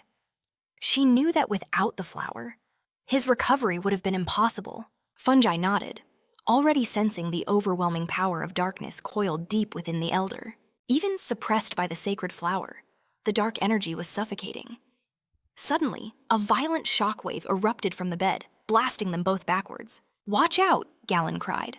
"Steel your mind, that darkness is trying to invade your consciousness." In an instant, a brilliant golden aura flared to life around Fungi, activating his spiritual protection. His eyes blazed with golden light, but he realized with a start, the dark energy had already seized his mind, dragging his soul into a vision of the past and into a desolate, ruined city. And as he looked up, he saw it, a colossal, blood-red eye that had consumed the entire sky.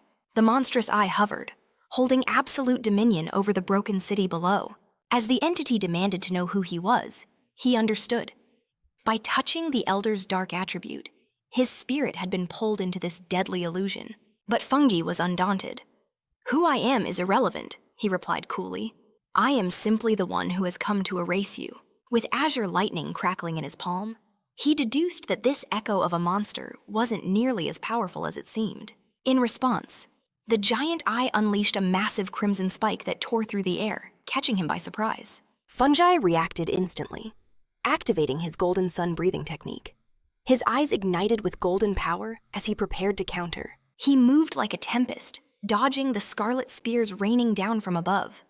The anomaly then unleashed grotesque tendrils of red and black lightning. Fungi recognized that terrifying energy. It was as strong as the divine tribulation lightning he had conquered on Yang Mountain. The anomaly finally revealed its true form, a colossal swarm of luminous insect-like creatures, born of pure dark energy, all swirling around the central red eye. He analyzed them in a flash. Each creature was as strong as a shadow tide monster, and their numbers were in the tens of millions. The entire legion of darkness descended upon him in a terrifying vortex of death. Faced with such an overwhelming threat, he summoned his blazing sword. There was only one option left to complete annihilation. With a defiant roar, he charged forward, unleashing an enormous flaming slash that carved a brilliant path of ruin straight through the swarm's heart. His devastating attack cleaved the creature's central eye in two. He identified it, an S-level collective anomaly. However, its power felt strangely weakened, perhaps because it was an illusion, or due to the flower's purifying effect on Elder Wu. The two halves of the dying swarm rained down on the ruined city, exploding on impact. Fungi landed gracefully on a rooftop, observing the debris. He estimated its current power was only around A level. A chilling thought struck him. Elder Wu had faced this city-destroying catastrophe all alone. Fungi realized this threat was far greater than he could have possibly imagined. Gathering the swirling dark energies in his hands, he prepared to unleash his own dark attribute technique, Boundless Shadow World. An enormous vortex of pure darkness erupted from his body and began to devour the insectoid anomaly. The creature was stunned, sensing he was not human. A confident smirk appeared on Fungi's face. "You're only realizing that now," he roared. "Open!" His shadow vortex consumed the last remnants of the S-rank anomaly. And as the final particle disappeared, a message echoed through the void. "We will return soon." Floating in the darkness, Fungi contemplated those final words, a message from the anomaly's core consciousness. The word return. Did it mean more catastrophes like this were waiting? As the illusory world roared and disintegrated, he decided to push the thought aside and deal with it later. His consciousness snapped back to reality. Instantly, he placed his hand on Elder Wu, extracting an enormous mass of corrupted, dark purple energy crackling with blue lightning to contain the dangerous substance he had pulled. From the Elder's chest, Fungi used his 9 blazing dragons heaven-sealing art, trapping the energy within a sphere of burning red chains. Holding the sealed orb, he explained to Galen that it was the remnant of the dark attribute, the last fragment of the city-destroying anomaly. He explained that although the sealed orb was powerful, its influence had been greatly reduced thanks to the flower and the Elder's own formidable seal. He praised the man with deep respect. The Elder truly was the nation's #1 pioneer, using his own body to contain a dark power that would have killed anyone else countless times over. As the crimson veins faded from the Elder's skin and his breathing steadied, Gala knew Fang Yi had truly saved his life. But Fang Yi humbly shook his head, claiming the victory wasn't his alone. Without the flower weakening the corruption, he never could have removed that stubborn dark attribute. Gala agreed. The flower had saved the Elder's life, but Fang Yi's power was giving him a chance to fully recover. With one final surge of energy, Fang Yi clenched his fist, crushing the sealed orb into dust and declaring, "The remnant is now completely neutralized." He then turned to Gala, his expression grim. He had something else to tell her. In the mental illusion, the remnant had left him with a chilling warning, "We will return." He concluded they could never let their guard down, and must never allow the recovering Elder to return to the front lines. Gala confirmed his fears, admitting she had heard whispers of this before.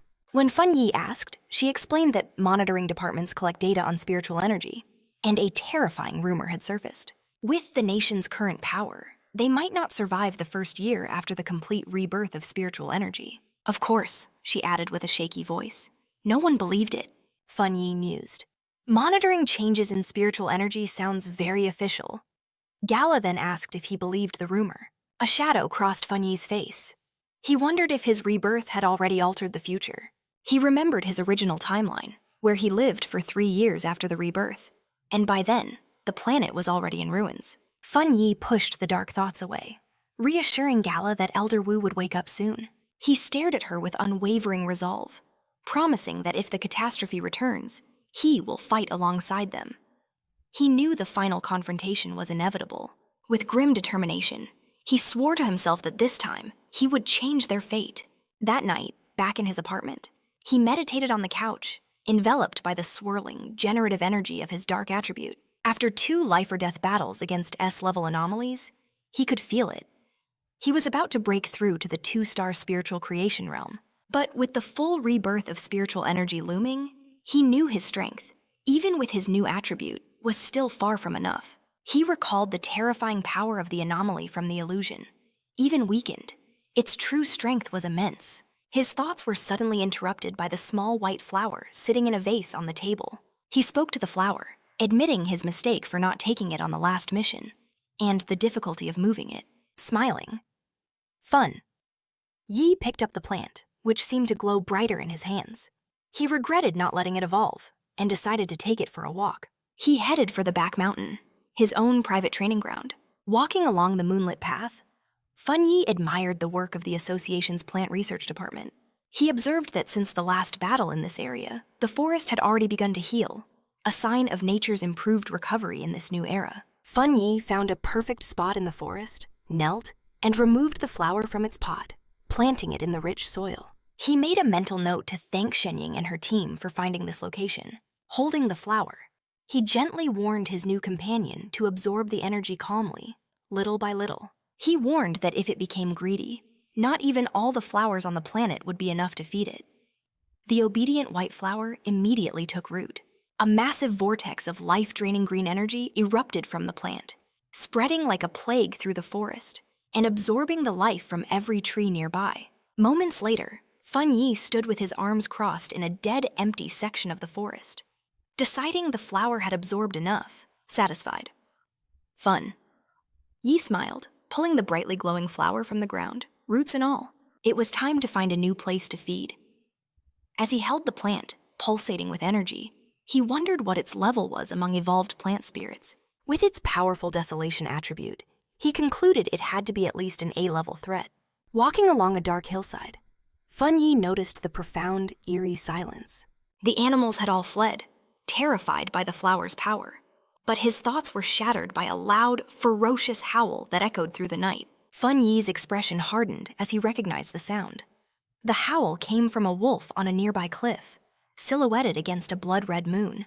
A pack of monstrous wolves with glowing red eyes was gathering, their bodies shifting and growing larger. Fang Yi, instantly on alert, sensed a dangerous evolution taking place within the pack. At the front of the group, he identified the enormous creature on the cliff as the Wolf King, its evolution nearly complete. With a deafening roar, the Wolf King finished its transformation, its body now glowing with a menacing green energy. Clutching the vase, Fang Yi was shocked by the immense spiritual power radiating from the creature. He realized with astonishment that it was about to become an A-level anomaly, just as the newly evolved pack surrounded him, cutting off any route of escape. He realized the Wolf King had undergone a sinister evolution, absorbing the land's dark energy to gain a deadly poison attribute. Yet, even facing this terrifying threat, Fungi remained unshaken, viewing it as a mere A-level anomaly. He took the small white flower from its vase and planted it into the earth. While the beast itself was A-level, the true danger was its horde, and the city of innocence that lay just below the mountain. The Wolf King lunged forward to attack. Fang Yi commanded his flower to act, and a brilliant green energy erupted from its core. It was time to test the flower's true potential. A colossal beam of life-devouring energy tore through the night sky, visible for miles. At the foot of the mountain, another team of pioneers watched the scene unfold with dread. One of the team members noted with alarm, "The Wolf King. It's evolved into something monstrous." The contamination index had already surged to 90, shocked by the lethal reading. The blonde team leader felt a chill run down his spine. He judged the Wolf King's wood attribute was at least at the 3-star ghostly deeds realm, perhaps even reaching the legendary spiritual creation realm. The rest of its pack was already overwhelmingly powerful, and his team could barely hold on. And he had only just broken into the 3-star realm himself. Then the leader's eyes caught the massive green beam, recognizing its sinister dark attribute. Understanding the extreme contamination, he screamed a warning to his team. The Wolf King had achieved a dual attribute evolution, a phenomenon thought to be a legend. His meter screamed, skyrocketing to 100. Gritting his teeth, he knew they had to stop this evolution now, before the entire region below was lost and the beast became unstoppable. He decided to call the Spiritual Energy Association for reinforcements. But in that instant, the very ground began to shake violently. "Is that an earthquake?" a man cried out. The leader knew an evolution couldn't cause a tremor of this magnitude. With rising terror, he realized another anomaly was awakening. His meter confirmed his worst fears. Contamination levels exploded to an impossible 1,000. Paralyzed, the pioneer witnessed a cataclysmic eruption of desolate green energy consume the mountaintop. A pioneer whispered the name of that power in utter disbelief. Desolation. As the wave of pure annihilation rushed towards them, the team descended into chaos. "Is that the giant skyvine that vanished?" a man shouted. Without warning, the catastrophe unfolded. The leader ordered a full retreat and the immediate evacuation of the city's residents. However, just as quickly as it appeared, the overwhelming wave of desolation energy ground to a halt. One of his men informed the leader that the energy wave had completely stopped. The team watched the massive green vortex recede back into the mountain, wondering if the nightmare had truly passed. Back on the summit, where Fang Yi had planted his flower, the ground was now a web of thick, pulsating green roots. From these roots, dozens of luminous white flowers bloomed in an instant, then exploded in a torrent of green energy, transforming into a colossal, radiant floral titan. A sea of pure white petals blanketed the entire area. The alpha wolf let out a furious howl, but these harmless-looking petals had become razor-sharp blades slicing through the air. Amidst the swirling storm, Fang Yi explained his flower's terrifying nature. The spiritual sea of flowers would grow and multiply infinitely, absorbing and purifying the enemy until not even dust remained. Fang Yi stood atop a massive root system, watching as the wolf pack was utterly overwhelmed. He then provoked the alpha wolf, How will your companions fare without the same spiritual protection you possess? The lesser wolves were quickly ensnared by vines covered in white blossoms. Their vital energy was drained in seconds, leaving behind only brittle skeletons that crumbled into dust. After absorbing the pack's life force, the flower and its petals blazed with a new, deep, and menacing red. In a final, desperate act of defiance, the alpha wolf gathered its energy, firing a powerful green beam from its jaws. The red flower, however, merely formed a protective barrier, effortlessly absorbing the devastating attack. Hidden within the whirlwind of red petals and vines, Fang Yi's voice echoed, informing the beast that its struggle was futile. He explained that his spiritual flower's desolation attribute was rooted deep within the mountain itself, drawing power from the area in an infinite cycle. The alpha wolf, its intelligence heightened by evolution, seemed to grasp the hopeless situation, but still refused to yield, identifying the main red flower as the source of this nightmare. It charged directly at the central bloom. Fang Yi watched it with a small, ironic smile, asking his flower what it would do now that its core had been discovered. The central red flower swelled to a colossal size and rose up to meet the alpha wolf's charge. It opened its enormous petals, trapping the creature in a deadly embrace. The alpha wolf howled in agony as its life force was violently drained away by the absolute power of the desolation attribute. The immense red flower continued to absorb it, greedily devouring the green energy of its poison attribute.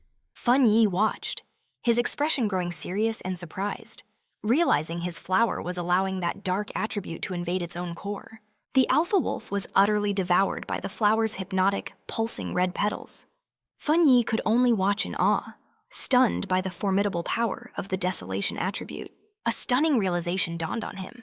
He never expected the flower to manifest its own technique, completely independent of his will. Even as the giant plant shrank to its normal size, he understood the truly terrifying nature of its new ability. Once ensnared within that sea of flowers, escape was impossible. The flower then ejected the perfectly cleansed, bleached skeleton of the alpha wolf. Fang Yi analyzed the outcome. Even if the spiritual flowers are destroyed, he thought, they can regenerate infinitely, using the power of desolation to strip any foe to the bone. Before the immense crimson flower, now surrounded by a field of its smaller kin, he bestowed upon this new technique a name, Infinite Spiritual Sea. A system window flashed, confirming the creation and registration of the new desolation attribute technique. The battle was over. The flower's petals closed, emanating an intense, otherworldly glow. Though slightly drained, Fang Yi felt a red petal brush against his face. The flower then exploded in a wave of energy, and he knew his own small flower was about to evolve. In a high-tech control room, alarms shrieked to life. An analyst urgently reported an A-level anomaly. 2 distinct spiritual powers had been detected in the same location. Alongside the alpha wolf's dark attribute was a new, overwhelming desolation attribute. The association superior, standing with Su King, demanded the location immediately. A technician pointed to the map, directly in the area supervised by Su King. The superior asked, "Weren't the destroyer teams already dispatched to deal with the wolves?" His words were cut short by a call from the field. The team leader reported that a wave of desolation energy had completely annihilated the A-level wolf pack, but the power had receded back into the mountain, where a sea of anomalous flowers had bloomed. The pioneers, now facing the mountain, which glowed red from the flowers, were completely unable to approach. The leader's voice was grim. He warned that this anomaly's eruption would be far worse than the celestial vine incident. He desperately requested reinforcements. The superior agreed, dispatching 2 elite teams without hesitation. Su King, however, had a different plan. She faced her superior with unwavering confidence. She could sense it. The source of this incredible power was Fang Yi. Interrupting the call, she pointed to Fang Yi's house on the map and declared with absolute conviction, "He will protect everyone." As she spoke, a vision flashed in her mind. Fang Yi, floating above the city, wreathed in a magnificent, flaming aura. Back on the mountain, now blanketed by a sea of red, Fang Yi watched as his small white flower became gigantic. His suspicions were confirmed. After devouring the essence of the Wolf King, the flower would gain a second attribute. The giant red flower bloomed, its core glowing with a brilliant gold. Fang Yi was shocked. The flower's new power was a fire attribute. touching the plant, a thought crossed his mind. Devouring one's enemies was a frighteningly easy path to evolution. After its transformation, the giant flower shrank back to its original size, fitting perfectly in his palm. Its petals were now a deep, smoldering red. A system window confirmed the spirit flower had completed its evolution. It was now classified as an A-level anomaly, the desolate fire spirit flower. It wielded the dual attributes of desolation and fire. The notification continued. The flower has a strong desire to consume spiritual energy and can be cultivated in the boundless dark world. Fang Yi read the words, his interest piqued by the mention of the boundless dark world. A brilliant idea struck him. He could place the flower within his own main dark domain. He knew that domain held countless dark anomalies and the perfect environment. If the spirit flower absorbed their energy, it might even evolve a third, dark attribute. As he held the orb representing his domain, an enormous storm began to brew in the heavens above. A golden light flared in Feng Yi's eyes. He was on the verge of breaking through to the 2-star spiritual creation realm. He sat to cultivate as a pillar of golden divine energy descended upon him. As he meditated, his power felt easier to command than ever before. The world's spiritual energy flowed into his body, becoming one with him. Elsewhere in the mountains, a muscular man sensed the immense energy surge of the breakthrough. He followed the radiant light. He was stunned by its source, mistaking it for the legendary celestial fireblade. He realized he had stumbled upon a 2-star spiritual creation realm cultivator. Having already witnessed Fang Yi's previous battle, the man, cloaked in his own flaming aura, declared that he would crush this new fire attribute pioneer, proving to all that he was number one. At the cultivation site, Feng Yi's sharpened senses instantly detected a hostile presence. He yelled into the darkness, "Who's there?" In response, a massive fireball hurtled towards him. "So, you're a fire attribute pioneer." Unfazed, Feng Yi effortlessly absorbed the powerful attack with his dark energy vortex. He smiled with satisfaction. The hidden enemy had finally revealed himself. Feng Yi had sensed his presence lingering nearby for some time. The man hadn't even bothered to conceal his energy. A wild, undisciplined pioneer, he thought. One who lived only for the thrill of a challenge and had just reached the spiritual creation realm. The muscular man, now fully revealed and wreathed in a fiery aura, dared to face Feng Yi. "Interesting," he commented. "I sense a powerful spiritual signature from you." He announced his name. "I am Zhenglu. How did you possibly dodge my flames?" Feng Yi said nothing, a knowing smirk playing on his lips. Zhenglu charged forward, wreathed in fire, ready to strike. With unnerving calm, Feng Yi raised a hand, pointed 2 fingers to the heavens, and uttered a single command. Divine thunder. A colossal pillar of azure lightning tore through the sky, striking Zhenglu head-on. He was completely blindsided, stunned by this impossible power. A choked cry of agony escaped him, smoke billowing from his lips after the devastating blow. He staggered to his feet, his body crackling with blue sparks and seared with burns. How could a fire user command the power of thunder? He wondered. He clenched his jaw, his frame still trembling from the shock. Feng Yi loomed over the kneeling Zhenglu, who was utterly paralyzed. He grabbed him by the hair and brutally slammed his face into the ground, shattering the very stone beneath them. Still wreathed in azure lightning, he mocked the broken man. "Say your name again." "I didn't quite catch it." Zhenglu could only stare back, lost in silent shock. His face pressed into the ruined earth, his mind reeling with utter disbelief. How could he have been defeated so easily? He, who had just broken through to the 1-star spiritual creation realm, was the fastest prodigy alive. He couldn't accept this crushing defeat, especially without even unleashing his ultimate technique. His mind flashed back to the days of glory. His rare and potent fire attribute had labeled him a genius, and he truly believed the world would kneel before him. A cruel sneer formed on Funi's lips as another surge of lightning coursed through Zhenglu's body, ripping a raw scream of pain from his throat. Through the agony, Zhenglu's mind raced. How could this man, a supposed fire user, wield the power of thunder?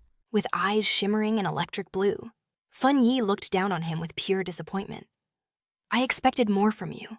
A smug smirk crossed Feng Yi's face as he pinned Zhenglu down, scoffing at the sheer arrogance of the new generation. Clenching his jaw through the pain and humiliation, a horrifying realization dawned on Zhenglu. His opponent might be a 2-star spiritual creation user, but his spiritual pressure was on another level entirely, at least 2 whole realms higher, a gap of 3 entire realms. The great Junglu felt death's cold embrace approaching. Terrified, pinned to the ground, he begged Fang Yi not to kill him. With one last icy stare, Fang Yi released his grip. A pioneer's power is not a toy, Fang Yi warned him. If you have this much free time, then use it to hunt the new anomalies. With a final, disdainful glance, Fang Yi turned and walked away, leaving Junglu sprawled in the dirt, his mind a chaotic storm. He watched the man's back disappear, his thoughts in turmoil. Was this gap between them due to his opponent's genius, or his own pathetic weakness? Later, inside a luxurious apartment, a completely dejected Junglu stumbled into a room where 2 men were waiting. One of them smirked at his new look, while the redhead immediately scolded him. I already told you to stop picking fights. Your aggression is a liability, especially since the spiritual revitalization hasn't even officially started. You're just asking for trouble, but to his friend's shock, instead of lashing out, Junglu just collapsed onto the sofa, utterly broken. This wasn't like him at all. One of them asked, "What happened? Are you even the same hothead we know?" The redhead pressed him. What happened? You went to challenge the heavenly fireblade user. It was over in an instant, Junglu murmured, his voice hollow. His friend seized him by the shoulders, demanding, "Speak clearly," with tears welling in his eyes. Junglu finally confessed, "I was defeated." Instantly, his friends were in total disbelief. Crushed by despair, Junglu lamented not running away sooner to spare himself this humiliation. The friend sitting down was confused. How can the heavenly fireblade user be that strong? You're a 1 in a million genius. You reached the spiritual creation realm in just a few months. As they spoke, the battle flashed through Junglu's mind again. His ultimate technique, the meteoric flame, was utterly annihilated in a single moment by that impossibly powerful thunder. The one sitting down had a theory. Maybe you fought the wrong guy. With your pure fire attribute and your realm, it's impossible for anyone to crush you that easily. But the redhead considered another possibility. What if this person wasn't a pioneer at all?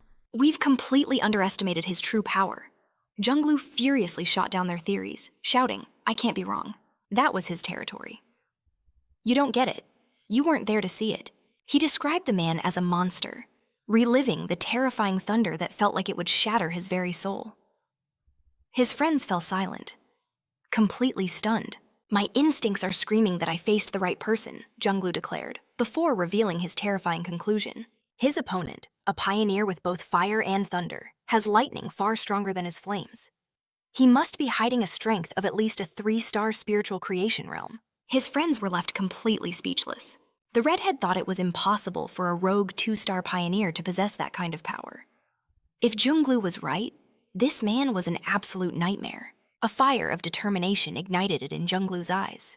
Should he dare to become that man's disciple? His friends were left utterly speechless.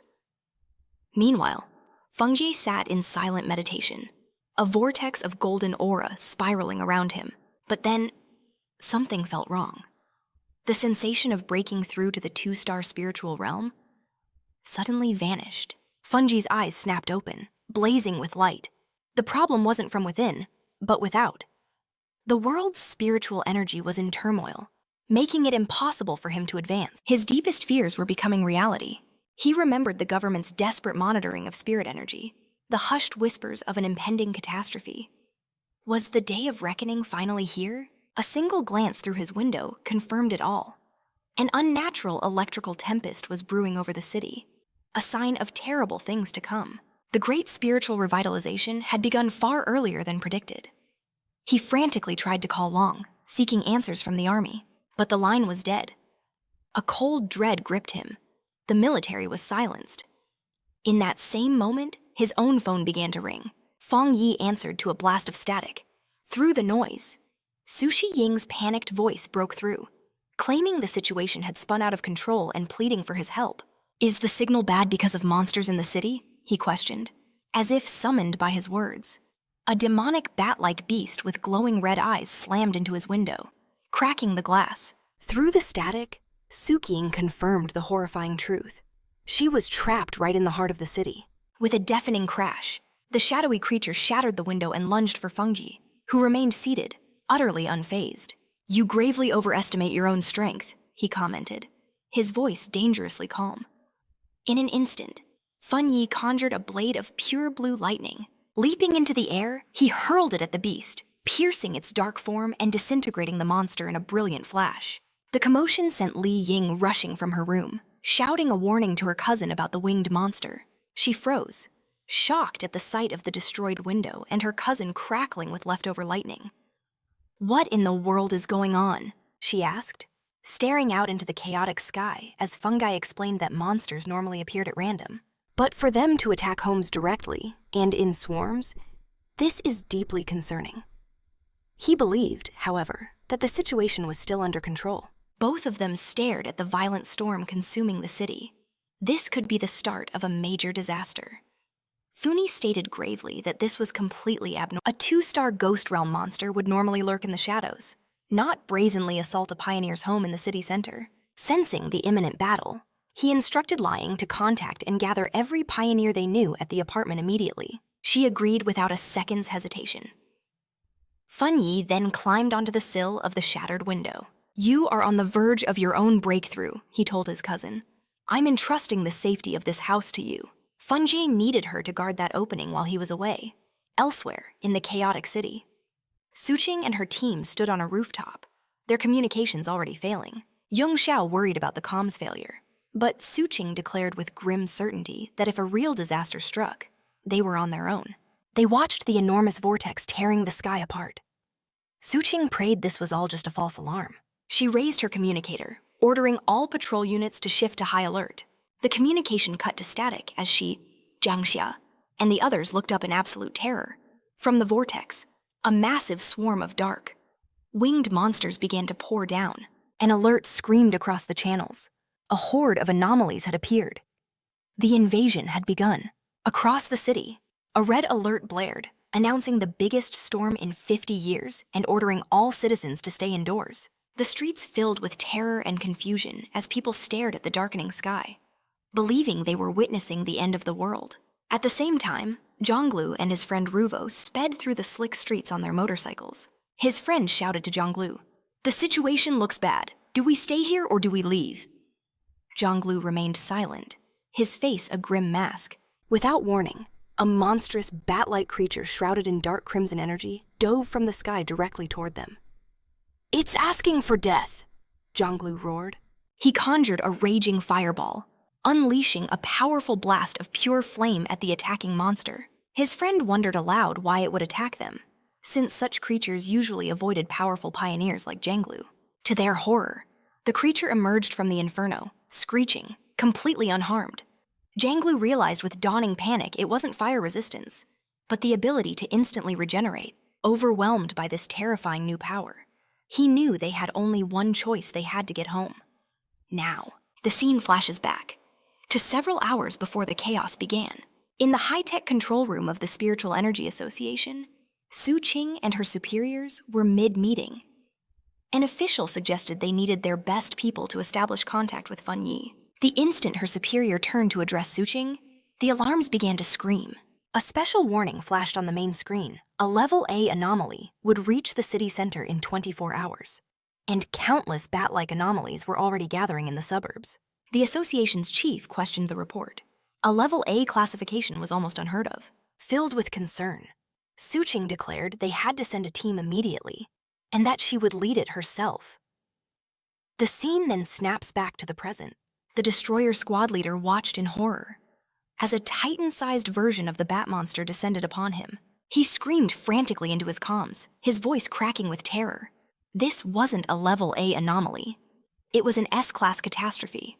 The creature's abyssal form blotted out the sky, its glowing red eyes promising utter annihilation. The scene cuts to a silent military district. Its futuristic corridors stood eerily empty, but inside, an all-out war was raging. A colossal swarm of crimson bats crashed against a military warship, which answered with blasts of raw energy. At the heart of this chaos, Jiang was a storm of destruction.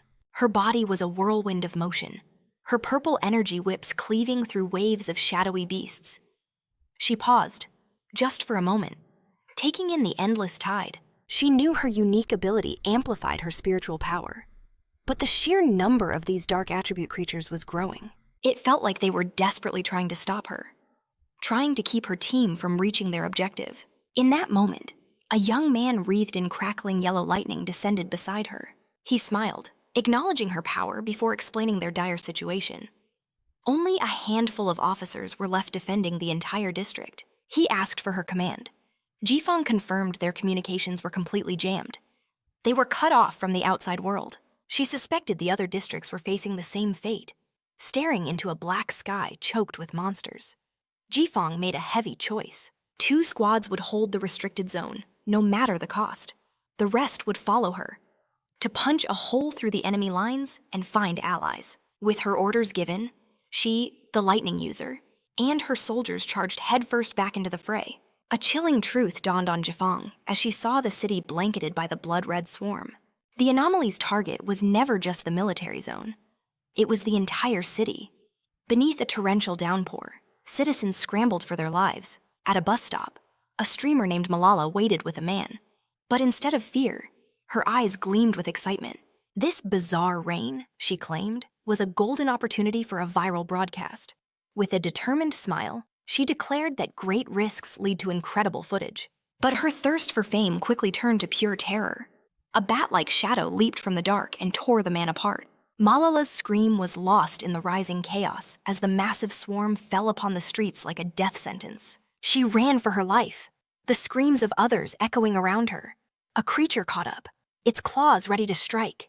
She screamed, certain her end had come, until a brilliant blue blade of lightning sliced the monster in two, saving her.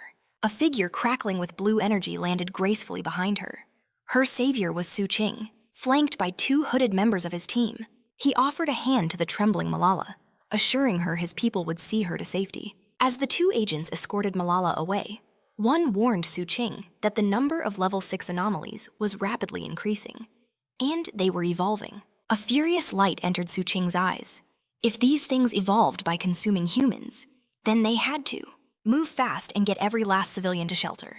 He then gave his orders rendezvous back at this very spot later, the place with the highest concentration of anomalies. His team acknowledged and vanished with Malala, leaving Su Qing alone to face the ever-growing crimson tide over the city. Fang Yi landed on a rooftop, standing before a grotesque anomaly, a winged horror covered in countless watching eyes.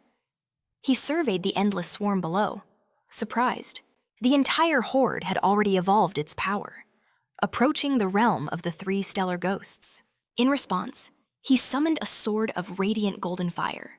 With one devastating swing, he unleashed a searing wave of flames that vaporized countless creatures in an instant. But as his own eye glowed red, he knew this was far from over. This anomaly was different. The bat swarm seemed almost immortal, regenerating and multiplying from nothing, impossible to destroy with a single attack. Swarms of these things were appearing in every major district of the city. Identical points of disaster were erupting everywhere, cloaking the city in a dark mist. Reaching the association would take too long. Fang Yi realized he had to crush these swarms one by one with a new strategy. He raised his hand, unleashing his ultimate technique, Limitless Dark World. A colossal vortex of dark green energy exploded from his body, as he declared the anomalies would become nothing but fodder for his spirit flower. As the vortex devoured the swarm, Fang Yi's thoughts turned to his allies, Li, Su Qing, and the pioneers back at his home. He had to end this quickly. He trusted his cousin's ability, and the protection of the pioneers would keep his home safe. For now. But if this disaster escalated any further, the nightmare would become reality, and survival would be nearly impossible. 10 minutes later, Su Qing fought on a rooftop, completely surrounded by an endless sea of monsters. She gritted her teeth in frustration. No matter how many she cut down, more just kept coming. Her spiritual energy was dangerously low, a slow and agonizing recovery. She could only pray her companions were safe as they escorted the lone civilian. Suddenly, a piercing shriek from above stole her attention. A colossal sphere of red anomalies was twisting in the sky, birthing a monstrous creature. The danger was evolving right before her eyes. She launched herself from the edge of a skyscraper. If these anomalies kept growing stronger, they would soon ascend to the realm of spiritual creation. But with her team scattered across the city saving people, they lacked the firepower for this new horror, especially now that the beasts were tearing down buildings. She unleashed powerful blasts of azure energy, desperately trying to halt their monstrous advance. But the sheer, absurd number of creatures was like a tidal wave, smashing her from the sky. As she plummeted, a horrifying truth struck her. Looking up at the massive vortex of dark energy and lightning, she finally understood the swarm's true purpose. A king of anomalies was about to be born. The entire city was collapsing into ruin. Beneath a raging storm, a massive legion of shadow creatures devoured everything in its path. The scale of the disaster was unprecedented. It seemed neither the military nor the Spiritual Energy Association could stop this wave of destruction. Amid the suffocating chaos, the pioneers fought with desperate courage. Reports confirmed entire teams had been wiped out, sacrificing themselves in vain. Sujing battled on alone, her protective shield barely withstanding the endless horde. Just then, a new alert reclassified the threat to S level: a king of anomalies. Inside the association's command center, the atmosphere was heavy with despair. Reports flooded in, each one detailing catastrophic losses among their forces. The creatures' numbers and their terrifying speed of regeneration had completely overwhelmed their defenses. It was too late to call for reinforcements. A subordinate delivered the final blow to their hope. The city was encased in an immense black mist, severing any possibility of escape or rescue. A wave of horror washed over them. They were completely and utterly isolated, facing their final moments. The association's commander rose with his men. He declared that as pioneers, they would stand their ground and fall with their city. He swore the monsters would have to step up. With grim, unwavering determination, he issued his final command: send one last coded message to headquarters. If they could not contain this catastrophe, headquarters must immediately authorize a full destruction protocol to prevent this shadow attribute from consuming the world. Suqing's desperate fight continued. Her protective barrier was shattering under the swarm's relentless assault. Her spiritual power was all but gone. Mustering her last ounce of strength, she unleashed a final, massive attack at the heart of the monster vortex. But it was deflected with contemptuous ease. The evolved creature, now fully formed, 3-star spiritual creation realm. Her barrier instantly disintegrated into nothing. The beast lunged. It was over.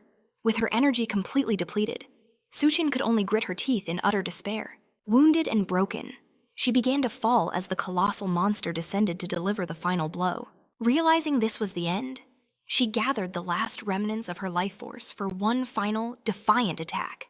The very instant she was about to strike, a blinding beam of pure fire shot past her, erupting against the monster and halting its attack.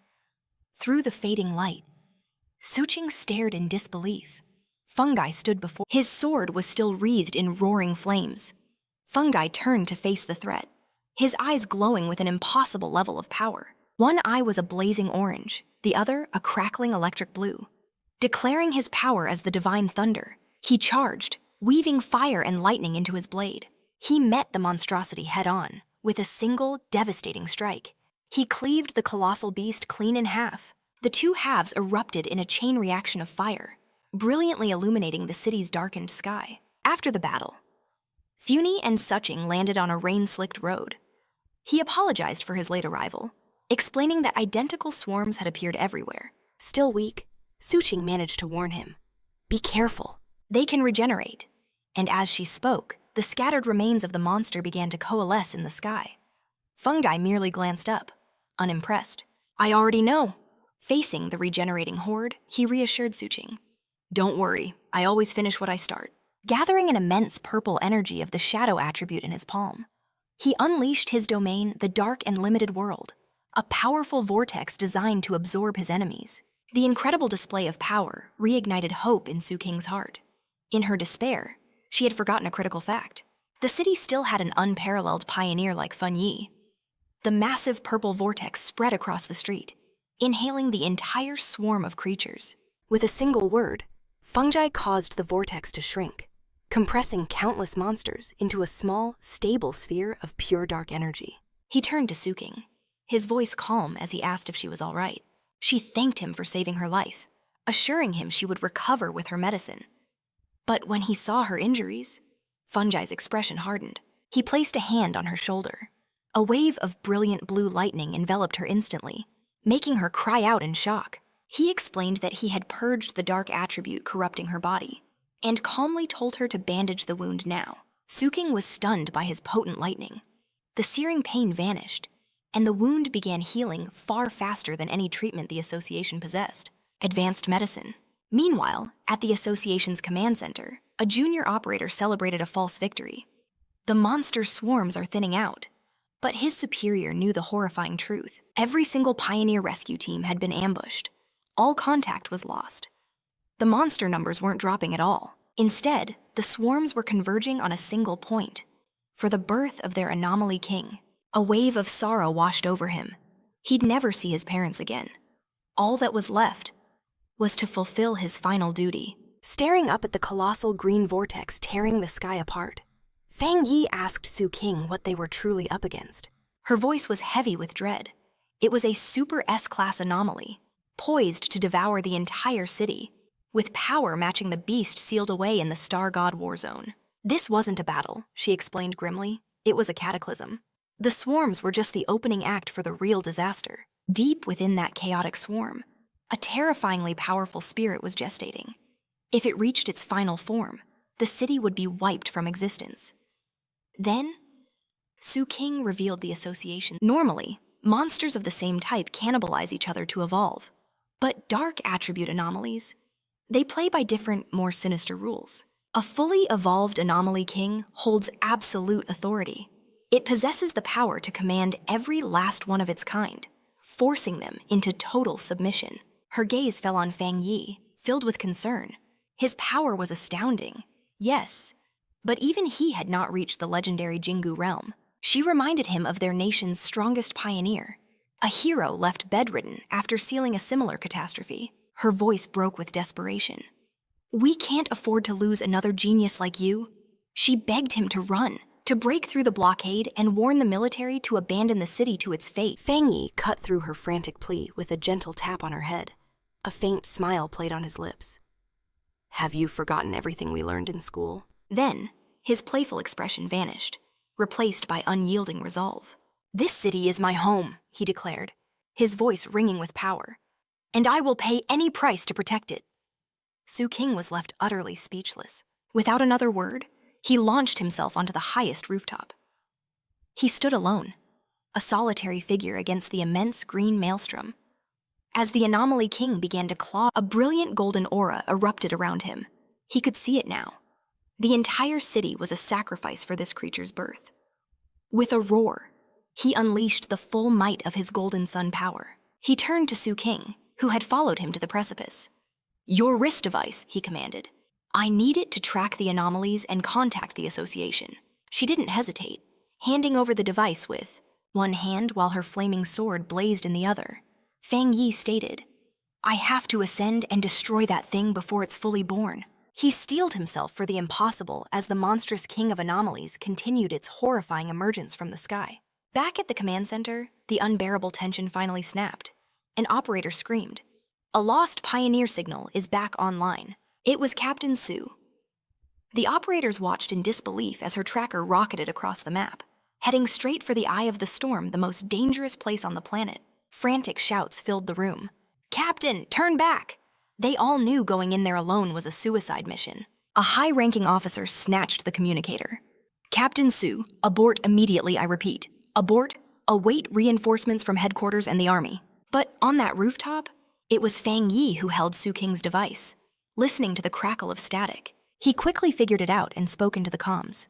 "Command center, can you hear me?" Stunned, the officer demanded. "Who is this? Where is Captain Su?" Fang Yi ignored him, his voice cutting through the chaos like steel. He stated his mission clearly. "I need the full cooperation of everyone in this center. I am going to destroy the Anomaly King at the heart of the storm." As Fang Yi launched himself towards the immense vortex, his voice remained steady. "Officer, if you don't want to see this city annihilated, you will cooperate." He demanded everything. They had total control over all communication and intel equipment. A moment of stunned silence hung in the air.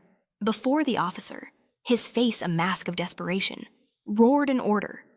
"Everyone, drop what you're doing. Connect to that pioneer now." He barked out commands, mobilizing his teams. "Get me radar and satellite intel." "You," he pointed. "You're his contact." The operator immediately relayed the satellite feed. "Sir, there's a massive number of anomalies surrounding the king. They're swirling around it like a Category 5 typhoon." He quickly identified a possible entry. "The northern route has the fewest hostiles. I recommend approaching from the southeast to bypass the densest swarms." With a flood of intel guiding him, Fang Yi plunged into the storm. But suddenly, the operator's voice screamed over the comms. "Alert! He's been spotted. 2 powerful anomalies closing in 1A rank, 1 S rank. Their power levels are equivalent to 2-star masters of the spiritual creation realm." The operator's voice was frantic. "Get out of there! Evade now!" The officer's face was grim as he stared at the monitors. He knew it was too late to run, and in that very instant, a massive shockwave slammed into the command center itself. The team was thrown into chaos amid screams of panic. But high above the city, Fang Yi effortlessly cleaved one of the monstrous winged beasts in 2. His sword blazed with golden fire, and his eyes burned with an even fiercer energy. Back in the command center, the operator stared in stunned silence. The chief officer's voice was filled with disbelief. "The anomaly signatures. They vanished." He stood in shock. The pioneer had just erased a dark attribute, S-level anomaly, with a single strike. His subordinate's voice trembled with excitement. Could that be the legendary tyrant? The command center erupted. Their salvation had arrived. But in the heart of the chaos, Fang Yi analyzed the situation. He knew his sword's special enchantment was the key. Its flames could nullify the dark attribute, drastically slowing the monster's regeneration. However, as the defeated creature reformed from pure dark energy, he faced a bitter truth. His current power was not enough to stop its rebirth. He knew that if he had just broken through to the next level, one blow would have been all it took. He needed another plan. Clenching his fists, Fang Yi gathered the power of fire and lightning.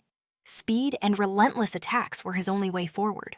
He unleashed a blinding storm of slashes, shredding the regenerating monster into nothingness. Still, an endless tide of enemies swarmed him. Then, a strange, swirling green sphere of energy tore open the sky, mesmerizing the dark creatures. They broke off their attack, flying towards the vortex. Below, a group of hooded pioneers watched in utter confusion. One of them voiced the question on everyone's mind. Why did the winged horrors stop their assault? The association's superior officer watched with a grave expression, stating, "This is not good." He knew there was only one reason the swarm would halt.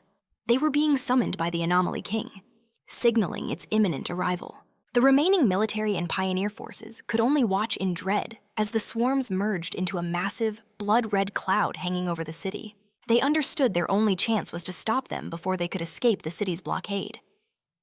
The battle for survival raged on. From high above, Jiang unleashed a powerful blast of energy into the swarms. Her subordinate, the Golden Lightning User, approached with a grim report. He asked how long they had until the swarm entered the city. Jiang's reply was grim. The instruments estimated another half-hour at best. Her subordinate's face fell. In half an hour, the Anomaly King would fully awaken, and the city would be doomed. Jiang watched the Crimson Tide, explaining the impossible odds. The creature count was 10 times what they had expected. It was a threat equivalent to 10 S-class anomalies at once. Even with the army's most powerful weapons, it was impossible to eliminate beings that regenerated without limit. If they failed here, the neighboring cities would be the next to fall. Jiang asked about personnel to break the blockade, but her subordinate could only gesture in frustration at the pioneers, who watched from afar, oblivious to their impending doom. But then, Jiang's expression suddenly changed. In the sky, the city's swarms converged, flying in formation to greet their approaching king. Her subordinate asked what she saw, and they both stared. At that very instant, a single point of golden light exploded at the center of the vortex. The subordinate gasped, recognizing that energy with disbelief. "Fang Yi," he breathed, turning to Jiang. A new, confident smile had replaced her grim expression. Jiang simply nodded. She took command, her voice booming with authority. "All forces, increase firepower, advance without worrying about supplies. We are entering the city. The Star God's war zone abandons no one." As the troops charged, a figure wreathed in flames rose from the heart of the storm. a single beacon against the encroaching darkness. Jiang and Su Qiying watched the immense sea of flames he created in absolute awe. From a shattered window, an ecstatic Ning Yi recognized his cousin's sword technique, while the red-haired leader beside him watched, deeply impressed. High above, the remaining swarms converged on Fang Yi. He faced them impassively, his gaze burning with determination. "You've all come to stop me. This is exactly what I wanted." Brandishing his enormous flaming sword, he unleashed a truly devastating blow. The attack created a colossal explosion of fire in the sky, tearing a vast path of destruction through the dark horde. With his eyes blazing like twin suns, Fang Yi felt a sudden, profound realization. He was on the verge of a breakthrough, the same feeling that had eluded him before. He finally understood. Despite the thinned spiritual energy in this place, the conditions for his advancement were perfect. With a confident smile, he decided to accelerate the process. He raised his hand, invoking a powerful purple sigil of energy. His boundless dark world opened across the sky, like a cosmic eye with him as a shining star at its center. Extending his hand, he summoned his spiritual flower. A blazing red sphere appeared, pulsing with power. From within, the enormous desolate red fire spiritual flower emerged in all its glory. "Absorb," Fang Yi commanded, "and fuel my breakthrough." The desolate flower acted instantly. Its crimson tentacles shot out beams of dark energy, piercing the creatures, devouring their power, and channeling it all into Fang Yi's advancement. With the entire swarm annihilated, Fang Yi landed gently in the center of the now immense red flower. From there, he gazed upon the massive vortex in the sky where the anomaly king was still forming, its eyes glowing with malevolent red light. Although the giant creature was visible, he sensed it was not yet real, like a mere reflection in water. But a confident smile spread across his face as he realized he could sense the creature's core. He could hear its heartbeat, a dull, powerful thud like the drums of war. Fang Yi knew this power was a curse, capable of awakening the darkest desires hidden in the hearts of men. Its eyes burned crimson. Fang Yi sensed it was holding back, hiding its true nature. Perhaps its evolution was still incomplete. He commanded the mystical flower, "Reveal the king's location." The flower obeyed, beaming coordinates directly to his wrist. The device glowed an ominous red, firing a beam that pierced the sky, pinpointing the anomaly king's core within the chaotic vortex. Target locked. A golden fire ignited in Fang Yi's eyes as he unleashed his golden sun breathing technique at maximum output. A blinding explosion of pure golden energy erupted from him, ascending like a new sun to incinerate the creatures of darkness.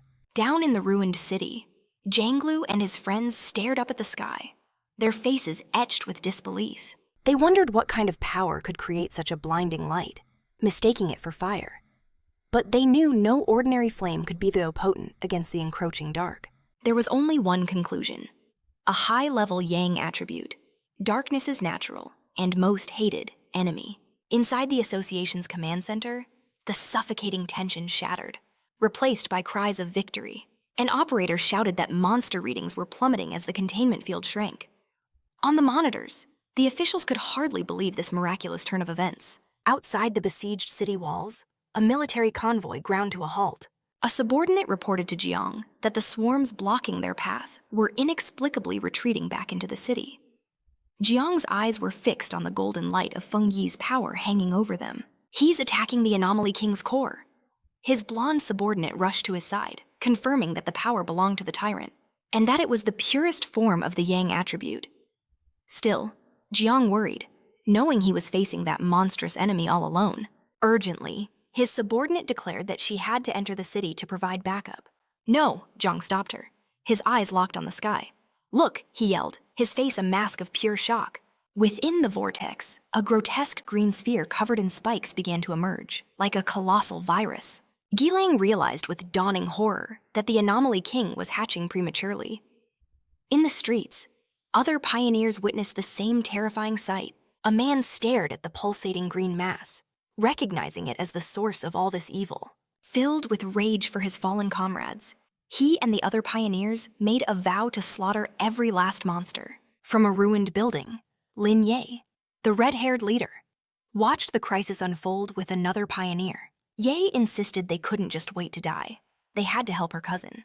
She knew the Anomaly King's birth would demand the entire city as a sacrifice. Elsewhere, Suqing desperately used her powers to heal a wounded pioneer, a testament to the brutal fighting across the city. Lini gathered the pioneers, reminding them that the creatures holding back her cousin were the same ones that had destroyed their homes and families. As she spoke, an idea ignited.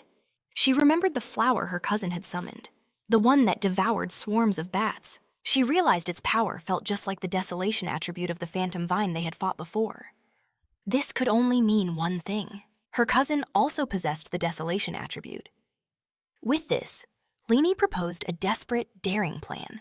She commanded everyone to transfer their spiritual power into Fang Yi's flower, to strengthen it for the final, decisive clash. Without hesitation, the pioneers agreed.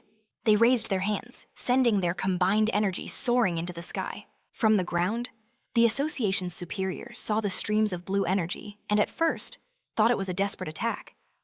Then he understood. They were feeding Fang Yi's plant. Inspired, the superior roared his support, unleashing his own wave of blue energy toward the heavens. Across the city, the remaining pioneers focused their will, channeling their spiritual power into a massive wave of energy to aid the fight. While helping a wounded ally, Suqing felt the monumental shift in power. She saw Fang Yi's spiritual flower glowing with the combined will of the pioneers. Realizing this was their last stand, she gathered her remaining strength and sent it to join the others. The flower, now overflowing with immense power, unleashed one final devastating blow against the Anomaly King's core. The monster let out a soul-shattering scream as the attack hit home, and Fang Yi delivered a swift, decisive strike, a cut that pierced straight through its being. After the immense battle, Fang Yi floated in the air, wiping blood from his face. Suddenly, his communicator blared an alert. Swarms of bats from outside the city were converging on his position. Tens of thousands of B, A, and even S-class monsters.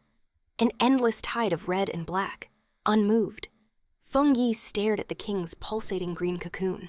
"No matter how many servants you send, I will destroy them all," he taunted. "Are you hiding out of fear? Provoked?" The Anomaly King finally answered. A monstrous dark green claw tore through the cocoon, beginning to reveal its true form. With his hand engulfed in golden flames, Fang Yi watched grimly as his true enemy began to emerge. The Anomaly King, its evolution now complete, was a terrifying beast dominated by a single, menacing green eye. It let out a horrendous scream, ready for the final battle, and began to spin, creating a terrifying vortex of dark energy with a glowing orb of power at its center. Its immense power sends shudders through the very foundations of the city. The ground cracks and splits apart. A violent tremor shakes the streets, sending the last pioneers fleeing in despair. They know this king could erase them with its presence alone.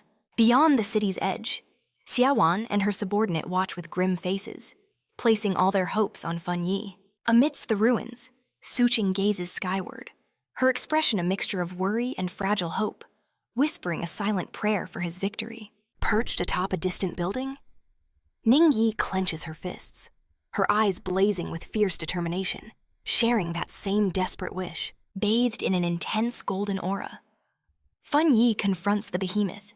He recognizes it instantly, the king of shadow anomalies, the source of all his city's suffering.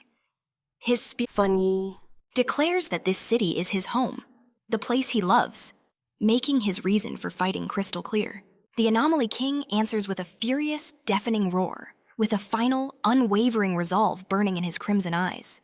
Fang Yi delivers his ultimate vow. "For the sake of my home, you must die." The two colossal forces collide, erupting in a cataclysmic explosion of red, green, and gold. The colossal showdown between Fang Yi and the Anomaly King ends in a dazzling flash that illuminates the entire sky. As the light fades, Fang Yi finds himself floating in a strange, dark void, stared down by the monster's single, gigantic green eye. The creature gazes at him, its thoughts dripping with mockery. "Who dares challenge me? A mere mortal from the star's spiritual creation realm." Before Fang Yi can even process the thought, the Anomaly King opens its enormous maw, creating a powerful vortex. Fang Yi senses the imminent danger, but is utterly powerless against the force dragging him in. As he's pulled closer, a chilling realization dawns on him. Even after his ultimate attack, the king still has enough power to devour him whole. He plummets into the creature's grotesque insides, a cavern of pink flesh and slimy, purple fluids. Fang Yi knows this liquid isn't just corrosive. It's saturated with an immense dark attribute energy. Any ordinary pioneer would have dissolved in an instant. Fang Yi can't understand the mistake. Why would such a powerful creature swallow him alive? A look of determination crosses his face. He's found its fatal error. Doesn't it fear an attack from the inside? Its greatest weakness. To test his theory, Fang Yi gathers flames in his fist and smashes it into the fleshy floor below. The monster's inner walls sizzle and burn. He notes that even though the liquid weakens his power, his attack still inflicts considerable damage. As long as my attacks connect, I can win this. With newfound resolve, Fang Yi summons his Desolation Fire Spirit Flower. But to his utter surprise, the king didn't just swallow him. It somehow pulled his spirit flower in as well. This was a stroke of incredible luck. The flower was supercharged, having absorbed dark energy from the bat swarms and the spiritual power of the city's pioneers. But as he holds the brilliant red flower, Fang Yi senses a strange hesitation coming from it. He asks it what's wrong. Could it be that it dislikes the King of Anomalies' dark attribute? Incredibly, the Desolation Flower, which normally devours dark energy, seems repulsed by the king's unique power. Fang Yi never saw this coming, as his entire plan was to drain the monster from the inside out. Realizing he needs a new strategy, he holds the flower in one hand and once again smashes his other fist into the fleshy walls. Outside, the King of Anomalies' form dissipates, only to reform in the sky, spinning into a colossal vortex that calls back the remaining bat swarms. Lin Yi and the red-haired leader can only watch, their faces a mask of confusion and fear. The leader demands to know what's happening, but Lin Yi can only admit that he has no idea. His only concern now is for his cousin's safety. Elsewhere, Xiaoqing bravely leads the evacuation, desperately trying to maintain order and promising protection for all the pioneers. When asked about Fang Yi, she explains in a panic that he's still fighting the Anomaly King from inside the creature. Zhang's army finally arrives with reinforcements. An officer reports sporadic attacks across the city and orders a rapid evacuation to minimize casualties. Standing atop a military vehicle, Jiang issues firm commands. But his gaze never leaves the terrifying creature dominating the sky. The king begins to absorb all the swarms, pulling them into its spinning form to regain its power. Inside, Fang Yi is horrified, realizing the creature is far from defeated. He is being digested. A corrosive and overwhelmingly powerful energy engulfs him. He feels his own power, his own body, being corroded away. His energy is fading. He closes his eyes. When he opens them again, he's no longer inside the monster. Alone, Fang Yi stands in the ruins of a devastated city, surrounded by broken skyscrapers under an ominous sky. Confused, he turns as a huge, red-eyed beast emerges from the darkness behind him. The beast lunges forward, unleashing a devastating punch aimed straight for Fang Yi. He focuses his senses, but a wave of dread washes over him. His spiritual power is completely gone. A colossal fist plummets from the sky, but Fang Yi moves like a shadow, narrowly evading the crushing impact. As the very ground shatters, a critical truth dawns on him. His spiritual power may be sealed, but his body still screams with raw strength. Every instinct he has warns him. This is no reality, but a nightmare crafted by the King of Anomalies. A mental prison designed to drag him back to the powerless days before he was a pioneer. The beast stomps, aiming to pulverize him. Fang Yi leaps once more, his mind racing, and as he lands, he reaches a decisive conclusion. The King of Anomalies lacks the true power to erase his strength. Fang Yi knows his abilities were never truly gone. He just needs to shatter the shackles on his own mind. He understands that every illusion hides a fatal flaw, a crack its creator will inevitably reveal. But as his strategy forms, the beast moves with impossible speed, trapping him in its gargantuan hand. The monster's furious face looms over him, its voice echoing with finality. Once you enter my domain, human, there is no escape. Crushed within the creature's grasp, the situation seems hopeless. But a confident smirk plays on Fang Yi's lips. He's found the key to shatter this false world. The Phantom King of Anomalies, its face a monstrous grin, begins to merge with him. Its jaws unhinge as it declares the end of Fang Yi and all humanity. To break his will, It projects a vision of absolute despair. He sees Jiang, Suqing, and all his comrades lying lifeless, a chilling message that humanity is mere fuel for its evolution. Feigning defeat, Fang Yi's head bows in silence. But then, he lifts his gaze, a defiant smile on his face, and calmly asks, "Is that what you truly believe?" And in that single moment, Fang Yi unleashes his true power. His body erupts in a blinding, golden radiance. "You are nothing but a puppet," he declares. "You don't even comprehend the truth of your own existence." From the light, the golden spirits of countless people emerge, surrounding him like a celestial army. Fang Yi reveals he was reborn to protect his home and everyone he loves. The golden light surges forward, engulfing the beast and shattering the illusion into a million pieces. A tidal wave of fire purges the mental space. His newfound power glints within a flaming eye. Free from the illusion and back in reality, Fang Yi emerges transformed, with hair of blazing fire and crackling blue lightning. He hovers in the stormy sky, cradled by a colossal hand of golden energy, poised for the final confrontation. A system window materializes before him, confirming the requirements for advancement to the 2-star spiritual creation realm have been met. With his power reaching a new zenith, Fang Yi accepts the advancement without hesitation. "I am the king of anomalies," he roars, exploding in golden energy, a new understanding flooding his mind thanks to his enemy. Channeling this immense power, Fang Yi delivers a devastating blow, his hair a torrent of golden flames and blue lightning. He declares his true birth as the chosen avenger, a being destined to change the world. In the real world, the king of anomalies only laughs, mocking him for being a mere 2-star cultivator. Undaunted, Fang Yi launches his assault, nimbly dodging a cataclysmic strike. The Shadow King rises, its form blotting out the sky, bellowing that he won't escape and will become its meal. But the creature's arrogance quickly shifts to confusion. It doesn't understand what is happening. Fang Yi, however, wears a confident smirk, fully aware that his plan is working perfectly. Suddenly, blue lightning erupts from within the Anomaly King. The monster writhes in agony, screaming, "You filthy human! What have you done to this body?" With his power at its absolute peak, Fang Yi prepares his final technique, declaring he will seal the monster forever. He invokes the 9-dragon celestial fire to purge all evil from existence. 9 colossal dragons of pure flame materialize, converging on the Anomaly King's core. The creature screams, realizing this power is far beyond any 2-star cultivator. The attack culminates in a titanic explosion of light that illuminates the entire city sky. On the ground, the pioneers watch in awe as Fang Yi obliterates the anomaly.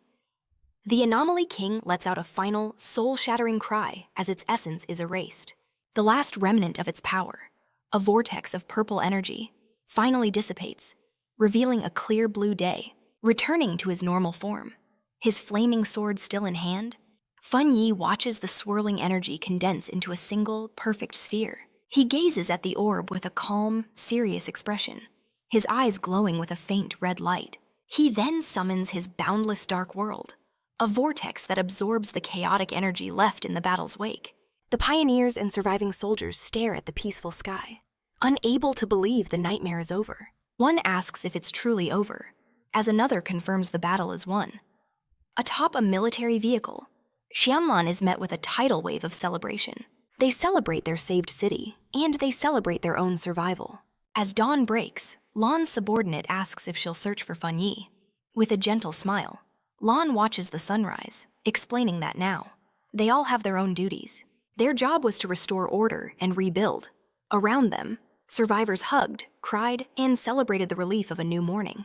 The Spiritual Energy Association team celebrated, exultant in their hard-won victory. The nightmare was finally over.